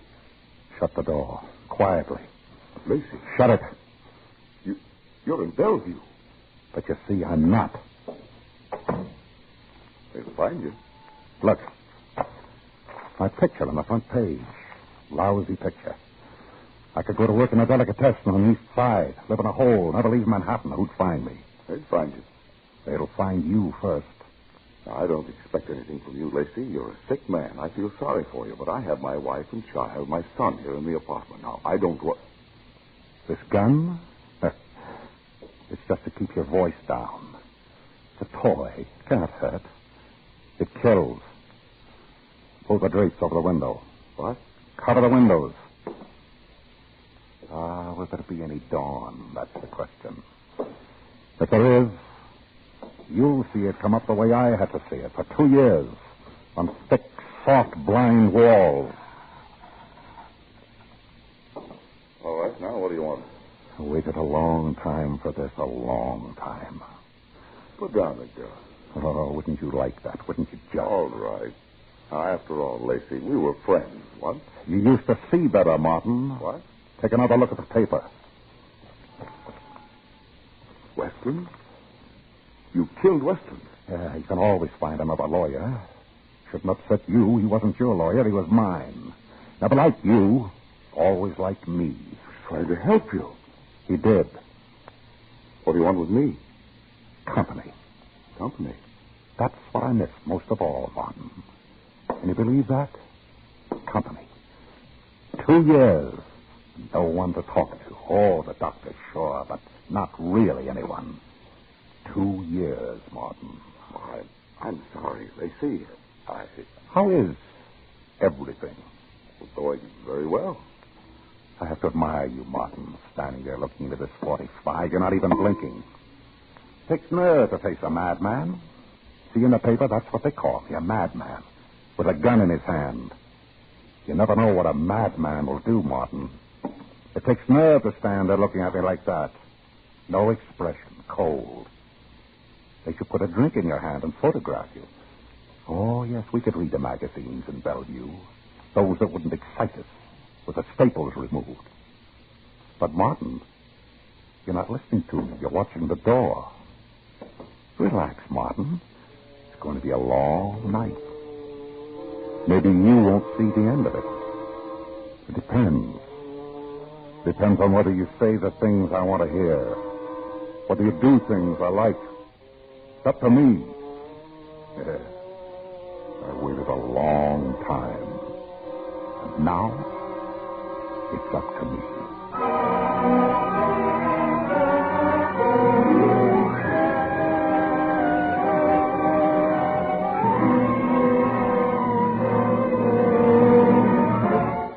Autolite is bringing you William Powell in The Escape of Lacey Abbott, tonight's production in radio's outstanding theater of thrills, Suspense.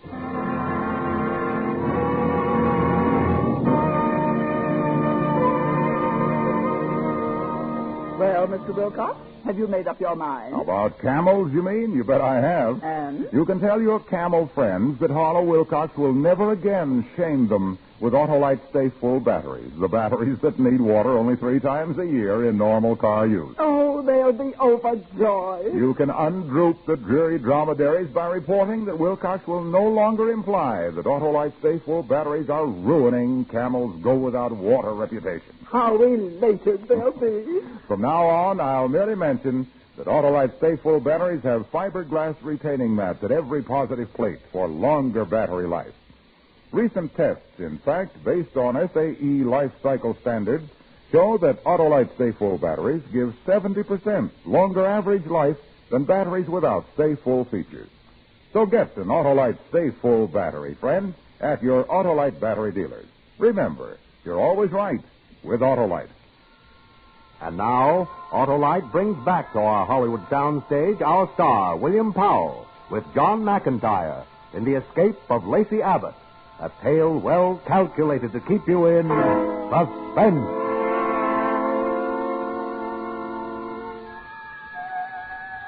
Look at him. Look at Martin Avery, standing alone in the study of his better homes and gardens apartment. Alone, with only me to keep you company. Yes, everything must be going exceptionally well for you. But I notice as I move about the study, turning off the lamp, that there's a trace of perspiration on your forehead. Does it affect you just a little?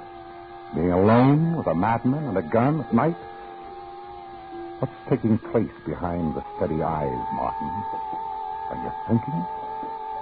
That would be fatal. That was my mistake, thinking too much. Watch me, Martin, that's right. I want you to keep watching me. But then you can't help but think about it. Think about what? Whatever comes into your mind as you watch me. The police will be here for you, Lacey. But why should the police want me? You killed a man. Yes. But you killed a woman. Now listen, Lacey. I can help you. I'll get you some of my clothes. I can call a cab. Get you to a small hotel somewhere where they won't recognize. Don't talk like that. Everybody talks to me like that. You just come along with me. We know best. Lacey, it's just a matter of time.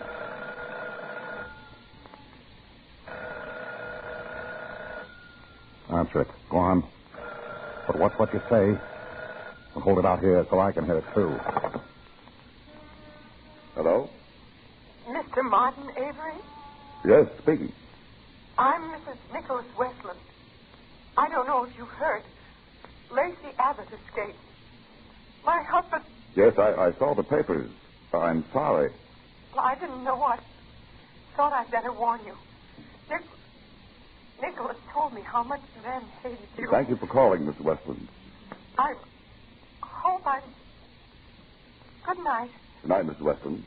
Are you all right? Yes, I'm all right. Good night. You can hang up, Martin. Murder. Please, Martin. You know, I'm not responsible for what I do. You're as responsible as anyone. You knew what you did when you killed Westland. Now you're going to say I'm not crazy? You know what I mean. I'm either responsible or I'm not. If I'm responsible, then I'm a murderer. If not, then Nicholas Westland's death was an unfortunate accident. But that was all taken care of in court 2 years ago. Remember? You testified against me. I told the truth. Did you? Yes. I was the only one that knew you were lying, Martin. You know I told the truth. Where are your wife and your boy sleeping, Martin?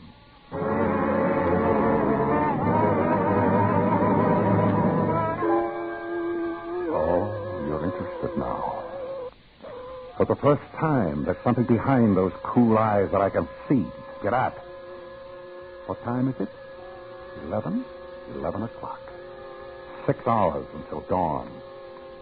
We should find out quite a lot before then. Quite a lot.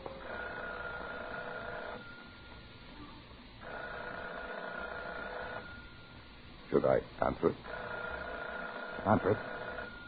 Hold the receiver up, that's right. Just like before, so that I can hear. Go ahead. Hello? Martin Avery? Yes? This is Lieutenant Creekmore, police. What is it, Lieutenant? Is everything all right up there? Yes, everything is all right. You're sure? Yes? Have you heard that Lacey Abbott escaped from Bellevue tonight? I saw it in the late paper. Oh, then you know about Nicholas Westland. It was a tragedy. Well, we thought Abbott was getting better, but, well... Too bad. The reason I called you know how Lacey Abbott feels about you. He may try to get you. You think so? Well, he might try, but you don't have to worry, Mr. Avery. I have 4 of my best men covering the front and rear entrances to your apartment house. If he shows, we'll get him. Good night. Solicitors. We're fortunate in having such a solicitors police force. Now, listen, Lacey, I've played your game. Now, let me get you out of here. You go down to the second floor landing. I'll call the men up from downstairs, tell them you're up here, and that'll give you a chance to get out. You didn't answer me, Martin. Where are your wife and son sleeping? In the back bedroom. Through that door and... Straight back down the hall. The nursery? Why, you... The nursery? Just off the bedroom. How old is your boy? He's a year and 6 months. I remember somebody told me that you were married while the trial, my trial, was in progress. Yes. 1 year for the trial, 2 years in the psychopathic... I wish there was something I could do for you. Oh, there is. What? Just tell me, why did you kill my wife? I can see the sweat now. Yes, and in a minute he'll be pulling a handkerchief from his pocket and wiping at it. It's taken a lot to shake you, Martin. You've had it all your own way so long. The money, the good life, the good married life. Tell me! You waken them. Quiet. Let me tell you a little story. A bedtime story. Listen to me, Lacey. Once upon a time, there were 2 men who went into business together. The business prospered, and things looked pretty good. Each partner had 50% of the stock in the company. And then along came a big bad menace, a corporation that wanted to buy them out. One partner wants to sell, the other partner no. The partner that said no had a wife. Let's call her Kate. And it seems his stock was negotiable in Kate's name as well as his own. Only... Shut up. The partner that wants to sell, that's you, pulled a fast one while I'm out of town. And you got Kate to sign away everything. But before I got back, she saw what you're doing. And right there was where she disappeared. No, now listen to me, Lacey. And I wonder who it was that saw to it. I wonder who it was that killed her. You're still out of your mind. That's just a fantasy. Just a fantasy, huh? I suppose it's just a fantasy that at the inquest, a few well-chosen words from you started them looking at me, wondering about me, wondering why I was away, or what I'd done with the body. Lacey. A fantasy that had almost killed me to lose her. Yes, I was out of my mind then. And again, your few well-chosen words. I've noticed you haven't been insulted lately, but I just thought it was overwork. You've got to listen. Thanks, partner. I do thank you, and I stand ready to repay you, Martin. Where's her body? I don't know. Martin. It was never proven she was dead. Let's say it was taken for granted. I did everything I could for you. Now, why don't you? 4 hours until dawn. But I can see it now, Martin. If you try hard enough, you can see it too. On the wall. Give me the gun. Advanced psychology, huh? You must have been studying. Give me the gun. Response to the command. Isn't that the way it goes? Response to the command sometimes works the impossible. The subject will sometimes obey your command against his better judgment. Give it to me. No, Martin. Give it to me. You can do better than that. Oh, noise. Someone might come in to see. That's better. You know, I could have killed you. Why didn't you?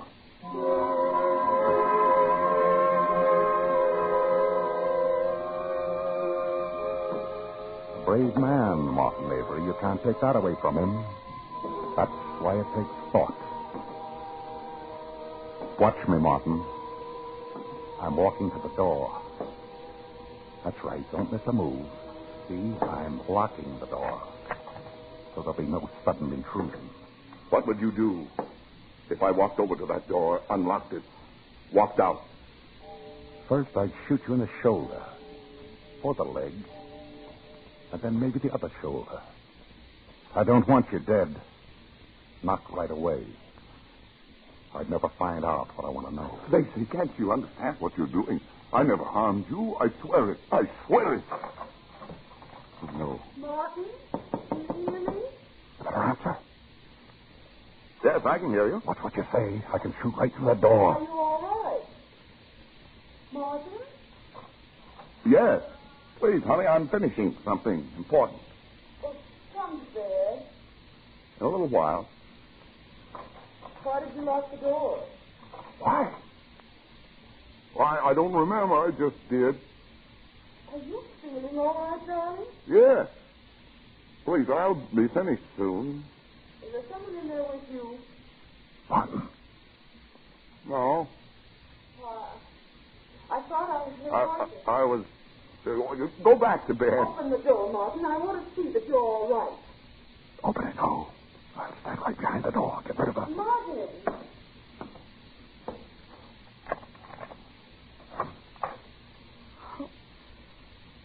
Is anything wrong? No, darling. Please go back to bed like a good girl. I'll be alone. Oh, all right. But it's after 3 o'clock. Sit at the desk, Martin. Let me see the light in your face. Are you happy with her? Yes, I see you are. How is she like Kate? Is she like Kate at all? Oh, but she's your wife, and she's Kate to you. Does the light trouble your eyes? It glares? Just a little light? But it glares white in the dark as you stare at it. Beyond that pool of light, everything is black, Martin. Black as it is in me. Black. Stare into the black. Now, what do you see? What do you see? I see her, too. Everywhere I look. Everywhere. The worldly hope men set their hearts upon turns ashes. Or it prosperous. And anon like snow upon the desert's dusty face, lighting a little hour or two, is gone. Omer Khayyam, Martin. Ah, she's beautiful, Martin, your wife. beautiful. Leave the wise to talk. One thing is certain, that life flies. One thing is certain, and the rest is lies.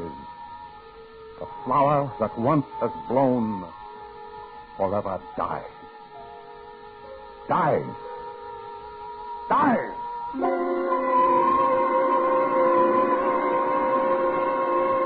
You wouldn't do that. You couldn't. I could, Martin, I could. No, she had nothing to do. Say it. Money. I give you money. Enough so you can find your way out. They can't do anything to you if you have money. That's not what I want to hear. Where is Kate's body? I don't know. Tell me. I can't. Through the door and down the hall. No. Just off the bedroom. Not the boy. You can't, Lacey. Tell me. I can't. Lacey! Stop! Come on, dear. Come back. Come back. You can't. Lacey! There! Run! Get Janaury! Lock your door! Run! Lacey! Go!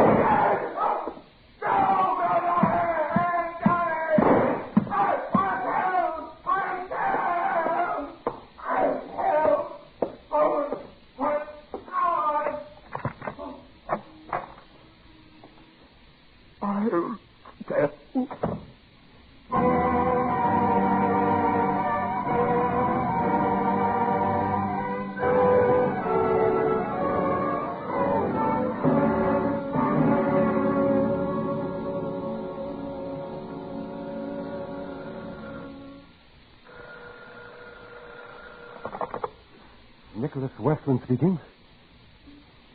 Yes. I know, Commissioner. And I'm glad you had the faith to play along with us. I know, yes. It was pretty extreme. Here, I'll let you talk to Lieutenant Creekmore. Oh, thank you. Hello, Commissioner. Avery's wife and child? Oh, they're okay. I got a little scared when Abbott fired those 2 shots in the ceiling. Yeah, I know. But that's what got the confession out of Avery.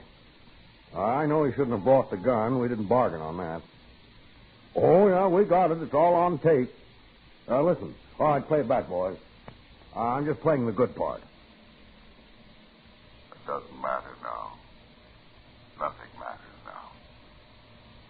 You were wrong, Lacey. It was Kate that came to me. She wanted to leave you.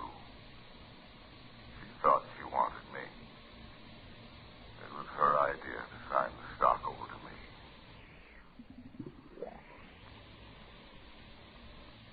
I carried her along, but she found out about Anne. And it doesn't matter now. I tried to talk to Kate. An argument. We had a fight. I didn't mean to, but it was an accident. I killed her. I fixed it so they'd suspect you. It wasn't hard. It was better than I thought. You seem to be out of your mind. Where did you put a body? I've kept it until... All right, boys, that's enough. Did you get that? Yeah. Well, we'd never have cracked Martin Avery any other way. They wanted to release Lacey Abbott 6 months ago. Why, they said he was as sane as I am. But I'm glad we waited till he had this worked out in his head. You'll have my full report tomorrow. Good night, and thanks, Commissioner, for letting us try it. Well, what's the matter, Mr. Abbott? Well, you should be feeling pretty good about all this. Your plan worked out great. Well, you're clear. What difference does that make? He said Kate came to him. Kate came to him.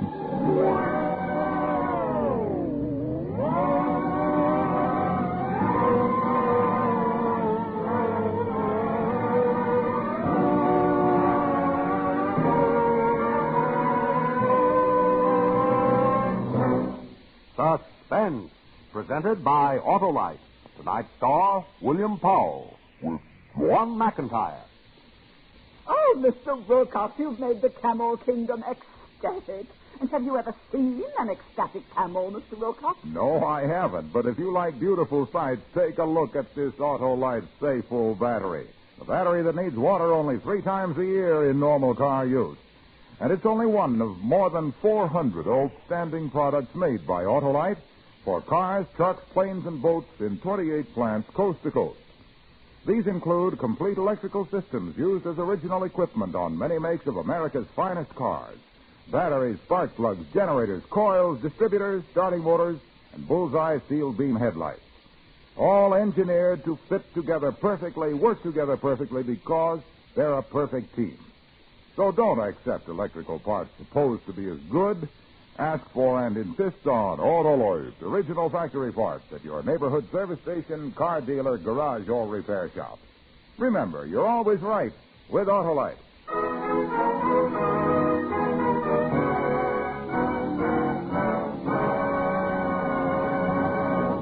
Next Thursday for Suspense, an unusual bit of casting that we think will intrigue you. Our stars will be radio's usually happy couple, Ozzie and Harriet. The play is called Mr. Diogenes, and it is, as we say, a tale well calculated to keep you in suspense.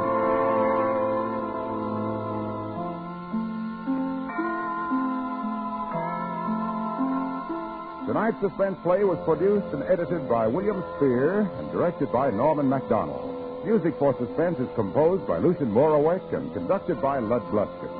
The Escape of Lacey Abbott is an original radio play by Gilbert Thomas. William Powell appeared by arrangement with Metro-Goldwyn-Mayer, producers of East Side, West Side, starring Barbara Stanwyck, James Mason, Van Heflin, and Ava Gardner. In the coming weeks, you will hear such stars as Rosalind Russell and Marlena Dietrich.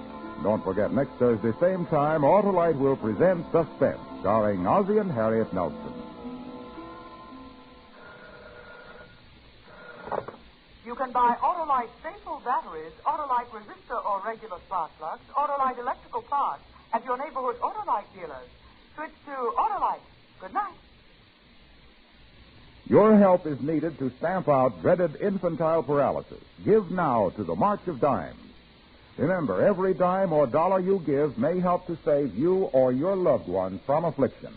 In Canada, give to the Canadian March of Dimes, Box 10, Toronto. This is CBS, the Columbia Broadcasting System.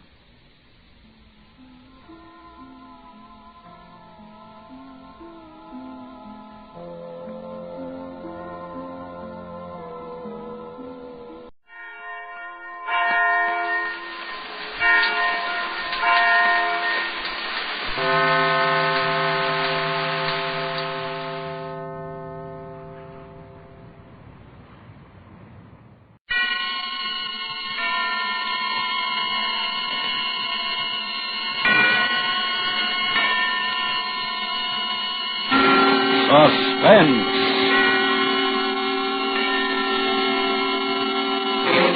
Autolite and its 96,000 dealers present radio's famous couple, Ozzie and Harriet Nelson, in Mr. Diogenes, a suspense play produced and edited by William Spear. Well, here's a letter from Hap, still on vacation. Let me read this. Dear Harlow. Dear Harlow, this is the light. He must mean double life with those thrifty, wide-gap Autolite resistor spark plugs that give you double the life as compared to ordinary spark plugs under equal service conditions. I've been saving up my voice to tell you. Saving? He knows that only wide-gap Autolite resistor spark plugs can give him greater gas savings. That I feel like singing. And with Autolite resistor spark plugs, his car engine idles as easily as a song. Home on the range. Ohm is right, and that exclusive built-in 10,000 ohm Autolite resistor, found only in Autolite resistor spark plugs, permits a wide spark gap that makes smoother performance, double life, and greater gas savings possible. So next time you visit your service station, ask your dealer to install a set of the new Autolite resistor spark plugs in your car. And remember, you're always right with Autolite. And now, with Mr. Diogenes and the performance of Ozzie and Harriet Nelson, Autolite hopes once again to keep you in suspense.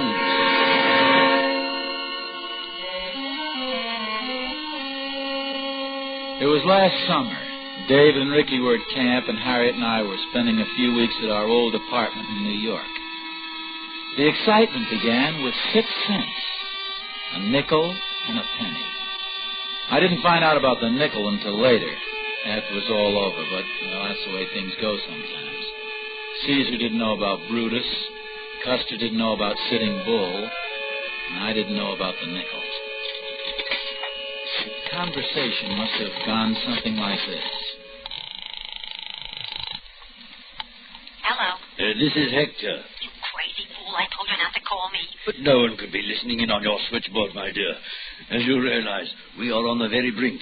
Before proceeding further, I must have your assurance there have been no changes. I told you that. Nelson is still the one. Right. But gee, I'm getting worried. Oh, calm yourself, my dear. So he talks afterwards, so we start asking him questions. You have my assurance he won't talk. Yeah, but... No one ever got a straight story out of a dead man. What? Dear me, I thought you understood that. No, I didn't. Listen, Hector, I don't want any part of it. Unfortunately, my dear, you already have a part of it. Nelson is down the street in a tobacco shop at this very moment. We'll be good friends inside of 10 minutes. Goodbye.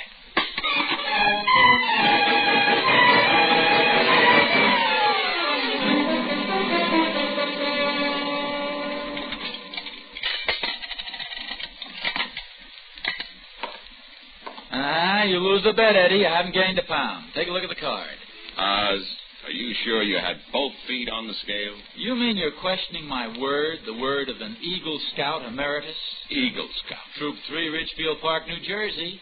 A Scout's honor, see? Both feet on the scale. Now, as I recall, the bet was 2 bits against a can of pipe tobacco. I'll take Gold Nugget. No dice. All out of Gold Nugget ever since they started that crazy radio program of theirs. Let's see. How about some of this? What's the matter? See, that's a funny one. Look, I'll refund your penny. No, the card here. Hey, look at my fortune. Today will be the most memorable day of your life. So what? So it's memorable. Today's our anniversary, you know. Yeah? No, it's just a coincidence. Sure. Did you ever see a card like this before, Eddie? Oz, every time a guy gets weighed, I don't run right quick and peek over his shoulder. No, but the wording is so peculiar. The most memorable day of your life. Now, that's a pretty broad statement for a scale company to make. Tell you what, if it turns out a bust, come back tomorrow and we'll dope out a nasty letter to the scale people.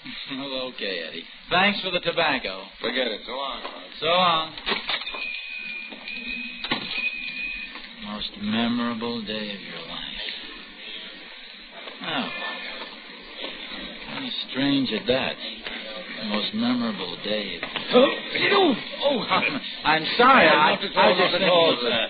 My fault entirely. In a hurry, didn't look where I was going. Forgive me, please. My fault entirely. Should have looked where I was going. Sorry. Hey, wait a minute. You dropped your wallet. Hey, mister. Hey, just a minute, will you? Here, you dropped your wallet. Wallet? Oh, yes, I know. It's lucky I caught up with you. I'm quite aware I dropped my wallet, young man. Thank you so much. You mean you make a hobby of dropping wallets? You hit the nail on the head, sir. This is a red-letter day on my calendar.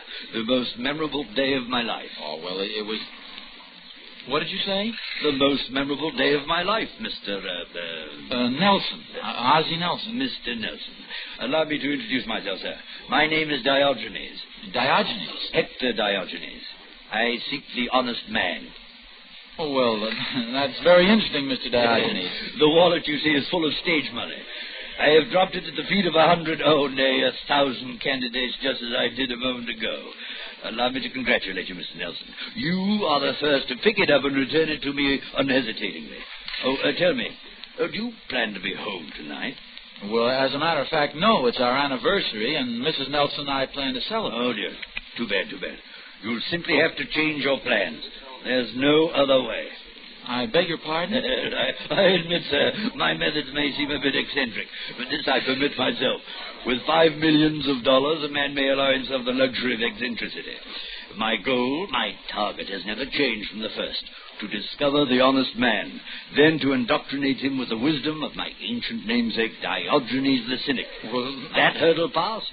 My fortune, my resources, everything are at his disposal. But now, wait a minute, just a minute. Let me get the thing straight. Very simple. Here, in this leather-covered book are the discourses of Diogenes, the wisdom of the greatest thinker the world has ever known in 20 short pages. Now, you will take this with you, Mr. Nelson, and commit it to memory tonight. Tomorrow morning at 9 o'clock here at this very place, we shall meet, and I will hear you recite. Now, time is of the essence, sir. Spend it well, spend it gloriously tonight at the feet of Diogenes the cynic. Your fortune, your future, nay, the world itself, are within your grasp. And now, good day, sir. Well, wait now. No, just a minute. Good day and Godspeed. Good day.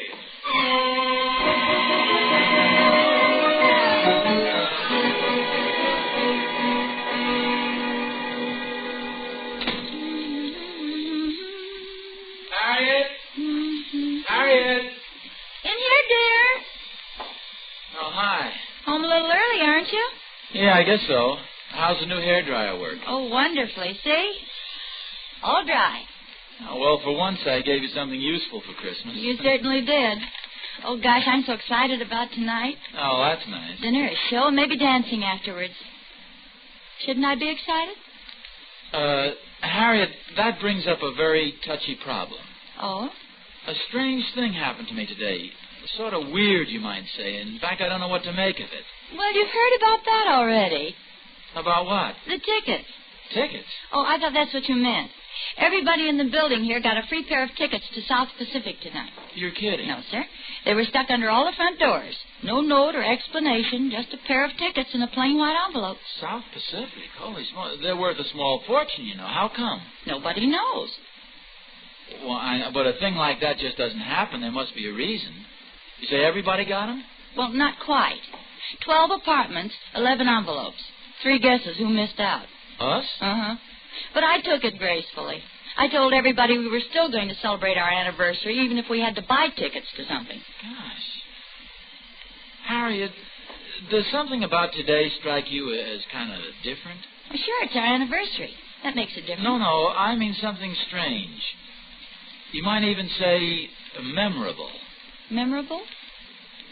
What I mean is if somebody happened to predict that today would be a very memorable day, all this would sort of bear them out, wouldn't it? Ozzy, has Madame Zaza been reading your palm again? Well, not Madame Zaza, but a scale. On my way to work this morning, I got on the scale at Eddie's. Oh, I'll get it there.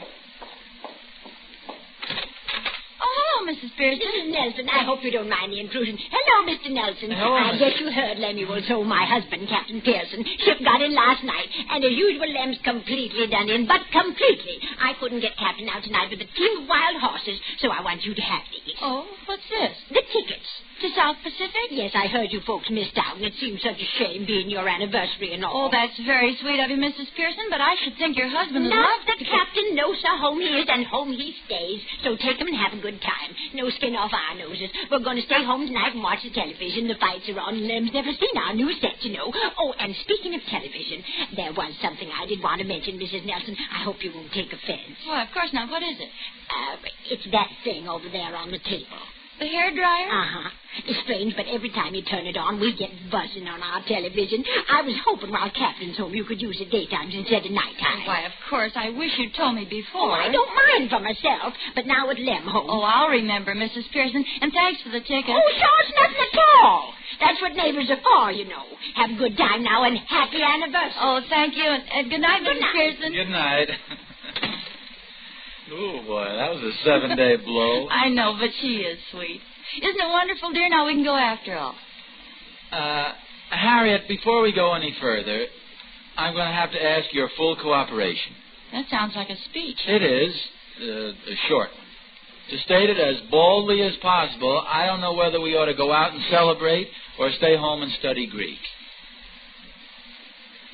Harriet, Say it again. Slower. I said we have one of two alternatives. To go out to South Pacific or stay home and study Greek. Well, I realize it calls for a short explanation. See, while I was at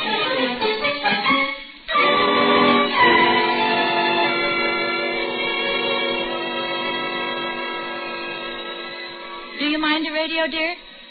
No. But what is Caesar to a cynic, but Zeus, who hath deputed him and whom he serves? I'm glad you asked that. Now, please. It's 7:30, dear. I just thought you might like to know. I get this. Right on the subject. I'm listening. A woman came upon Diogenes sitting before his hut during the revels of Bacchus. Foolish man, she said, why do you turn your back on this festival? Why rest idly here while others go to play at the theater? A very good question. What did Diogenes say? And the man answered simply, Woman, I am Diogenes, the cynic. He was cheating. He didn't answer the question at all. Well, what do we do? I think it's a practical joke. No, not necessarily. Nothing unusual about a loony millionaire, you know.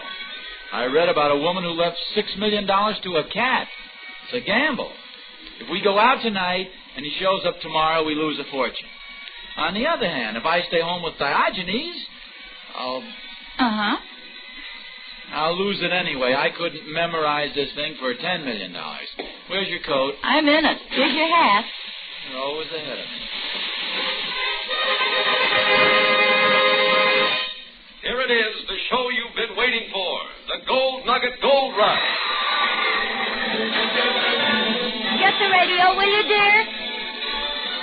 Yes, folks, here it is, the show that just loves to give money away. No refrigerators, no mink coats, no...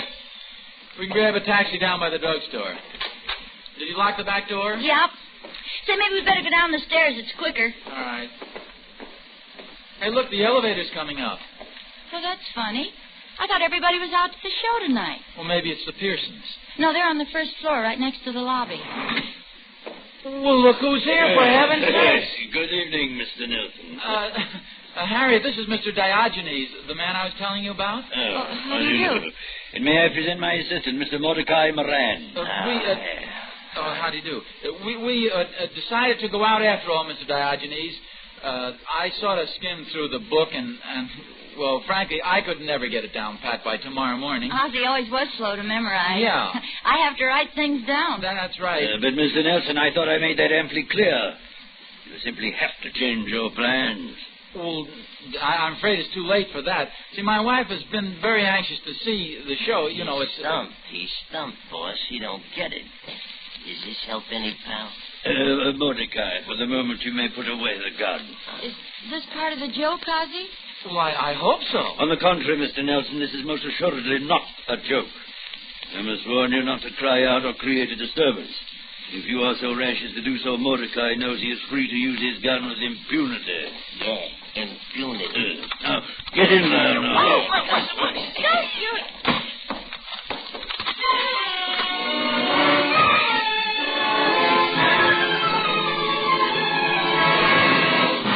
Autolite is bringing you Ozzie and Harriet Nelson in Mr. Diogenes. Tonight's production in radio's outstanding theater of thrills, Suspense.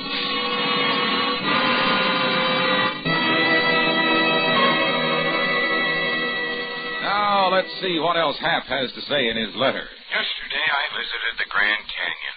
What a wide gap. Good old Hap. All he can think of is the extra wide gap of Autolite resistor spark plugs that give you smoother engine performance on leaner gas mixtures. Actually save you gas. Sometimes I think of you back there telling folks about Autolite resistor spark plugs. He's on the beam all right, because only Autolite resistor spark plugs can give you greater gas savings, smoother performance, and double spark plug life. And don't forget those Autolite Bullseye Seal Beam headlights. Don't worry, I won't, because Autolite Bullseye Seal Beam headlights are the new safe headlights, guaranteed to give light even when the lens is cracked or broken. Harlow, you remember everything. So, friends, see your Autolite dealer tomorrow and get a set of wide-gap Autolite resistor spark plugs for your car.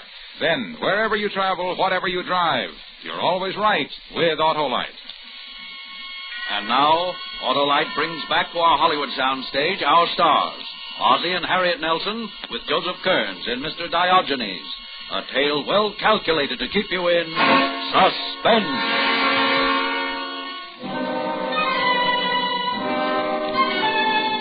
It took a little while to get rid of the notion that Mr. Diogenes was pulling a practical joke. He just walked out of a comic strip somewhere. But he wasn't kidding. His little pig eyes had greed in them now. There was something cruel about his floppy, fat jowls and his thick lips. He's like one of those blown-up animals in Macy's Christmas parade. And Mordecai looked like he'd crawled out from under the reptile house at the Bronx Zoo. The minute the door closed, both of them headed for the radio. It's a nice radio you have here. Very nice. Where would the switch be, Mr. Nelson? Oh, yes, sure. Now, listen to me. Before you settle down for the evening, whatever you want, we don't have. Can you understand that? It's some other Nelson. New York is crawling with Nelsons. There are more Nelsons in New York than there are in Sweden. Furthermore, we aren't rich. Mordecai. We don't collect plans for atomic projects.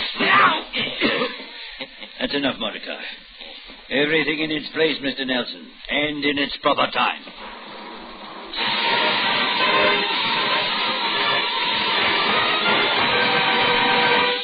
Now, here it is, everybody, the Gold Nugget Gold Rush. Week number 16 of the Gold Nugget Gold Rush Bonanza. This now stands as the biggest prize ever offered on any giveaway program anywhere. Tonight, after 16 weeks, nobody has yet identified poor Mr. Hackaway, the man who smokes the wrong kind of pipe tobacco. And our Gold Nugget Gold Rush Bonanza jackpot stands at the all-time high of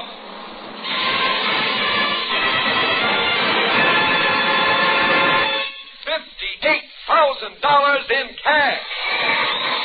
Ozzie, what is this? I don't know, but I think I'm catching on. Tonight, as usual, our phone call will go out to one of the thousands of discriminating men who long ago discovered the rich, bite-free mellowness of Gold Nugget pipe tobacco. And tonight, as usual, our Pony Express rider is waiting at his post with $58,000 in greenbacks in his saddlebags, ready to go if our contestant correctly guesses the identity of that unenlightened, misguided, long-suffering fella who smokes the wrong kind of pipe tobacco. Poor Mr. Hackaway. Now, while we're getting Mr. Hackaway out of his wheelchair and up to the mic, stand by your phone. Turn that down, Mordecai. Yeah, boss. Yes. I couldn't help hearing you say you were catching on, Mr. Nelson. Ozzie, they're calling you tonight? Yes, Mr. Diogenes. Exactly. Perhaps you didn't realize, Mr. Nelson, how lucky you were.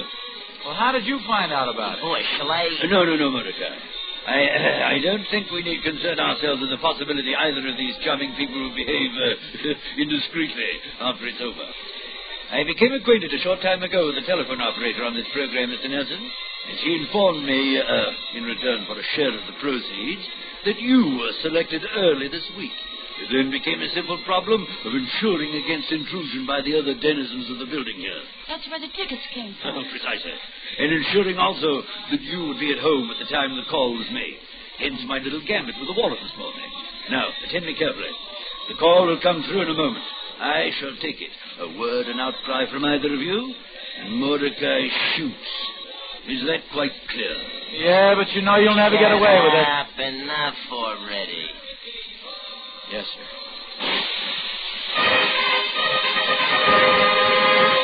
Here's the big moment now, folks. The phone call is going through, and while we're waiting for the connection, here once again is poor Mr. Hackaway. He scratches a match. He lights his pipe. He inhales. And, of course, because it's the wrong kind of pipe tobacco, that's all there is to it. The rest is up to the lucky man who's getting tonight's call. Who is Mr. Hackaway? All right. Steady now. Don't take your eyes off the Mordecai. Hello. This is the Gold Nugget Gold Rush radio program, sir. For security reasons, we are identifying you only as Mr. O.N. Would you give me your name, please? Oswald G. Nelson. Fine. You, sir, are our lucky contestant tonight. Is your radio tuned to our program, sir? Indeed it is. Good. Then you know about poor Mr. Hackaway. Have you any idea who he is? I think so. Remember, you only have one guess. If correct, our Gold Nugget Pony Express rider will arrive at your home with $58,000 in cash within the hour. I don't need to point out that's a load of hay. So don't hurry. Think carefully. Think, Mr. O.N. Take your time and think. Now, who is poor Mr. Hackaway? Harpo Marx. Harpo Marx! Harpo, you're absolutely correct. Harpo Marx it is. Congratulations, Mr. Owen. You've just won yourself $58,000 in cash. Our messenger is on his way home. Goodbye, Mr. Owen, and congratulations. Yes, goodbye, sir.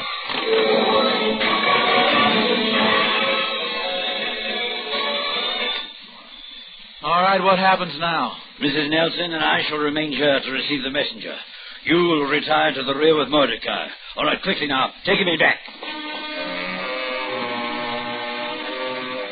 Well, he shoved me in the bedroom closet and locked the door. And I heard his steps fade off a little, probably to the bed across the room. A string hit me on the nose, and I remembered the light in the closet.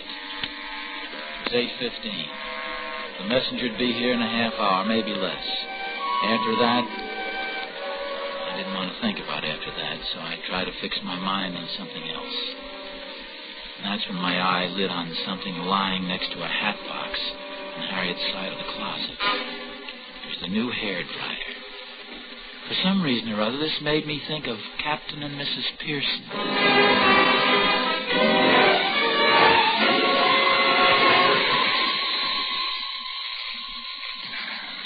Doggone this thing. Lem, dear, it's as simple as ABC. Look. I don't know what happened, Mary. All of a sudden, the picture listed heavy to port, and she began to spit at me. Why, there's nothing to it. It's beyond me how you can drive a steamer, Captain, yet throw up your hands when it comes to a television. See this knob here? This is for sound. And this is for your picture. Oh, dear. You see? That's what happened before. Why, I don't understand it. Let me... Oh, I know. It's Mrs. Nelson. Is it? But it can't be. Can't it? No, I gave her our tickets. They're out. What are you talking about, Mary? Her electric dryer does that. Maybe she changed her mind and stayed at home. I'll run right up there. No, forget it. No use raising a hob over a thing like that. How do you turn it off? Well, here, let me. The lights don't come on for an hour anyway. She'll likely have her hair dry by then. Funny they didn't go to the show. Wait a minute. If I'd known that, I'd... Mary. What's the matter, Lem? Wait, don't turn it off. Let me listen.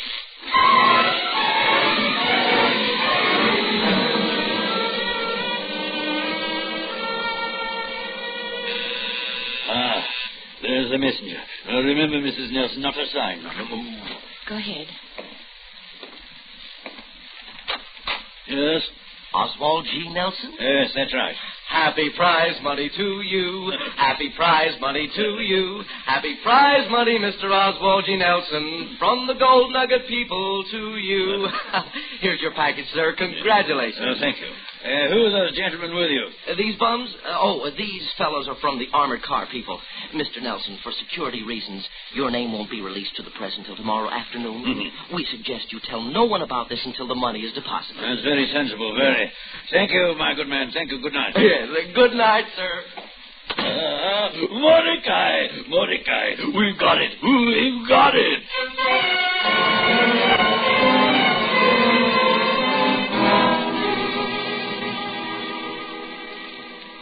Ozzy, hold my hand, will you? Sure. Shut up, Mordecai. You bring the car around as quickly as possible, understand? Yes, sir. I don't want to seem nosy, but where are we going? Mordecai and I are going to Cuba. What about us? Where are you going? Oh, yes, indeed. Where? That's a good question, but perhaps a little beyond us, don't you think? More a question for a metaphysician or a philosopher, I should say. Yes. Now, if you'll step out into the lobby, we'll... Oh, who's that? I don't know. Stand right there. Don't move. Let's try and blow you to Davy Jones with this hair thing going 45. Ozzy, it's Captain Pearson. Ozzy? Oh, dear, he's passed out.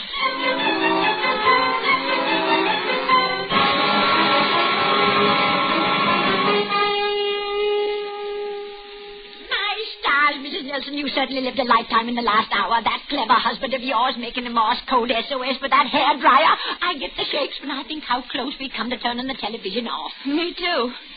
Who's that man with Ozzy? I don't know. He come up just as Lemon, the officer, took off in the patrol car. Oh, would you excuse me for a minute, Mrs. Pearson? Sure, go ahead. What are they doing? I guess I figured it wrong then. I get $2.25, but if you say $1.79, well, I guess you ought to know. Good. Shall I let you have it now? I just happen to have some spare change in my pocket. Yo, I guess I'll be all right. Okay. There's $1, 50, 75, 4. So I'll make 79. Right? Right, and here's your package. All square. All square. Thanks a lot, Mr. Nelson. Good night. Good night. Ozzy, you gave him the $58,000. Well, sure, everything's settled now. It's all square. Who was it? Well, the income tax man. Oh, no. Come on, silly, let's find a taxi. We've still got time to make the second act.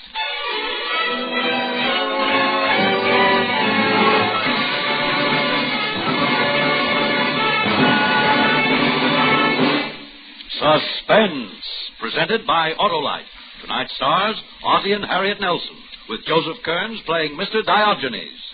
Ozzie, I've been hearing you and Harriet on your H.J. Hines program, The Adventures of Ozzie and Harriet. Oh, thanks. And we've been listening to Suspense regularly. You want to quit while you're even, Harlow? No. I want to tell you about Autolite resistor spark plugs. Look out, Ozzie. The man's trying to sell you something. Oh, no, Harriet. Autolite resistor spark plugs sell themselves. Really? Oh, then what do they need you for, Harlow, old boy? Yes, you're talking yourself out of a job. Maybe I should have quit while I was even. Oh, come on, Harlow. Now, we want you to keep on working.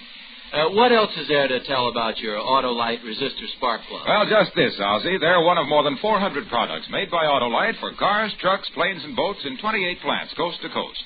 And these Autolite products include complete electrical systems, used as original equipment in many makes of America's finest cars. Batteries, spark plugs, generators, coils, distributors, starting motors, and bullseye sealed beam headlights. All engineered to fit together perfectly, work together perfectly because they're a perfect team. So, friends, don't accept electrical parts supposed to be as good. Ask for and insist on Autolite, original factory parts at your neighborhood service station, car dealer, garage, or repair shop. Remember, you're always right with Autolite.